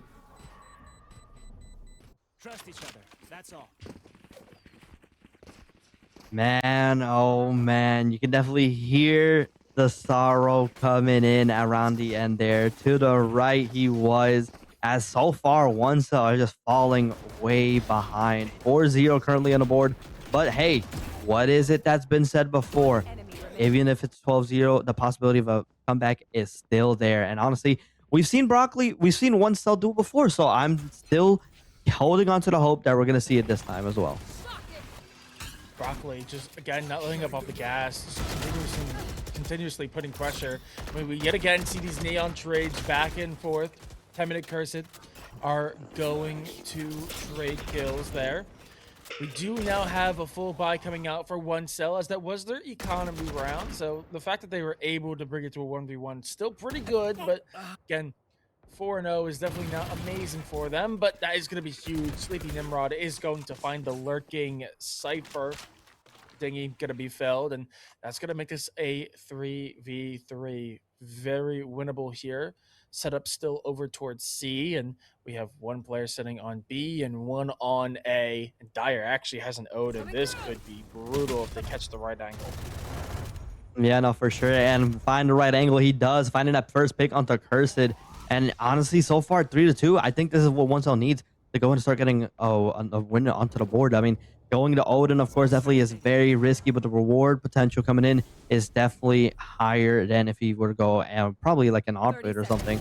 Waiting perfectly, finds Arasaka, and now another member, Ermely, standing in a 1v3, finds the pick onto Dyer, though, but with 7 HP and a dream, I think it's just going to be the blast from Joe DeBozo to finish things off with the concuss as they slowly push in. Spike has still been planted, though, but can we see it right here? And we do. Joe DeBozo finding the last pick, and that's going to be defused. Yeah, you can definitely tell when their teammates come that they were going to be weak because, man, the immediate aftershock to just clear out the angle forces the last player into an awkward position, and that is going to be the first round on the board for one cell. Full buy is going to work their way, but notably everyone but 2 did fall, so they're going to invest heavy again. We already saw they were going to pick up the Odin, but they're going to have to kind of scrape together nickels and dimes in order to afford rifles across the board. Meanwhile, Broccoli Bunch, they are going to be in a little bit of an awkward position. 2 rifles in hand, a Spectre, a Bucky, actually make that 2 Spectres maybe. So it's not amazing for them, but that again, Temet is going to be relying on just the overdrive. Yeah, and I mean, we see already all these ultimates being dished out. We see the shorty coming from Temet as well. And slowly but surely, of course, they're going to be breaching in. We heard a lot of ultis being dished out. Temet, I mean, Cursed, going to get that pick on the total, but Dire, of course, with the Odin, going to match it once again. Getting that save in, definitely very pivotal. Sleeping Nimrod, though, she is going to get eliminated as now the neural theft being deployed, revealing all locations. And dude, I mean, what else can you say except that things just slowly are starting to crumble for one cell. Okay, Spike's gonna go down. A's the location. Tripwire is placed, but that's only gonna do so much. So Joda try to get the sneaky angle, but the smoke not covering enough. And Joda Bozo is gonna find them. They need to clear this though. Breeze is waiting patiently for them. The aftershock comes through. Trade 1-for-1. Rolling Thunder coming out in force, but there's no one on site to get it. Overdrive coming through. Hunter's Fury. Do they check left? No, they don't. Darasaka to find them. Hunter's Fury is gonna waste the time. Joda Bozo in a 1v2 has to do it all. Is gonna find the first. Concuss comes through. They'll get the swing out. Do they hit the time? No, they I don't believe so. No. No. And they Oh, he's not even gonna try to run. How Yes. unfortunate! What an unfortunate spot to be in. Milliseconds difference. Another instance of Broccoli Bunch struggling to get the actual, win for the round, but just pulling out the time victory. And at the end of the day, a round is a round, and they're gonna be happy regardless of how it played out. Yeah, no, for sure. And I mean, definitely just came down to the fact that that early pick took the Cypher out. And I mean, despite already getting a lot of value out of this final double pick, it just came down to the fact that they stalled just long enough for the spike to go ahead and blow up. And I mean, Joe could do nothing but just sit in sorrow as the timer went down and it exploded all over the place. But still, 1-5. I feel like this is definitely going to be a little bit of a repeat. We're probably going to see things completely switch up and the one cell come online after the round swap.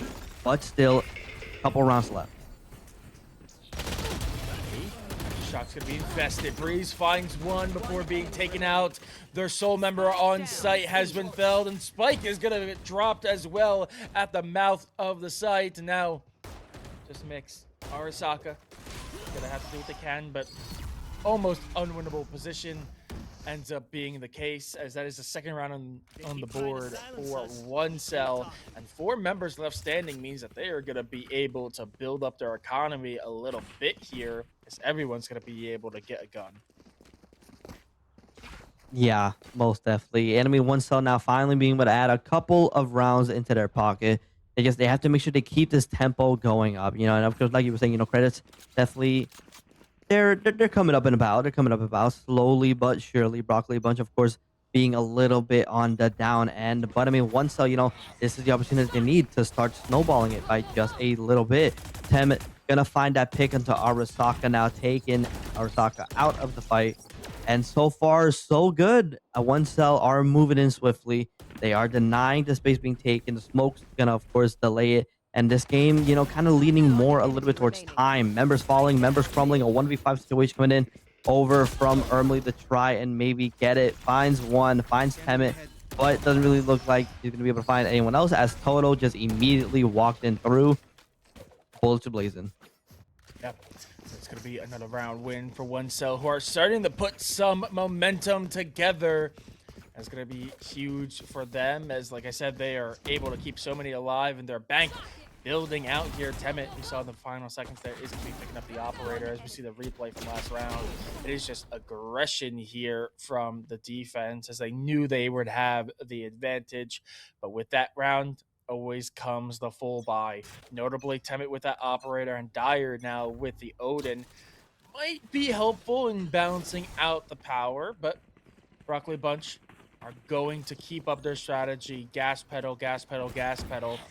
Not quite as fast onto the site, but it is clear where they want to go, and they are not letting up. Fast lane being used to enter site, but we do see the KO popping out immediately to deter them, stopping Yuto. Yeah, definitely putting the pedal to the metal here. Broccoli Bunch are going to be able to find 4 members of one cell. It is all up to just the bozo to try and hold the line here, but doesn't really seem like he's going to be able to. Does find a pick onto Breeze, but now they know where they are. They have spotted him. So they have to play this slowly. They have to play this carefully. But even then, a 1v4 situation where you have to ace, it's just a really, really tough spot to be in. 1v3 here, 1v4, excuse me. Very awkward spot. They know where Cursed is, but Dingy picking up the operators, able to pick up the kill as well. And now it comes a matter of, do they keep the operator or do they get rid of it? Looks like they're actually going to be electing to keep it. I mean, Haven attacks that off is not seen as the best thing, but I mean, they're already in such a winning position. I wouldn't be surprised if they just want to try it out, see how it feels. But with that being said, one cell, gonna have enough to mostly buy. I mean, to do a little under what is needed. So probably gonna have to, gonna be some Bulldog or Guardian gunplay with a light shield, but they'll at least have a rifle. Meanwhile, Broccoli Bunch, full buyout, full shields with the operator. Now Cursed is going to be the one with the boomstick, but that is going to be a huge first pick. Dire taking down Breeze, and that's Spike too. Yeah, most definitely. Dingy going to find out early pick onto Dire, but Dire going to immediately... no, but Toto, I mean, going to immediately match with another pick. Cursed with the operator, of course, is going to be an absolute menace as we jump in over to a 3v3. A little bit of YouTube being nicked out. Cursor going to get the get back, going to take revenge for Yoda Bro, taking out Ermely. 2v2 now, and they have to be really careful with this Neon and her operator. Looks like they are going to go in and opt in to go over to the C site. And so, yeah, definitely, you know, very, very open. A lot of good angles for you to be able to peek up with the operator. So definitely, yeah, get that spike down, set it up, and get ready for a fight. I don't know if that's going to be invested here, and actually they're going to be meeting headlong. Will they be aware of it? Will they track it? No, they won't. Toto going to be the only one left standing. Overdrive invested to try to win the 1v2, but they're going to do it. Toto, 3 kills on the round. And just unfortunate positioning for Broccoli Bunch. They're expecting them to come through CT, but the wrap from behind, coming from long, and the neural theft gives oneself just enough heads up to be ready for it, and they close out the round. Yeah, and such a good fashion too. So far, credits on both sides looking kind of dire. I mean, of course, one cell, you know, having a little bit of a better advantage compared to Baby Boo, simply because it has the fact that they've been getting these wins, they've been getting these kills when they matter the most. And so, yeah, it's going to be a little bit tough coming in for Broccoli, especially with Ermely, only really going to be stuck with a classic. Going to opt in for that Sheriff, though. Alrighty, here we do see another round, mostly full buy. Operator trading hands, going back into the hands of Temet after losing it the round previous. Notably, C is pretty much open. They put most of the pressure towards Garage, and they're being met in kind. Dingy's going to find one. Joe's corpse is going to be utilized for that neural theft. That's going to give information on the location of the defense. But it's very early. Gives plenty of time for a rotate, but they're going to know no one's directly on B site, at least not yet. Yeah, a minute and 10 seconds now left onto the clock. And with it being stuck on 4-6, it's just, yeah, it's going to be just really, really tough, as I think, you know, Broccoli Bunch are playing it just a tad bit too slow. Time not really in their favor just yet, but there's a flashbang underhand coming from KO, gonna be able to get the pick on the Breeze, but it's just immediately matched up with Ermely taking Toto down. And so far, you know, now we're back at a 3v3 situation, and they're just contemplating, like, where do we want to go? Because obviously they're gonna have members covering each and every part. But it looks like A might be the selection of choice. At it now, Cypher abandoning his post by just a little bit is going to be able to go ahead and allow Broccoli Bunch to get that secure on. Post plant location is going to be the destination. Operator still in play up in heaven, but the offense is going to get a chance to fully line up where they would like to. This op is not going to have nearly as much use. At least as long as Arasaka stays behind and Dingy finds one.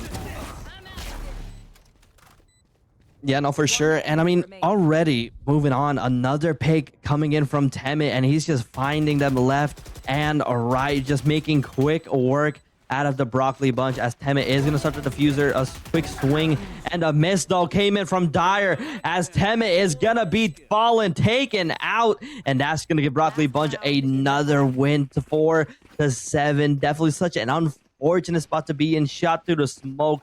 Dyer unfortunately whiffing a couple of his shots there.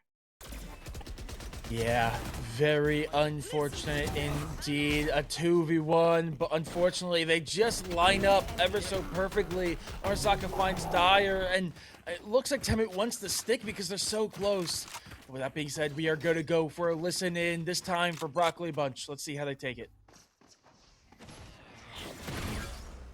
Oh, they're fighting mid, right? Me, yeah. They're gonna push. I'm blind. Got him. Nice. That's why you're so good at Yeah, it. backside. My way. Yep. You get Sova hand if you want to. I'm just gonna, yeah. I really wanted to hold that A push here, guys. This is something as a whole. You know, KO's in C.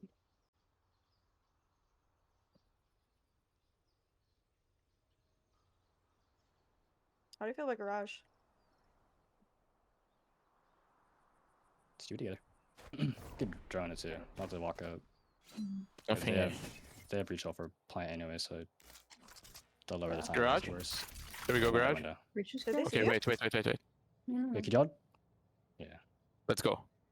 I'm droning. you guys got it. Yeah, you gotta go. I'm smoke window.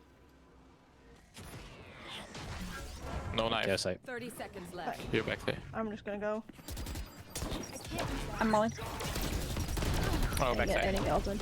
Last player Oh my standing. god! Flying in a row. Strike down. C. And Oh, TNT. So close. Good half, good half. So the same score last. Good half. Switching sides. Just swapping in the fusion cells. It's 7-5. That is a pretty darn good half, if I do say so myself. One cell able to prevent it being an 8-4. They make this a very easy position to tie themselves up. One pistol round would just about do it, as it would almost certainly get the economy round as well. But Broccoli Bunch are going to invest pretty heavily here. Full ghosts, so not as much util as they are investing heavy into the gunpowder. I'd imagine that means Broccoli Bunch going to play a little bit aggressively, and you'd see that is almost certainly going to be the case as two duelists and the Sova are sitting towards a lobby, but unfortunately for them, they're not going to find a soul over there. It's going to be a Garage C split push. Yeah, for sure. And I mean, now that we're split on over 10.5, this is where one cell is definitely going to be able to shine the most now. Things have been resetted. Things are evened up. All they need to do is just make sure that they run in with a plan, that they have the good timing, the good adaptability, and also, of course, reaction time all the way up to the max. Sleepy Nimrel is going to be able to find Brighty, Temet being able to find Breeze, and Ermely taking Toto out. And it is just one standing member of Cursed. Hey, I mean, heavy investment. Carson's gonna do what they can, but not gonna be able to do much. Pistol round goes the way of one still, exactly what they needed in this exact situation. Now, I'm curious, do Broccoli Bunch buy in at all, or do they just settle for it being, 7-7 start going into their bonus? It looks like there will be a little bit of investment, at least a couple of sheriffs and notably a shorty, so actually less than a classic in the hands of Dingy. I find that a little interesting. Okay, no, Cursor is going to go for a bucky. They're going to risk it for the biscuit and buy a little heavy here. Meanwhile, it is mostly Spectres with a singular Phantom into the hands of Temet. Yeah, and I mean, Temet going a little bit bold once again, having that bucky, and of course, definitely going to be expect to see maybe a little bit of the hippity hoppity Temi cancel combo or whatnot.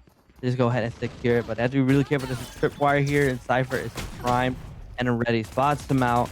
Gonna force them to push on the back. 1 minute and 12 seconds are still left on the clock. And so far, yeah, both teams having a really great hold. I mean, one cell having a decent phenomenal push. But at the same time, I mean, they're just unable to really secure these last couple of points. But at the same time, it is still 6-7. Alrighty here, the fake out, pull back, cut noise, make their way back to the site they were just hitting. Do get that smoke. They're expecting maybe something here, but there we go. The high gear is going to give away their intent, and Temit's going to find one. Do they clear out? Oh, they don't clear properly, but Sleepy Nimrod is going to have the gun advantage and is going to find the kill regardless. And now, in a 1v3, Dingy, Spectre in hand. Are they going to try to save, or are they just going to try to take a new angle? It doesn't really matter, because I think they're waiting into the open arms of Temit, who finds 3 on the round. Huge round win for them. That being said, that is going to lead into the bonus 7-7 here, as Broccoli, they are going to be able to invest into some good weaponry now. Yeah, I mean, it's just exactly what I said. I mean, we see Broccoli Bunch, of course. They've been so strong from the beginning, being able to take maps up and down. But then, you know, one cell, they're just like a corner tiger. They're just going in, ready to pounce at everything, ready to secure these final picks and use their util to help them get it. And I mean, so far, yeah, dude, it's awesome and it's phenomenal to see. And I really wonder what's going to happen next. I mean, Breeze is going to get a headshot onto Toto. And it's going to be a member down so early on.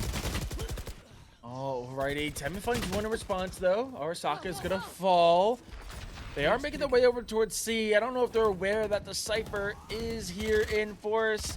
Ooh, mere pixels being spotted, but they will be seen. And the shockwave is not going to matter. Breeze swings through. Dingy finds 3 in the end. And the push out onto C turns into a massacre in seconds. Good. Oh my goodness. Yeah, this is the kind of gameplay that we want coming out here from Grand Finals. I'm on the edge of my seat right now looking at just these gameplays going on through all over the place. I mean, Dingy, of course, having such a good play here, being able to take 2 members down. But it just comes down to the fact that one cell, I feel like it's just they're really struggling to try and secure these things down. Info and heavy aggression coming out from Broccoli Bunch, and they are gonna spot the trip going off mere feet away, but unfortunately just a little bit too late of reaction time, not able to capitalize on that, as B seems to be where one cell want to go and are set up to go, but there's a lot of pressure here from the defense. I don't know if they want to push out. It might be a duel in the garage, Shorty versus a Phantom. Yeah, and I feel like in this situation, you know, I might have to. It's tough, you know, because a Shorty, you know, it's a short double barrel. You know, there's not much that it's gonna do phenomenal damage up close, but at the same time, there's a Phantom. If he's able to hit a crisp headshot, that's gonna be right there. But a relay bolt is gonna be dished out, immediately switching back over to the Shorty, waiting for the right moment to go ahead and maybe dash out. The wall is gonna come up, but nothing really gonna happen just yet. One cell slowly gonna push their way on over to the A site, and I mean, really, I can't really put my finger on what exactly needs to happen. Things are still fairly even, and I think that's what really matters here. But Dingy gonna start off with a first pick onto Toto, matching it up already as Dyer gets freeze. Osaka gets Dyer. Sleepy Nimrod is taken out. Joe the database as well. Joe the Bozo as well, and Temit making it 7-9, 4 points away from match point. Broccoli looking to take a little bit of control here in the second half. I mean, right now, Sleepy Nimrod, oh, excuse me, wrong Cypher, Dingy, just absolutely coming in massive. I think that's 2 rounds in a row of 3K, 6 kills in just 2 rounds. Absolutely crucial performances, swapping from site to site, never making any site a guaranteed hit. And it is becoming a real problem for one cell as they are having to work around the Cypher util. They are going to be spotted over in A, though, as Temit pushes out aggressive, trying to catch someone off guard. Yeah, and I mean, you know, it's just can't get over the fact that this is the grand finals now. One cell finally finding a little bit of the footing, taking members up left and right as they cruise on through all over A side. Ermely, though, is going to go ahead and match it now. A 2v2 happening once again, and Temin is just going to go in immediately into sewers. Ermely going to get wiped out, and now it is all up to Dingy. No spike in hand. He has to get over to the C site and get the defenses primed up and ready. A tripwire there already, and it's all up to Temet if he can be able to get the spike planted down. The pick not going to come in just in time. Temet living with just about 1 HP. And oh, dude, what else can you say except that's so insanely close? 2 HP, as a matter of fact. No shot. We're gonna get the double rotate. Man, Dingy might be in a 1v2, but has the read. So smart here. Do they clear it? No, they don't. Dingy makes it 1v1. Spike is dropped. Rolling Thunder invested, but low health. They have to be careful. Dingy repositioned. Aftershock coming through. He knows he can survive it once. He's gonna try to catch him off guard on the plant. Oh, no. Will he be able to do so? Yes, he can! That is going to be a huge round win for Diggy as they get to double digits. I mean, such a smart play coming from Diggy. Was able to recognize, okay, wait, I'm in a 1v2. I'm in a tough spot, but hey, I know I got this. Moved on over to Seaside. Was able to do a huge chunk of damage over to Temet. And then moved on back. They weren't aware. And this was a star lineup too. Temet and Joe DeBozo. They were the ones that we've been talking about the most coming from the start. And they went absolutely berserk this map, being able to take members left and right. But it just came down to the fact that Dingy was there with the read, was able to recognize, hey, they're doing this. And then the Breach ultimate came out, but unfortunately didn't get that much value as he was still taken out. 7 to 10, 3 games away from taking it all, 2 games away from tournament point, and they are ready. Broccoli Bunch, just so good. Doing exactly what matters, and Dingy's gonna swing through the smoke. Dingy just does not let up. Ermley finds one as well. The Sova finally falls, pushing through A. Does mean A is open to do. Does find 2 themselves. Are they prepared for Cursed though? Are they going to clear him? No, they won't.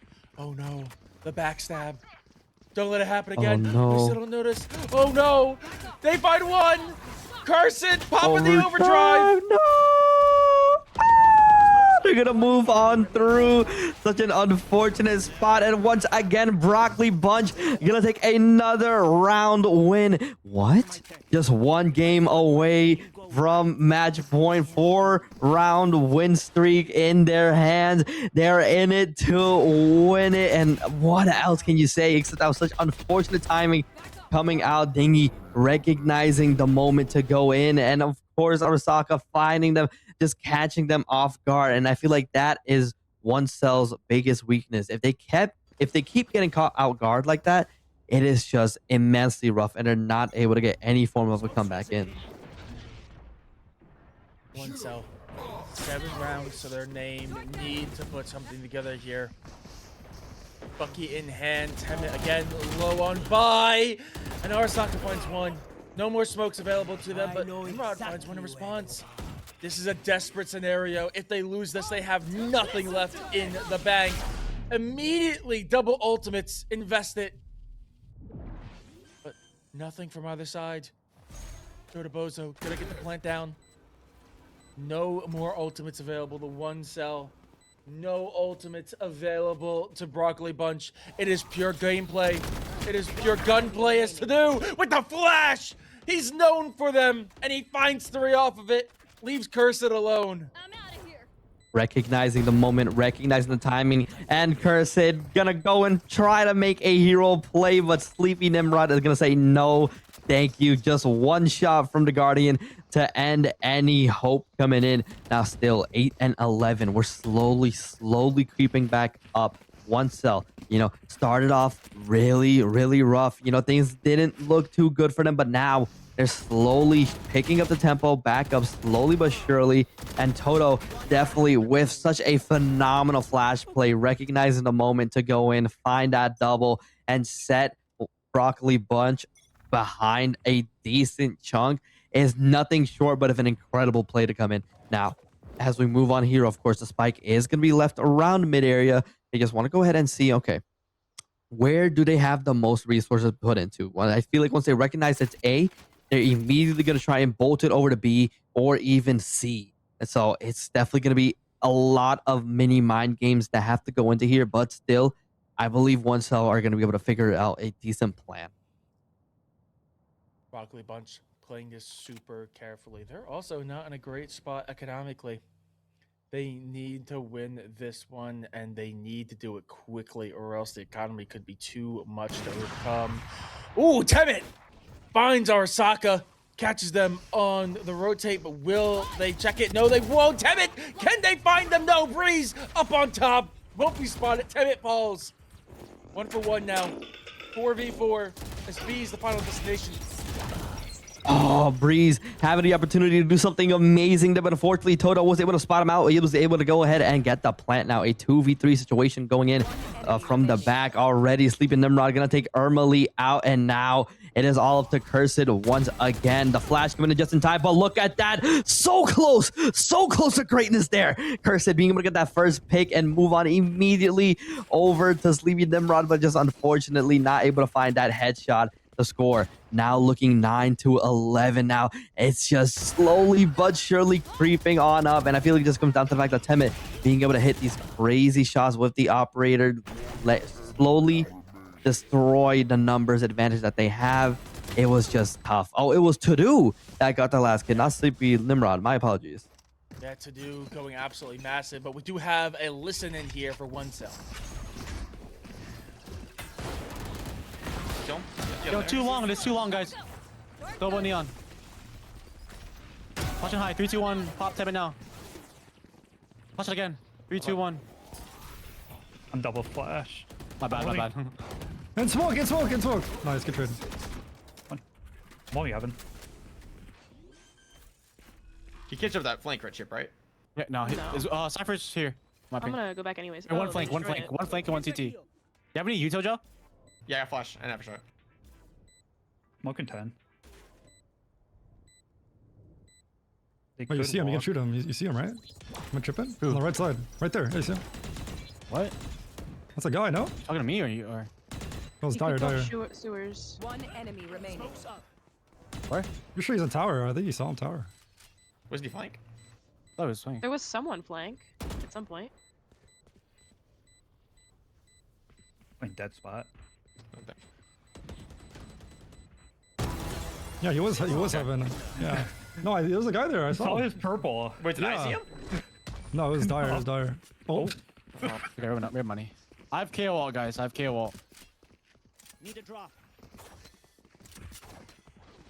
I don't know, Resley. I don't hear any die in those words. That sounds like a team that is confident and has closed the gap to just 1 round after putting 3 together here. I mean, one cell looking strong there, but now going into a full buy round, meat and potato round, I like to call them. Odin as well in the hands of Dingy.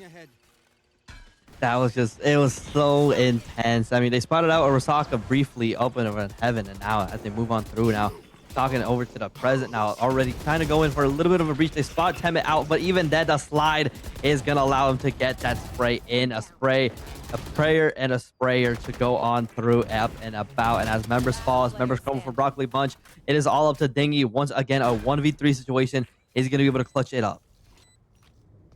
Odin in hand. Dingy's done so much. A spray comes through. Unfortunately, that Molly is going to land right on, and the Odin, they're stuck between the two, and maybe if that was a Vandal, it would have killed, but the Odin just not doing enough. And that means we are 11-11, Razy. It is just, it is so incredibly tense. It is just bizarre. 11-11. One cell had been able to get a 4-round win streak and be able to go ahead and close out economy. Not looking too good on Broccoli Bunch's side, and an unfortunate eco round going to come in. And one cell, they are just running in high. Snowball all the way up, especially for To-Do, maxing out onto the bank. And it is just bizarre. Broccoli Bunch definitely have to put the brains up into high gear to try and maybe get a thrifty round here.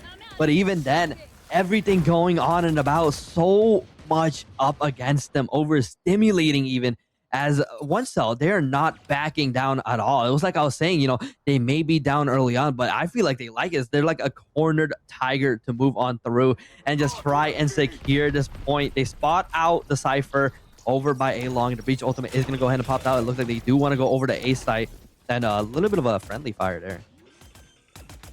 Notably here, though, with this low buy. Spike planted. They do keep everyone alive. They actually have the Neon sitting over towards B, waiting for a flank that's just not going to come through. Smoke's resident. Retake's gonna have to be efficient here, and tip of the spear gonna be the Jet and the Neon. Sheriff's not gonna do enough. Sleeping Nimrod finds 2. Dingy finds 1. Makes us a 3v2. But so little to work with. Jabozo is gonna find 1. Temmit another one. And that's gonna be map point here. One cell, just 1 round away from sending us to map number 3. It is right here. It is possible. The storyline of the century. Broccoli Bunch have to bring in their all to try and get this. We already see a regen shield coming in over to Cursed. And I mean, it is just bizarre. Dingy, of course, had the action shot. The cinematic scene was there. Able to find 1 pick, but wasn't able to secure the second one. And this right here, it all comes down to this point. It all comes down to one cell are going to be able to close it out and take us to the map number 3. Okay, first kill found. 1 cell. Gonna remove Dingy. A big threat to them this entire game. That might just be one of the final nails in the coffin. They're gonna pick up the Odin as well. Overdrive was invested, but it's enough to get control of C. Spike finally gonna be planted. It's gonna give the sound cue so everyone knows. Will they expect the players sitting in garage?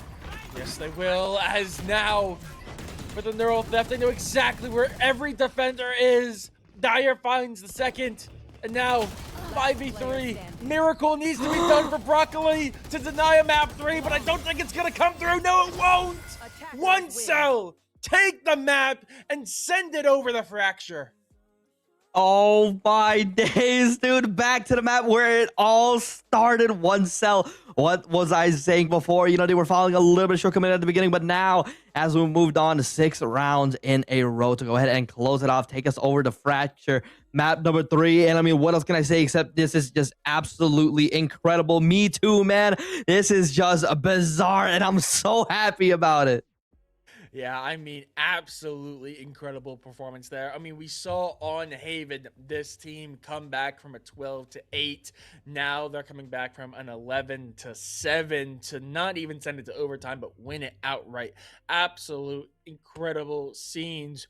But with that being said, obviously that does mean map 3 is underway. Just a quick reminder, if you can donate, go donate to the 1,000 Dreams Fund. You can find the link in the chat as well as in the description on the Twitch channel. Go do so if you can. We're at 385. We are getting closer and closer to that goal. So if you can, go do it. But with that being said, we're going to send to a quick break, and when we'll be back with game 3, the final game of Grand Finals. Don't go anywhere.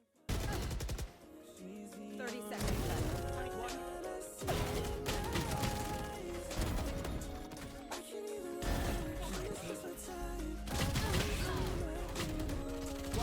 remains. One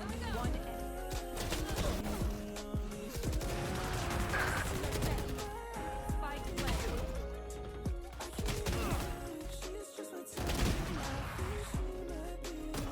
enemy remains. One enemy remaining. Enemy killed. Last player standing. I'm out of here. Stay down.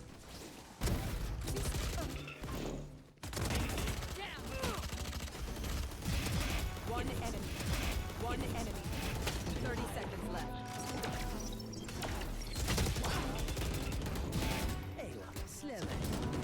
One enemy remaining.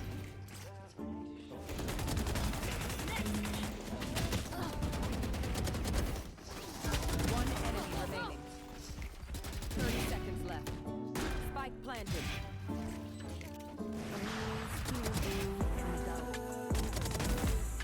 One enemy remaining.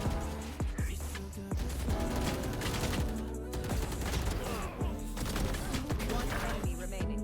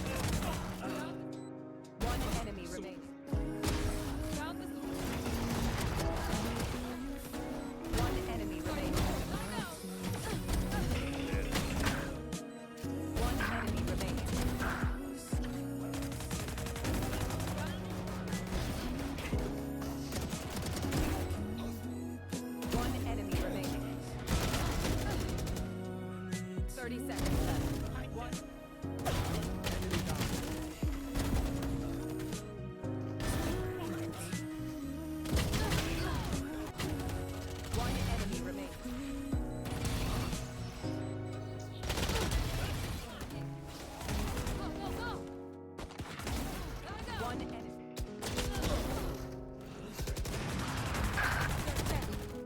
Spike planted.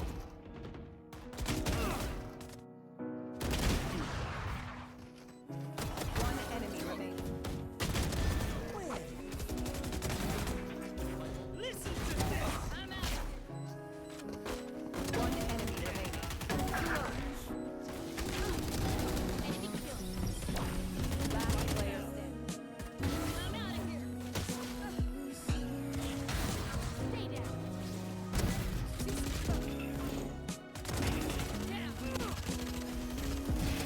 One enemy. One enemy. 30 seconds left.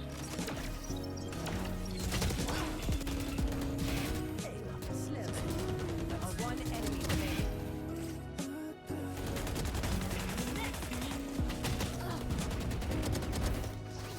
One enemy remaining.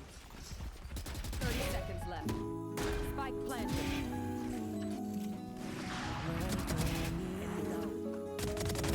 Back up. One enemy remaining.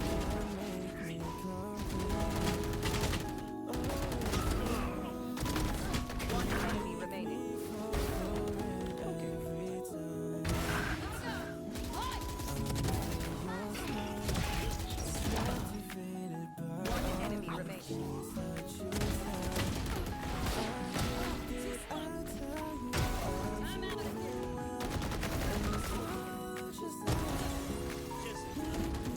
I'm out of here.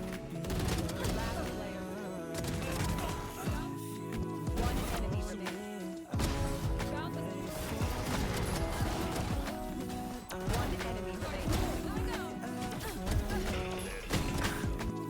One enemy remaining. One enemy remaining.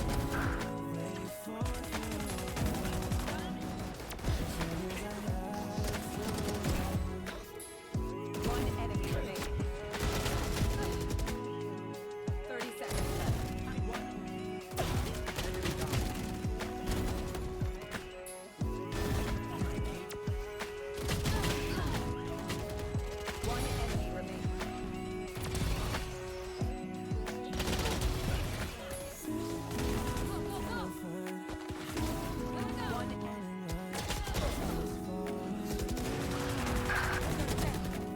Spike planted.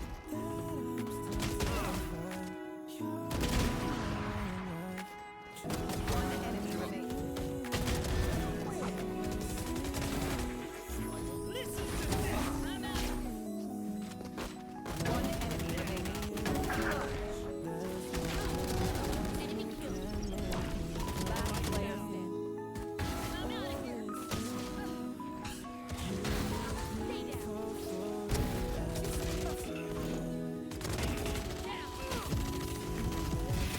One enemy. One enemy. 30 seconds left.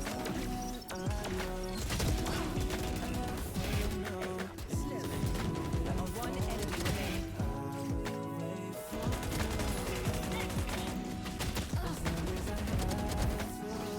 One enemy remaining. 30 seconds left. Spike planted. Enemy down. Back up. One enemy remaining.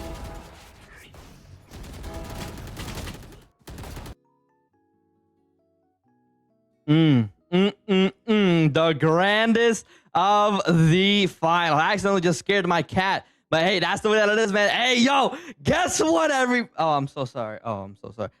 Guess what, everybody? We hit the dono goal. We have surpassed it with a whopping amount. I want to give a huge thanks to these two gentlemen right here who have finished it out. My go Soren, and of course our lovely producer Swag at the RPG group, man. We hit that goal and we are here for this final game to go ahead and get it up and running. Soren, bro, what are you feeling, man? Let me hear it, bro. Spew it out. Come on. Go ahead. Don't be scared now, man. I'm wanting to hear it. All right, you gonna say it? All right, I guess he's. I'm sorry. Go. I was waiting for you. I was waiting for you, man. I wanted to see how long you would go. we are gonna go into agent select. All I'm gonna say is, let's just say Swag, our producer, and I were in a little bit of a race, and I lost. I tried to get the top spot, but he was willing to put down more than me. So we have hit our goal. You can always still go and donate. There is never a big enough goal for charities like this. So we may have hit our goal for the day, but if you can, still go donate. Less than 2% of charity funds that are donated go towards women's resources. So please go donate if you can. But we're experiencing cinema as we're getting into this game. It's a cinema moment here as we are ending, as we have begun the first game. The best of one that we started with yesterday was One Cell versus Broccoli Bunch on Fracture. 9-3 half in favor of Broccoli Bunch goes to the way of One Cell after an incredible comeback into double overtime. Now it is grand finals. It is the third map, do or die. There is nothing on after this. Everything is on the line, and we are going back to Fracture, my favorite map. And I mean, what more can you say? I'm pretty sure we are even getting the exact same compositions that we got first time around. We obviously know that's the fact for One Cell. They've kept the same composition throughout the entire of the tournament. And Broccoli, I actually think they have kept this composition. Actually, Arasaka did swap for the last game, but besides that, they've kept this composition pretty steadily through this grand final as well. So, I mean, we're getting the run back of all time here. I mean, Rezi, I usually like to ask predictions, especially in Valorant, because it can be so wild. Rezi, with all this playing out, who do you think's taking it? Man, it's tough. It's really tough to try and determine it because both of the teams came in showing a new profound case of talent.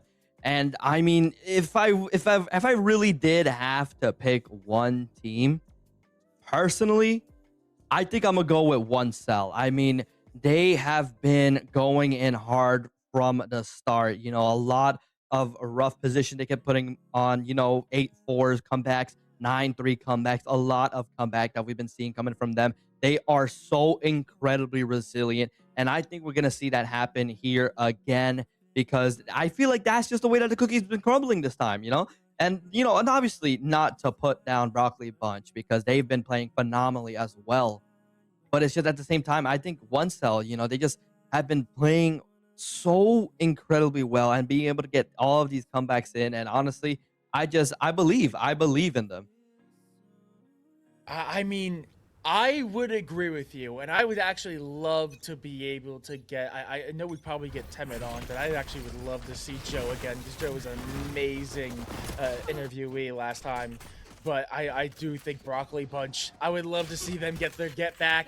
With that being said, speaking of that get back, they're going to be starting off strong here on map number 2 with an immediate 2-pick.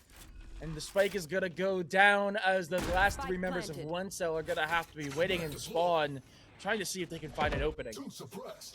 Yeah, for sure. And I mean, you know, like I was saying earlier, you know, these comps are almost exactly the same. I think the only difference was that Dingy was rocking that veto when we first saw him. So maybe this switch onto the Cypher is what Broccoli Bunch are going to need to go ahead and start switching things up a bit and maybe start getting more tempo in. But so far already, Dyer going to put himself in a little bit of a bad spot and still move on through. And Broccoli Bunch are going to take the first map. Not really flawless as we saw already. You know, one member did fall, Dingy, at the beginning, but still, that you could have considered it flawless with the performance that came through. Yeah, massive for them as they are going to get the jump, and they're going to get a little bit of a start similar to what we got on the first game of this tournament. This Broccoli Bunch are going to set the pace here. They are going to be bringing in a couple of Spectres as well as that one Phantom. Make it 2, actually. Dingy and Cursed going to be pulling out the full rifles. They're going to have the advantage here, especially as Temet is only bringing in a Sheriff. They're foregoing the Shoddy this time around. Yeah, definitely going to be moving in a little bit slower. And here we go. Broccoli Bunch now taking 3 members down, moving through the smokes, of course. But Toto going to be able to find that pick onto Breeze. And, of course, probably going to pick up the weapon as well. try and match it up now. Spike has been planted. It's all up to Temet and Toto. And what we've seen happen a lot before, especially when we first saw them, is these two were the ones that were able to come in and clutch it up when it mattered the most. So maybe, just maybe, we'll see it happen once again here. But the clock is ticking. Here comes the flash now coming in. Toto going to be able to kind of breach a little bit, but Osaka going to be able to get that final pick onto Temet. And so far with a 1v4, it's going to be almost tough here, but Armley going to be able to get that last pick. Definitely a phenomenally well played. Broccoli Bunch already ahead 2 rounds. Fight's not over, you know. Go, go, go. Yeah, absolutely. And notably, they're able to keep members alive, that they're going to be able to keep those rifles that they brought in. And even the member that did fall is going to be picking up a Guardian to help out. So they are going to have 3 rifles and 2 pretty good submachine guns to bring into this next round in an attempt to try to convert 3 in a row, but it is a full buy. The only light buy really is in armor, as there's a couple of regen shields and light shields. Besides that, it's going to be full frontal assault here from the Broccoli Bunch as they have the guns to try to turn this fight. They're going to find the opening pick off at 2. Make it 2 is Dingy! The attack Cypher finds a double. It's just going exceptionally well over Broccoli Bunch's side. Everything that they want to do is just going completely well. Joe DeBozo and Dyer being the last standing members on 1 cell. And, you know, now it's just up to Dyer to try and hold it, but Dingy is going to go ahead and match it, swinging him, and this is going to be a true flawless round. Broccoli Bunches just sticking to their roots and going in well. And I feel like definitely, you know, it's the Cypher that really is giving them a way better advantage than what we've seen happen at first point, because this was a complete reverse than what we saw happen game 1. It was 1 cell that had the complete control over the tempo and everything, but now Dingy has been putting on such a incredible performance this round. I mean, they're in it to win it. Yeah, 3 in a row here. We're getting shades of game 1. As now, yet again, 1 cell are going to be pushed to the brink as they are going to have a low by Sheriffs. Dyer with the single Marshall. Can they find something? Seraph shots are landing, but not doing the damage that's needed. No kills yet, but Breeze finally finds something. The aftershock to find the response. Joe finds another. Back and forth we go, but 1 cell in the chaos comes out on top.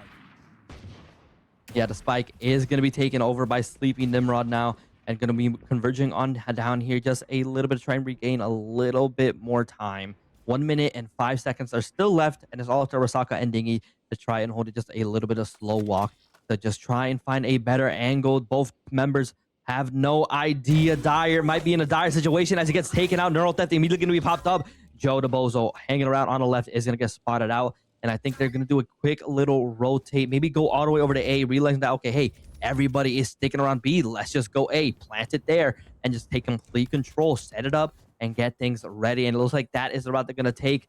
Both Joe DeBozo and Sleepy Nimrod still not rotating just yet. Maybe giving it just a little bit of a second before they go in, or maybe waiting until it's fully confirmed. There's the spike. Now it's been planted, and 1 cell going to start their rotation through mid. Okay, the rotate having to come through. Pack tactics here, as they did not want to separate and accidentally give themselves a 2v1 scenario. So now they're going to try to push through at the same time, but very deep hold here for Broccoli Bunch. 1 on top of drop, the other 1 halls. They're expecting maybe a flank through halls, but they won't find anything. That tripwire going to give them so much protection. Cypher's not going to be able to get over it, and that's going to give the information. They already found Joe, and that Cypher broken trip is going to give them everything they need. Dingy finding 3 on the round. I mean, this Cypher goes absolutely ham. In 4 rounds, has 9 kills and only 1 death. That is just absolutely insane. The way that they've been playing, going on through, just moving on through. Broccoli definitely being a bunch as they just converge in all over, not giving 1 cell really any opportunities to go ahead and find the advantage. But still, you know, the credit is going to be really, really tough. The Broccoli Bunch, of course, skyrocketing. They are starting to snowball. But what have we been saying before? 1 cell. They are the team that has just been able to push on through the deaths. And so far, you know, Temet already with the operator in hand. Once again, we like to see this. the big risk, high reward kind of tactic. It is able to find a first early pick. But Toto, of course, going to get eliminated himself as well. And so far, it's just looking kind of tough now. But still, at the end of the day, you know, as they converge on over to A side, both teams are going to go in for a little bit of a brawl. All that util being dished out. Jotabos, unfortunately, not going to be able to find that last pick, and Ermely getting that plant in just in time. But there is Temet with another shot, but Arasaka is going to get a double KO of his own, as now it is just Sleepy Nimrod holding the line. Launching smoke. 3v1. Sleepy Nimrod does have a Phantom, does have a weapon that they could do some serious damage with, but knowing that they're in a deficit, knowing that next round they're going to have a bit of a more scattered buy, they are electing to forego taking it. They have realized that they're probably not going to get their first round here in round number 5, so they're just going to try to keep this rifle, but the Fade and Jet, they know that too, and they're going hunting. Oh yeah, no, it is definitely hunting season here, and Cypher is the main target. There it is right there. Doesn't look like they are going to be able to find him. Oh, just barely converging it on him. They spot him out, and they take him out in the last second. That is going to be a huge loss. That's so incredibly unfortunate to move on through, man. That's insane. This goes here. Okay, 5 rounds now secured. And again, this is going to be a bit of an eco round. We'll see the replay here as there was a lot invested. No one surviving from one cell. This is going to be scattered, to say the least. The most effective weaponry being a Sheriff and a Spectre. Broccoli Bunch know that they have the lead. They know they have that advantage, so they are going to force the issue. They're going to try to go for A, but they're not ready for Sleepy Nimrod. Waiting patiently. I think he does find a response. Smoke's down.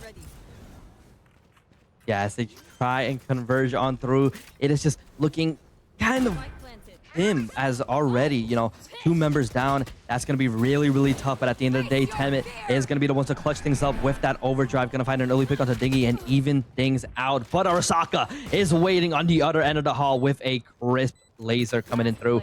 Toto going to match things up once again and now make it a 1v2 as Ermely is the last standing member from Broccoli Bunches. Is the opportunity that once they'll need to kind of delay the snowball by just a little bit. Not really going to be hitting there. That first pick going to be coming in, and Joda Bozo is going to finish Ermely off, and that's going to be the first round secured for OneCell.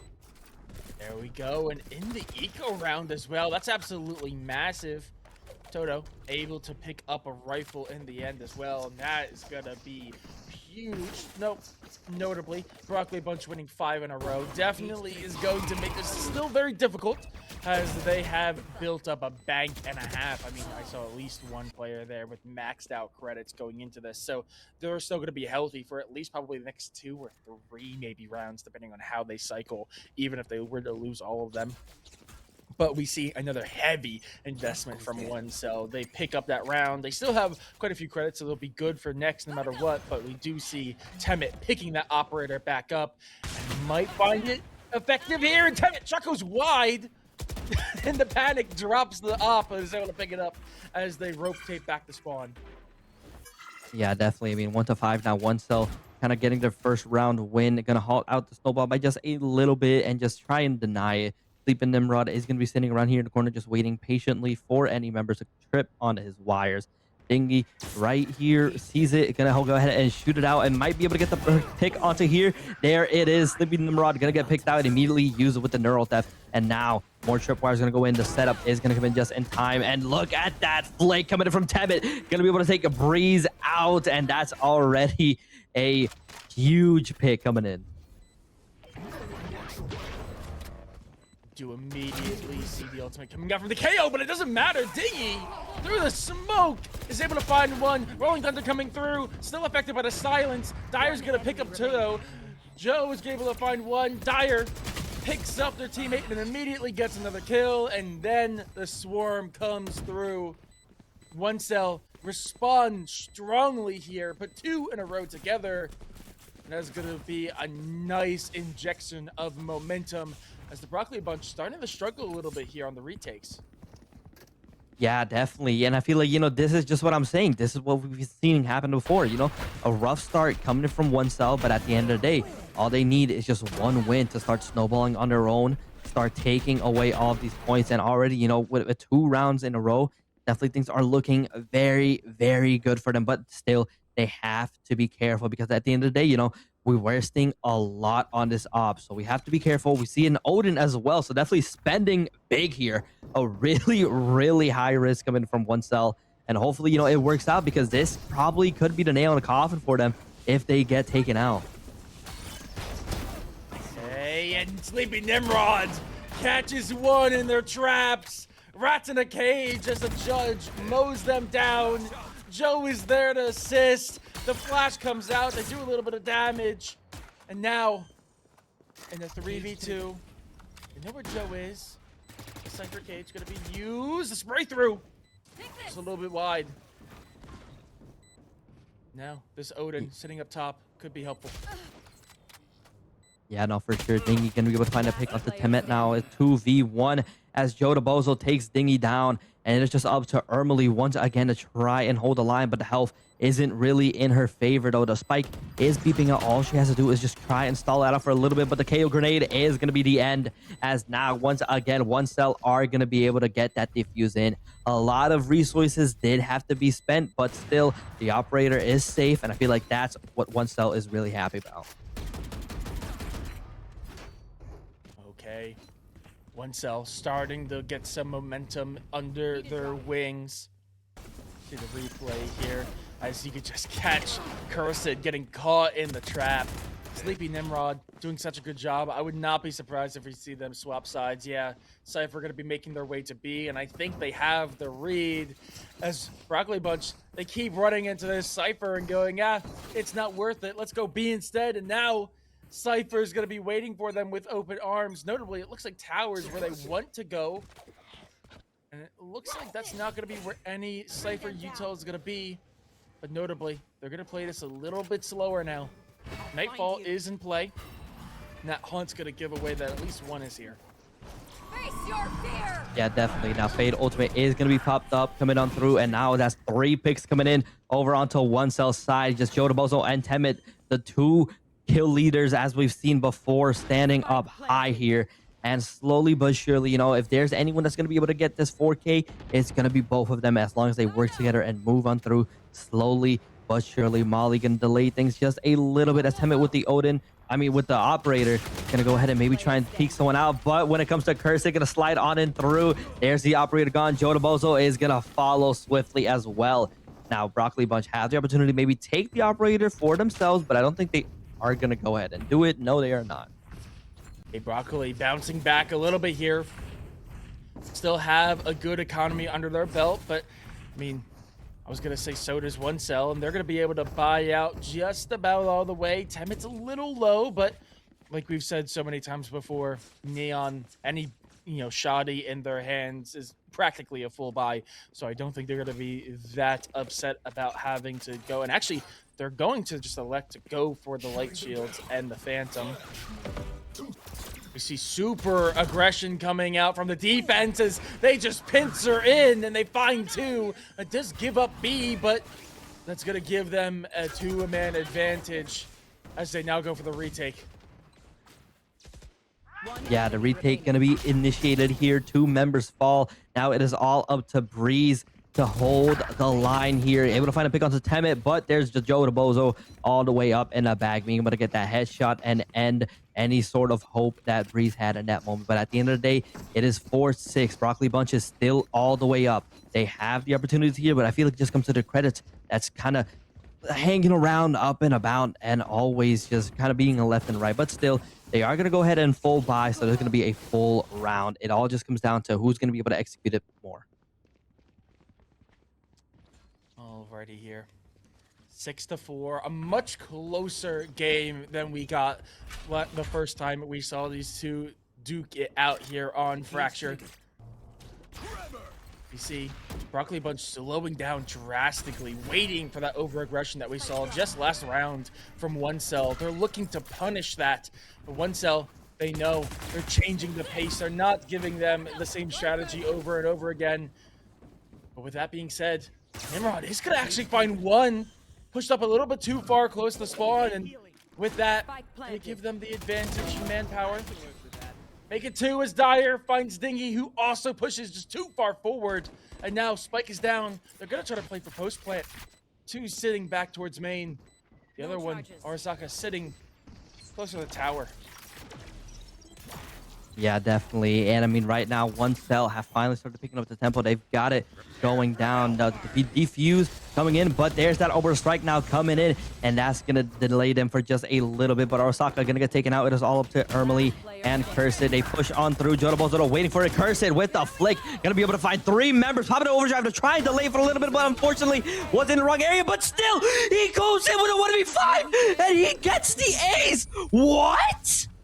Cursed going absolutely nuclear with the ace to get their team the round. Massive performance from Cursed. Has felt maybe a little quiet, but now showing up when it matters most. The spray through into the overdrive. The over-aggression denies that defuse with probably milliseconds to go. And gets them to round 7 for themselves. Last round of the half. One cell yet again in a deficit. If they want to win, a comeback is needed again. It has been the case this entire series. The entirety of this tournament. And Breeze, they're going to find the first one. Make it a second as Joe gets gunned down too. We saw Temet popping up with that neon ulti, but unfortunately wasn't able to really secure anything as Breeze was right there and gunned him down. Breeze is going to go ahead and get shut down, but Dingy going to get back. It is all up to Dyer now to try and hold it, but with the plant coming in, a 1v3 is going to be a toughie. But at the end of the day, still in a really rough spot. Going to be able to just stall out for just a little moment, but there's Ermely with the Bulldog securing the last pick before the half swap. And I'm not gonna lie, I'm getting a little bit of deja vu once again. 4-8. Yeah, a very big deja vu moment. We all know how that happened last time. One cell, like I said, just seemingly constantly in a deficit, but has done so well to scratch and claw and drag themselves out of it over and over and over again. It requires a completely different skill set. You cannot just be one of the best in the world and, you know, crawl out of a hole like this. It takes a certain mindset. A team cannot develop this. This is built into them. Now with the half swap, Broccoli gonna be on the defense now. We see the aggression. One cell just throwing everything and the kitchen sink at them, trying to get onto A, and they're gonna be denied. Cursed and Breeze, the wall, led down range, and the smoke denying their entry, keeping them stuck in halls. I mean, that is just, it's just insane going on through, but still things are getting even out just a little bit. Cursed getting shut down by Toto as they move on through now. Going to be able to move through the back just a little bit. The spike is in the hands of Toto. And with the fact that, you know, maybe they're going to try and rotate over to B, we see Cypher still kind of hanging around, but it's the fact that it is just completely set up. All members bunkering down by A, and Cypher sticking around B just in case worst comes to worst. Looks like they are going to opt in to try and stick it with A. Toto being able to find a pick onto Arasaka with the frenzy. Breeze is able to find Toto. Now it is all up to Sleepy Nimrod to try and secure this win. But it's going to be a tough one. 3 members still alive, and they're all pushing up to converge onto him. Dingy with the frenzy is going to get that final hit. Round 13, pistol picked up, and that might be scary for one cell. 9, just 1 away from double digits.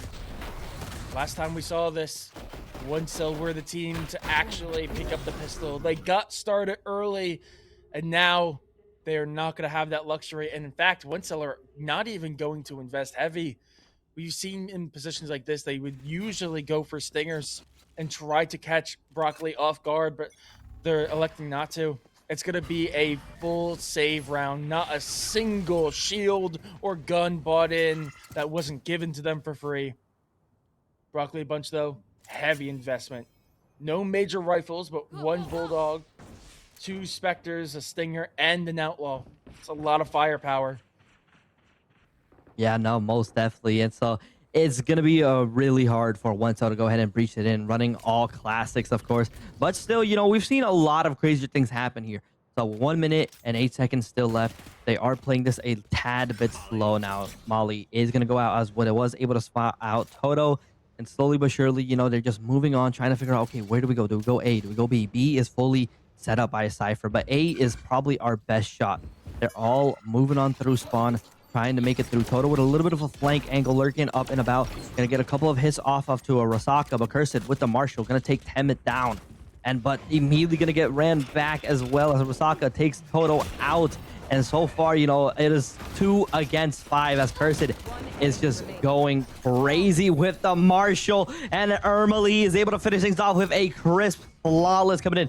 3 rounds left for Broccoli to go ahead and take it home. With this, Broccoli have the finish line in sight. They have it. They have their retribution, their revenge within reach. But their win before felt in reach as well. They need to have a strong closing here. And with that, they do not have a lot of heavy weaponry here. Only really the Outlaw, technically the Bulldog, as a means to maybe flip this round into their favor. This is the bonus. They're expected to lose this, but if they can get some sneaky picks, they might be able to do something. But Temet on site finds 2. Will they clear top side? Most definitely, as Dingy just flicks on back, taking Toto and Dyer out, making it a triple kill as Sleeping Nimrod falls. But Temet is going to be the one to end the massacre. Going to be able to put him down. And so far, you know, 2v2 now. Both moving on through. High drive is going to be used up to pivot against it. Joe DeBozo takes Cursed out, and it's all up to Ermely to try and hold the line. Fade Util does go out, going to try and spot it out, but Joe DeBozo is going to go ahead and get a plant in. Going to try and guess where he's planting, but with 1 and above and 1 below, it's going to be tough, but the heals is not over on Temet's side. Just 1 HP and a dream. There goes another Util, gonna spot it out. 3 HP onto the right, but he's not gonna be able to spot it out. And there it is. Temet with a quad. It's gonna push on through 5 to 10. And this is where we see OneCell start picking things back up. They're gonna try to hit another gear here as they now are able to stem the bleeding. The problem being that they did lose 3 members. That is going to be a lot of weaponry that is lost, and they're going to be able to mostly buy back in, but Sleepy is going to have to pick up just the Stinger. Meanwhile, Broccoli Bunch going to be feeling a little confident, but they also are going to be rocking up with a Bulldog and a Stinger. So scattered buys from both teams. This is probably the most even it's going to get for a little bit. Man, Cursed trying to get into a good spot and is just being dumped with utility and getting sprayed through the smoke. Yeah, for sure. And I mean, already, you know, it's still a 5v5. 40 seconds have now passed, and still no one was really able to get any clear forms of advantages. We see already OneCell, you know, moving in slowly over to B side. Definitely going really well at going against where the obviously Cypher is all primed up and set up. Definitely, you know, they don't want to go ahead and interact with all those tripwires and the cybernets and whatnot, and even the camera too. Flashbang is going to go out, and I think this is what's going to let OneCell to go in and start pushing things out. Both Neons are being taken out of the fight. Breeze is going to take out Cypher, and now 3v4. Dyer, Joe DeBozo, and Toto. Toto going to get taken out by Rosaka, and as they move on through, of course, it is just looking a little bit too grim, but even then, still, opportunities can always arise. Broccoli Bunch still in control over on the B side, and it looks like Joe DeBozo is going to try and rotate out over to OneCell. 30 10 seconds to 5. These rounds really do matter. Neural Theft is going to get popped, and that is going to give away the intentions of OneCell fully here. Joe just now landing on site, but is going to be running headlong into 2 members of the defense, and Joe actually finds 1, but it is not able to get anything more. Their teammate falls around Satellite, and that is going to be round 11. And with that buy-in, I fear OneCell might be a little broke. Yeah, they're gonna scavenge together a buy. It's gonna be Guardians. It's gonna be Light Shields. But every round is important here. They cannot just give this one up, or else it is map point. Meanwhile, Broccoli Bunch, it's gonna be full rifles plus an outlaw. Broccoli can feel it. They are so close. They almost have their hands on the prize. 2 rounds away. Yeah, it's just immensely tough, you know, because if things go wrong for one cell this time, they're going to be even lower on credits, and it's going to be match point 2. Joe also going to be able to find a pick onto Dingy, but Cursed getting Sleepy Nimrod down. It is a 3v4 situation now. Spike in Joe Bozo's hands, and as he pushes on back just a little bit, is going to be able to get the plant now over on the B side, forcing Broccoli Bunch to go back onto the retake. Toto and be able to take Cursed down, and there is that breach ultimately being popped up. That's going to allow them to hopefully go in, push up, and claim these last couple of kills. But the health is not on their side. They have to be very careful. Temet being spotted out by Breeze. A little bit of a duel happening on the long range.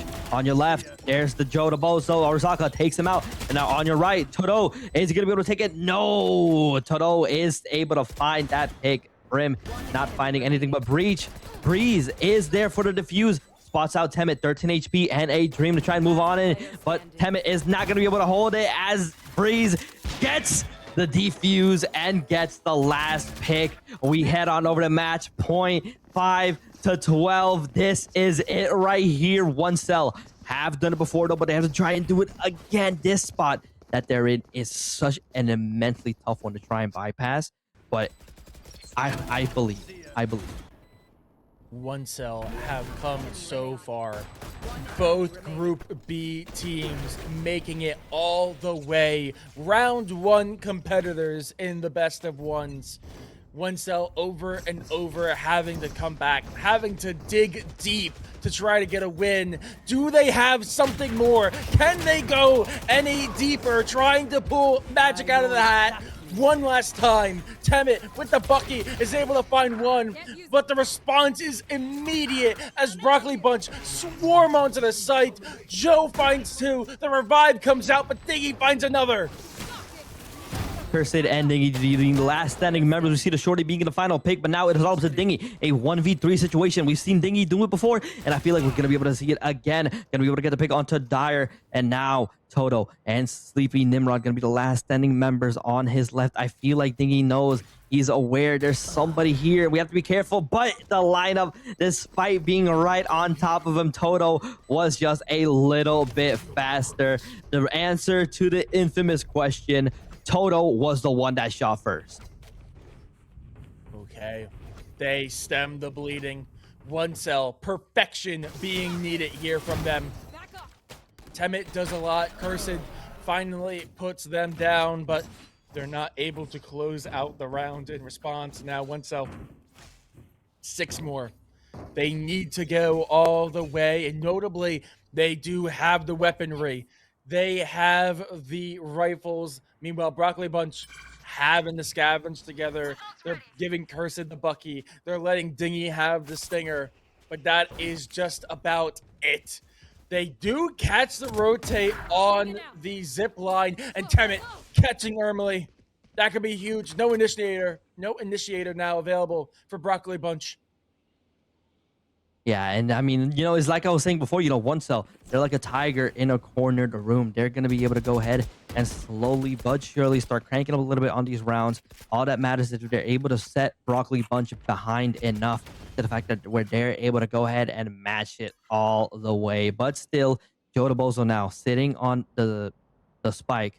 There looks like they're going to be slowly moving their way over to A side, realizing that, okay, hey, B is a little bit too dangerous. Overdrive going to be popped out over from Cursed to maybe try and find a bit of a pick here, unaware of the fact that Sleepy Nimrod is right there in the tunnel to the right, and that's going to be ultimate gone and wasted energy. Just going to get fully depleted. And, you know, the vision was definitely there, but it was just such an unfortunate situation. And all teammates, they're all rotating over to B, unaware that, like, wait, it was just a distraction. Now, members have converged over to Broccoli. Members have converged all over to B. Over to Strike, going to be deployed to go ahead and delay for just a little bit. But Toto going to be able to get the pick onto Cursed. Now, it is a 1v5, one cell, finally back in the tempo. Dingy, once again, in a practically unwinnable position. Stinger in hand, might be able to catch the do. Nope. Gun advantage, too much to overcome. Notably, that was their eco. They were meant to lose that, but OneCell now starting to get a little bit of momentum. We've seen this before. It's not been this dire before, but we've seen this before. In fact, we saw this pretty much last map. 12-7, 12-8. We've seen this play out throughout the day. Can they do it again? They need to pull a rabbit out of the hat, make magic happen one more time.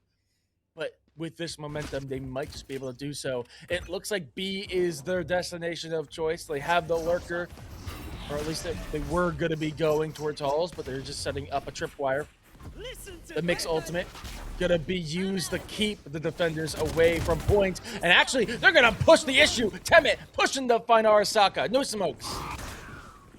And then moving on through, and of course, that's already such a huge pick going on already. A 4v5.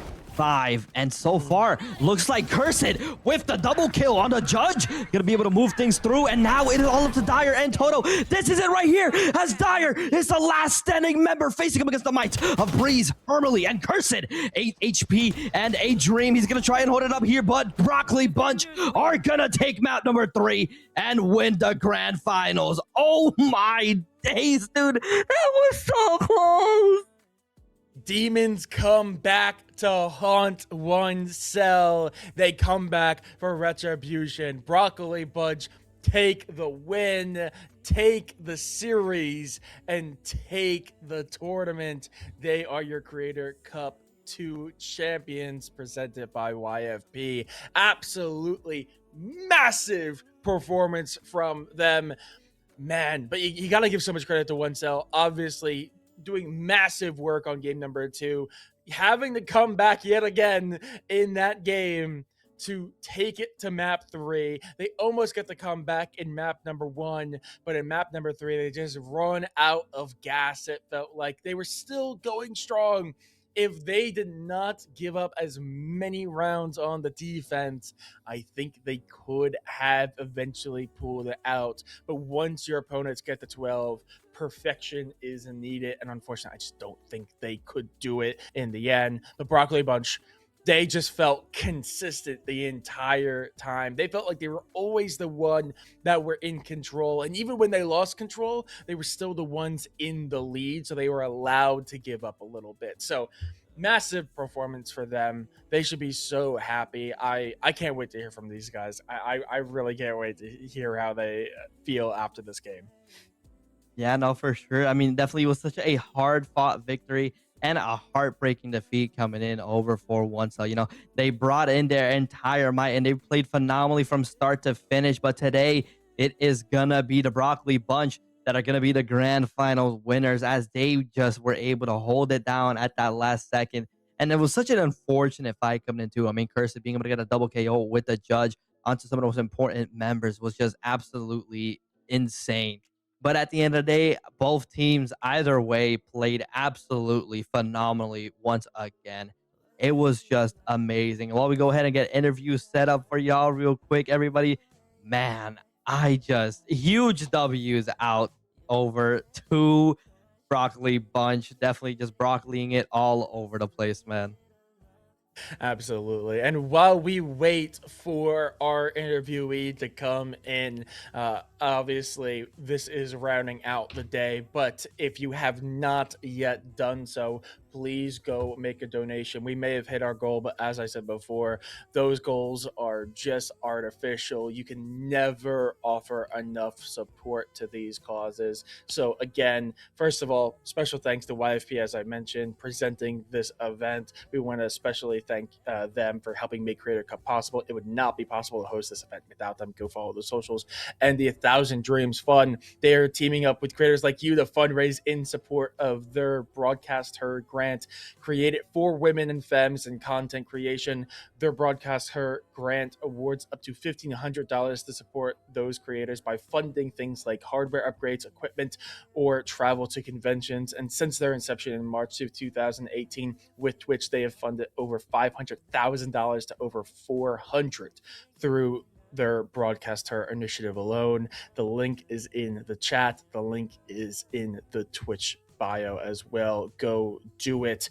I'm actually proud of myself. I think that's the first time I didn't stutter the entire time on doing that. Right, I'm proud of myself. We got it in the end, everyone. But no, if you can, please go donate. We hit our goal, but there's still so much work to do.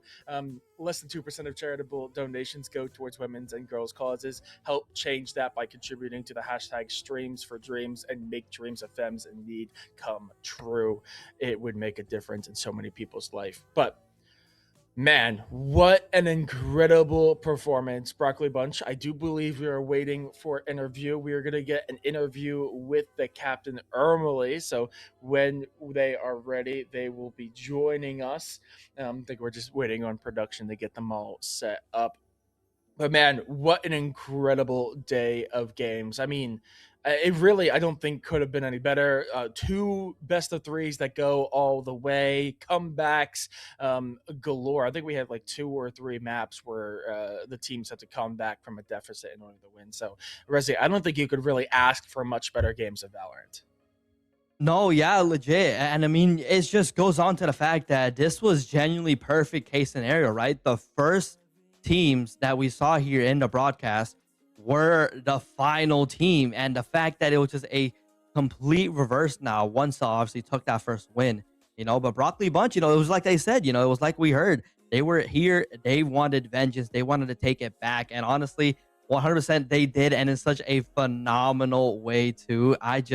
Huge round of applause. Absolutely. But with that being said, I am getting word that we are ready. So for our interview, we have team captain Ermely. Ermely, I mean, massive win. You guys get your revenge against the team that beat you in the first match of the tournament. Tell me, how did you and the rest of the team feel after that performance? Oh, we're so stoked. I mean, I think we had a blast playing, so even if we lost, it would have been okay. Even Dingy was super excited to go to map 3, but it was definitely fun to go full circle with Temet's team and Toto and Joe and everybody else. It was so much fun, and we had a great run. Yeah, for sure. I mean, definitely is so it's like we're up here on the desk and we're like we really cannot believe that we genuinely got like best case scenario, right? Like the first team that we had on broadcast, y'all going up against One Cell, we're the grand finals, and it was such a phenomenal showing coming from start to finish. We had a chance to listen in around a couple to the comms, but really, I just want to go ahead and ask, obviously, the hype is all the way up. It's such a huge win. So I want to know personally, when it came down to that final moment, when all of you were like right there, realizing, oh, wait, this is our chance to go in and converge. I want to know, how were the comms like? Like, were y'all popping off when you're like, go, go, go? He's there. He's 3 or something. Like, I'm very curious to know. It was definitely super, super hectic. I think our comms in general are just really hectic to keep the energy up. But we were having a great time. We were just like, we should go, I'm one. It was a whole lot of yelling, whole lot of this and that. But we are able to still hear each other somehow. And overall was wonderful. Couldn't have asked for a better team. Absolutely. And before this game, we did obviously get to watch the One Cell game in the semifinals. And even in that game, Temet had admitted that at some point they did lose hope when they were a little bit behind. And I know your team had quite a run as well. You had to go through Let's Win, who prior to today did not drop a single map in the tournament. And obviously there was definitely some moments where One Cell were getting some momentum, took a lead, especially early in that game 1. At any point, did the team start falling behind a little bit? Someone have to step up and go and raise the spirits? Who was that, if anyone, or was the vibes high the entire tournament? To be honest, our vibes were pretty high the entire time. I don't think any of us ever tilted or like mauled it or anything. We're all just here for fun, and we had a great time. We were just super excited to keep the energy up. Maybe like a couple times we were a little quieter than normal, but that was easily fixed by some encouragement. For sure. Final question that I got for you today. I've been asking all the teams that, all the interviewees who've showed up on here, But I'm gonna try and reword this a little bit since this was the last game. Is there any words that you want to go ahead and give out, obviously, to all the teams that you've faced, all the teams that you've played, all the teams that played in this tournament, and of course to your teammates that you just want to go ahead and say?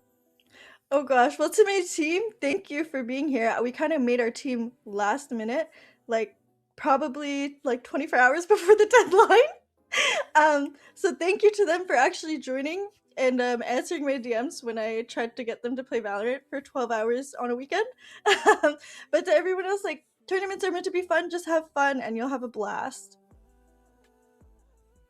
Okay, I think we have a little surprise coming in. I'm seeing it on the prod side. So while we wait for production to work their magic, I have one more question, and this is kind of a layup for you. I don't know if you've been following along with the stream, but we have officially hit our goal, but that does not stop us from continuing to charge forward and donate more. So, Emily, what would you say to those who are able to donate and have not done so yet? Exclamation mark donate, everybody. It's a great thing. Every time that we went around, we would say exclamation mark donate. This is for charity. That's for a great cause. If you have anything that you're able to give, please do. It helps a lot. Yeah, absolutely. I'm looking right now. Our goal to start the day was $500. Right now, we have currently blown that out of the water. We're at $636.01. That was me attempting to be the top donor over our production head. So that 1 cent was me. I want it known. I also do want it known that I tried again, and they don't add the donations together. So I tried to beat them one more time, and it didn't work. But that absolutely is incredible. Again, if you can donate, go donate. We are still waiting a couple more minutes here. We're working to maybe see if we can get a few more people in on the desk. I mean, at this point, Armale, anyone, I know you already thanked teammates. Do you want to give a shout out to anyone else while you're on the table? Well, everybody that donated, of course, because this event wouldn't be possible without you guys, without all of your support and all of your help towards the 1000 Dreams Foundation. But other than that, I would say pretty much just my team. My team was so lovely. Absolutely, and it actually does look like we're slowly getting some in, so we can keep the flow going. I'll ask Dingy, that's the voice that you hear in your ear. Dingy, how you feeling after that big win?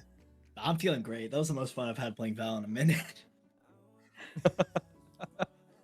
Dude, yeah, I said it before, man. I'm gonna say it again. I mean, y'all just really played it phenomenally, and I still can't get over it. Like, it's ringing in my head. Best case scenario, y'all got the get back. Y'all took your revenges up against one cell, and you took it in such a amazing fashion. It was just an incredible start to finish.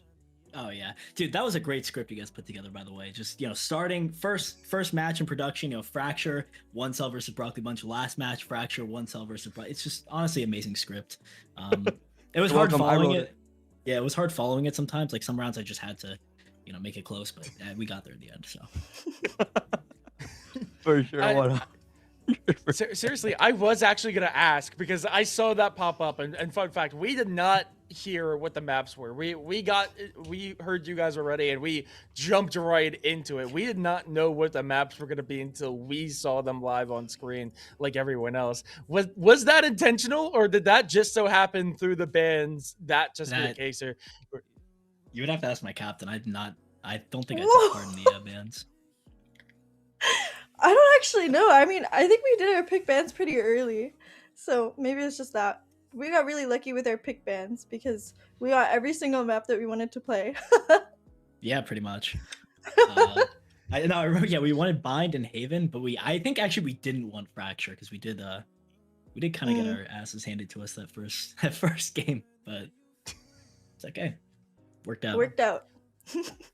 Alrighty. Well, I am getting word that we're going to be sending off here soon. Emily, we already spoke to you and asked for your final words, but Dingy, since you're here, any final words for everyone watching at home? Final word. That was one of the most I haven't had that much fun playing in Valorant in a minute, dude. I do not play Valorant ranked. I really only play in events these days. But that was so much fun. Oh my god, like having 5 players who actually calm and then like Cursed, dude. This is more than one final word. He's crazy. Thank you, production. Thank you. This was one of the best events I played in.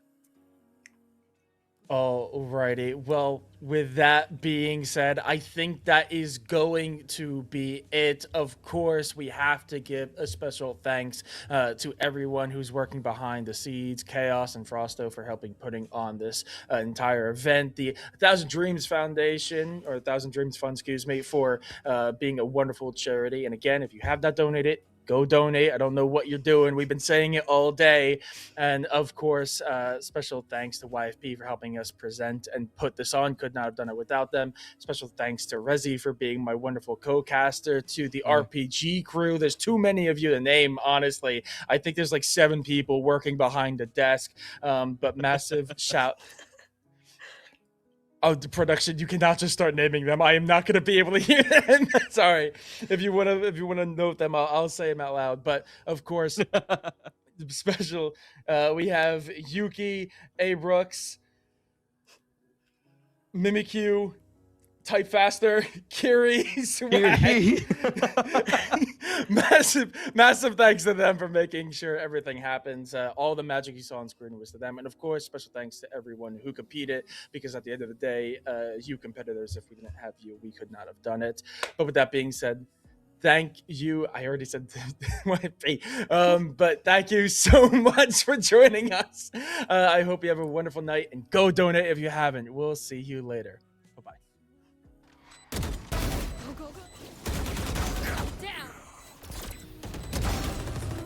One enemy remaining.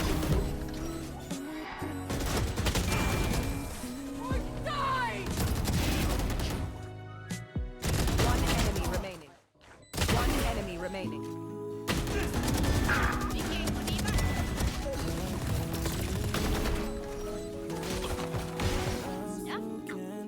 One enemy remaining.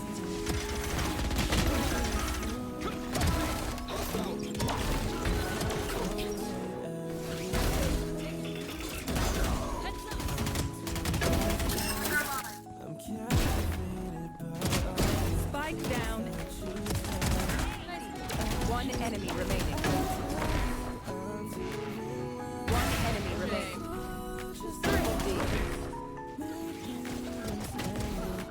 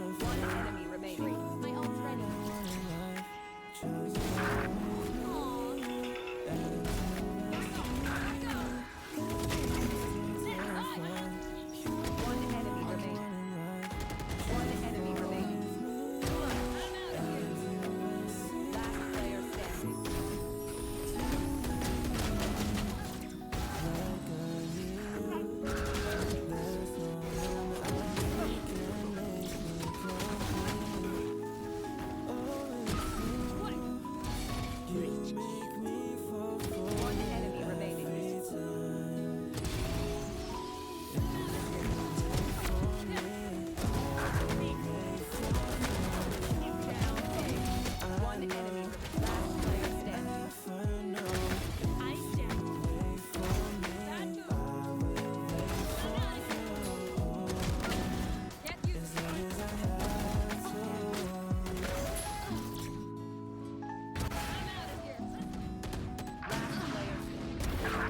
They were killing me.